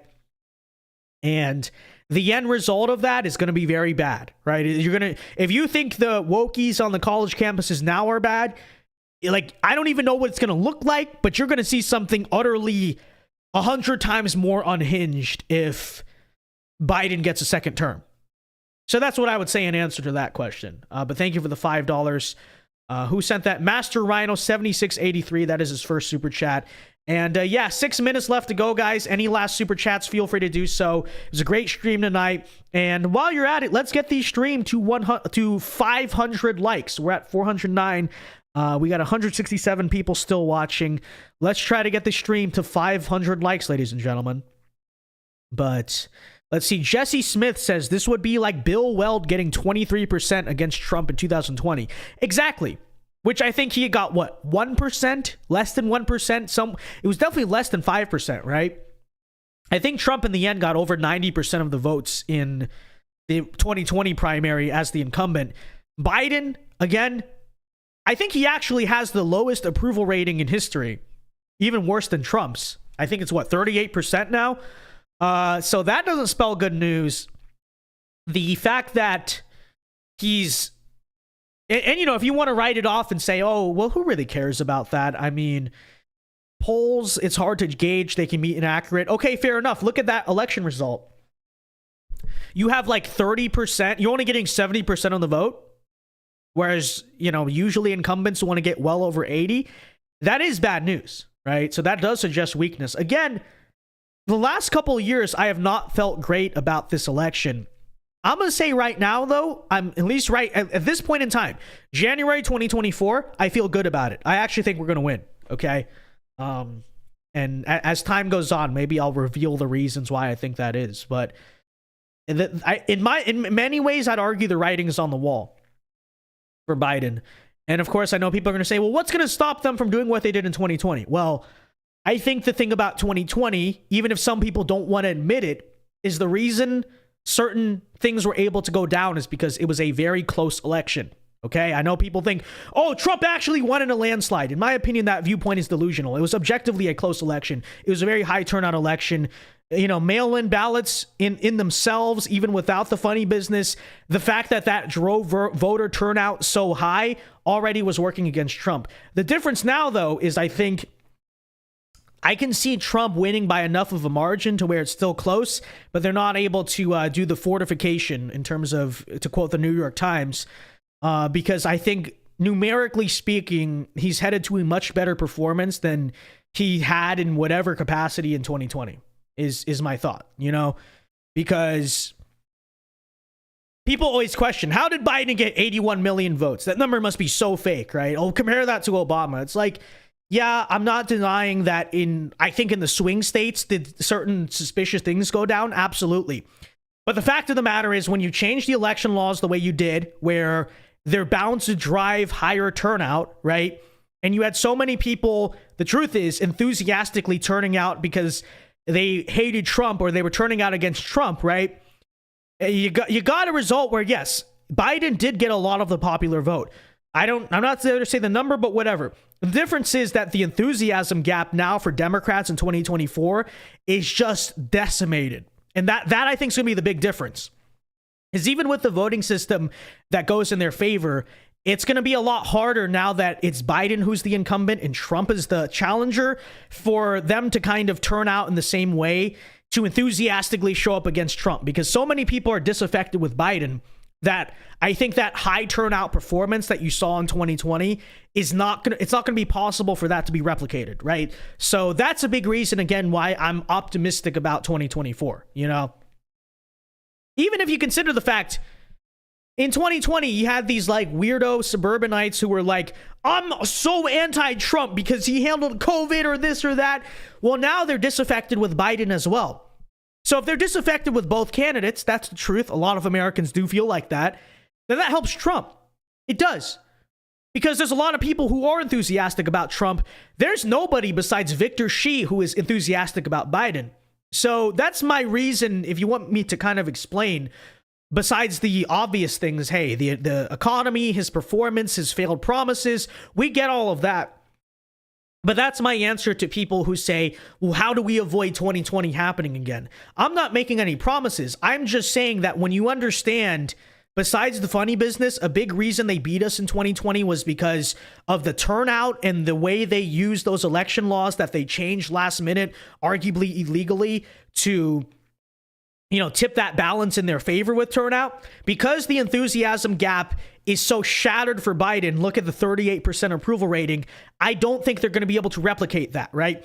I don't think, for instance, you look at what happened in Georgia, right? What did they really do in Georgia?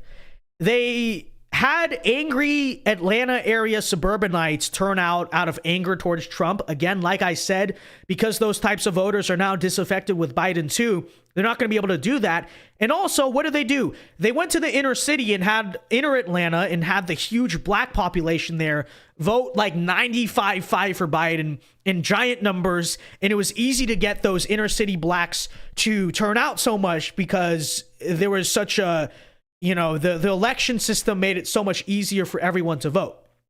Right. So that demographic normally is a little bit hard to turn out for Democrats. You change the system, you make it easier for them to turn out. Okay, but that's the thing, right? A lot of inner city blacks, I don't know if it's all of them, but many of them are disaffected now with Biden too, right? You see that in polls. You see that in some street interviews. Who knows if they're even going to vote for Trump? But if they just sit out the election, if the suburbanites just sit out the election, or they're not as passionately anti-Trump because they're also anti-Biden, then we are going to get an election, in my opinion, where the turnout game they pulled on us in 2020 and arguably 2022 as well, it's not going to be possible to replicate because Biden is so unpopular, if that makes sense.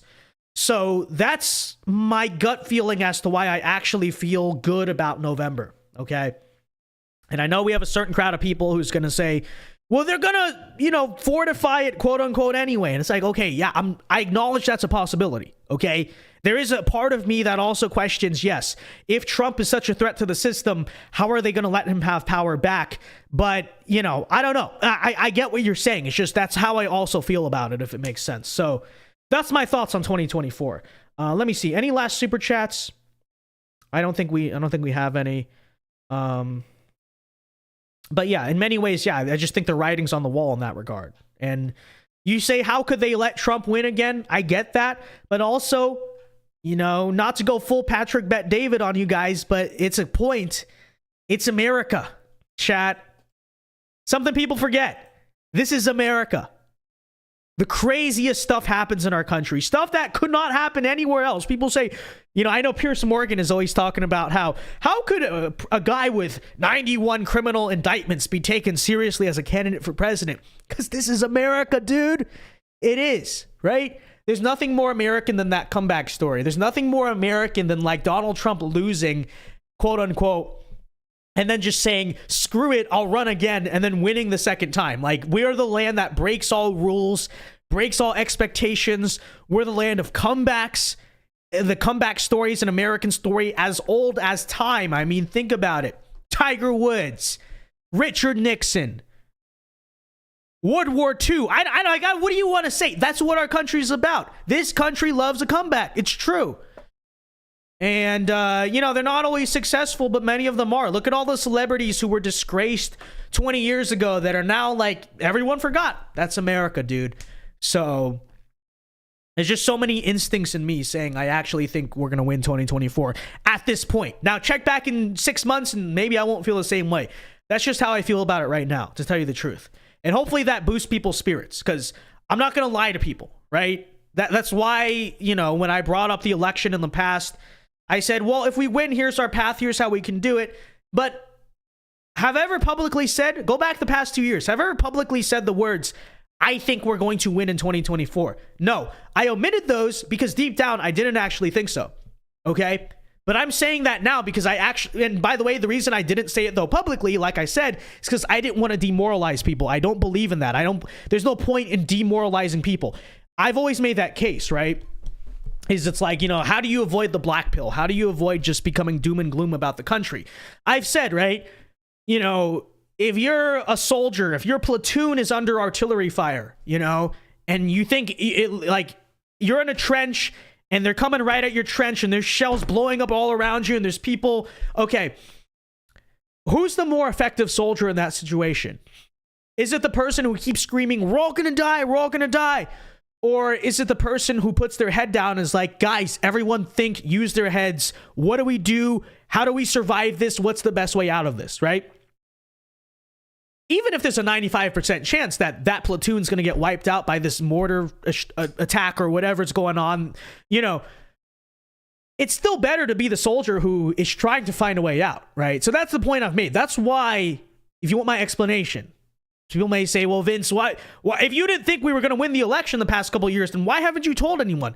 Because I'm trying to be the soldier who is like, yeah, deep down, I don't think we're going to make it. But how do we get this? How do we try to get out of this? So that's the reason why. But now I'm just telling you, my gut instinct has now flipped for the reasons I kind of explained to you, and some of the numbers, some of the polls, some of the just kind of bellwether statistics, such as Joe Biden doing, let me see, I think Romans actually said it here.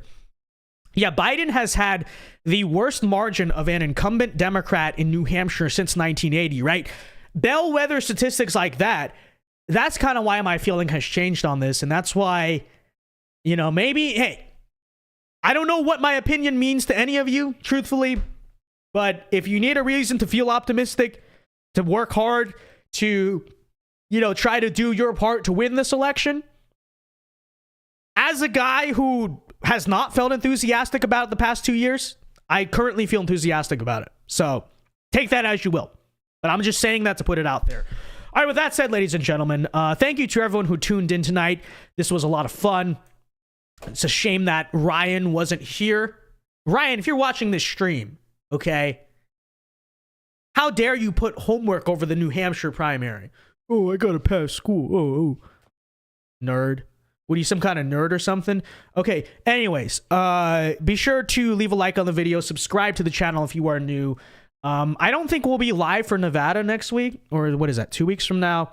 But whenever the South Carolina primary is, we will be live for that, okay? Because there's not much of a point in streaming Nevada if, like, no one else is on the ballot besides Trump and Biden, from my knowledge. So, won't do that. But yeah, thank you to everyone who tuned in.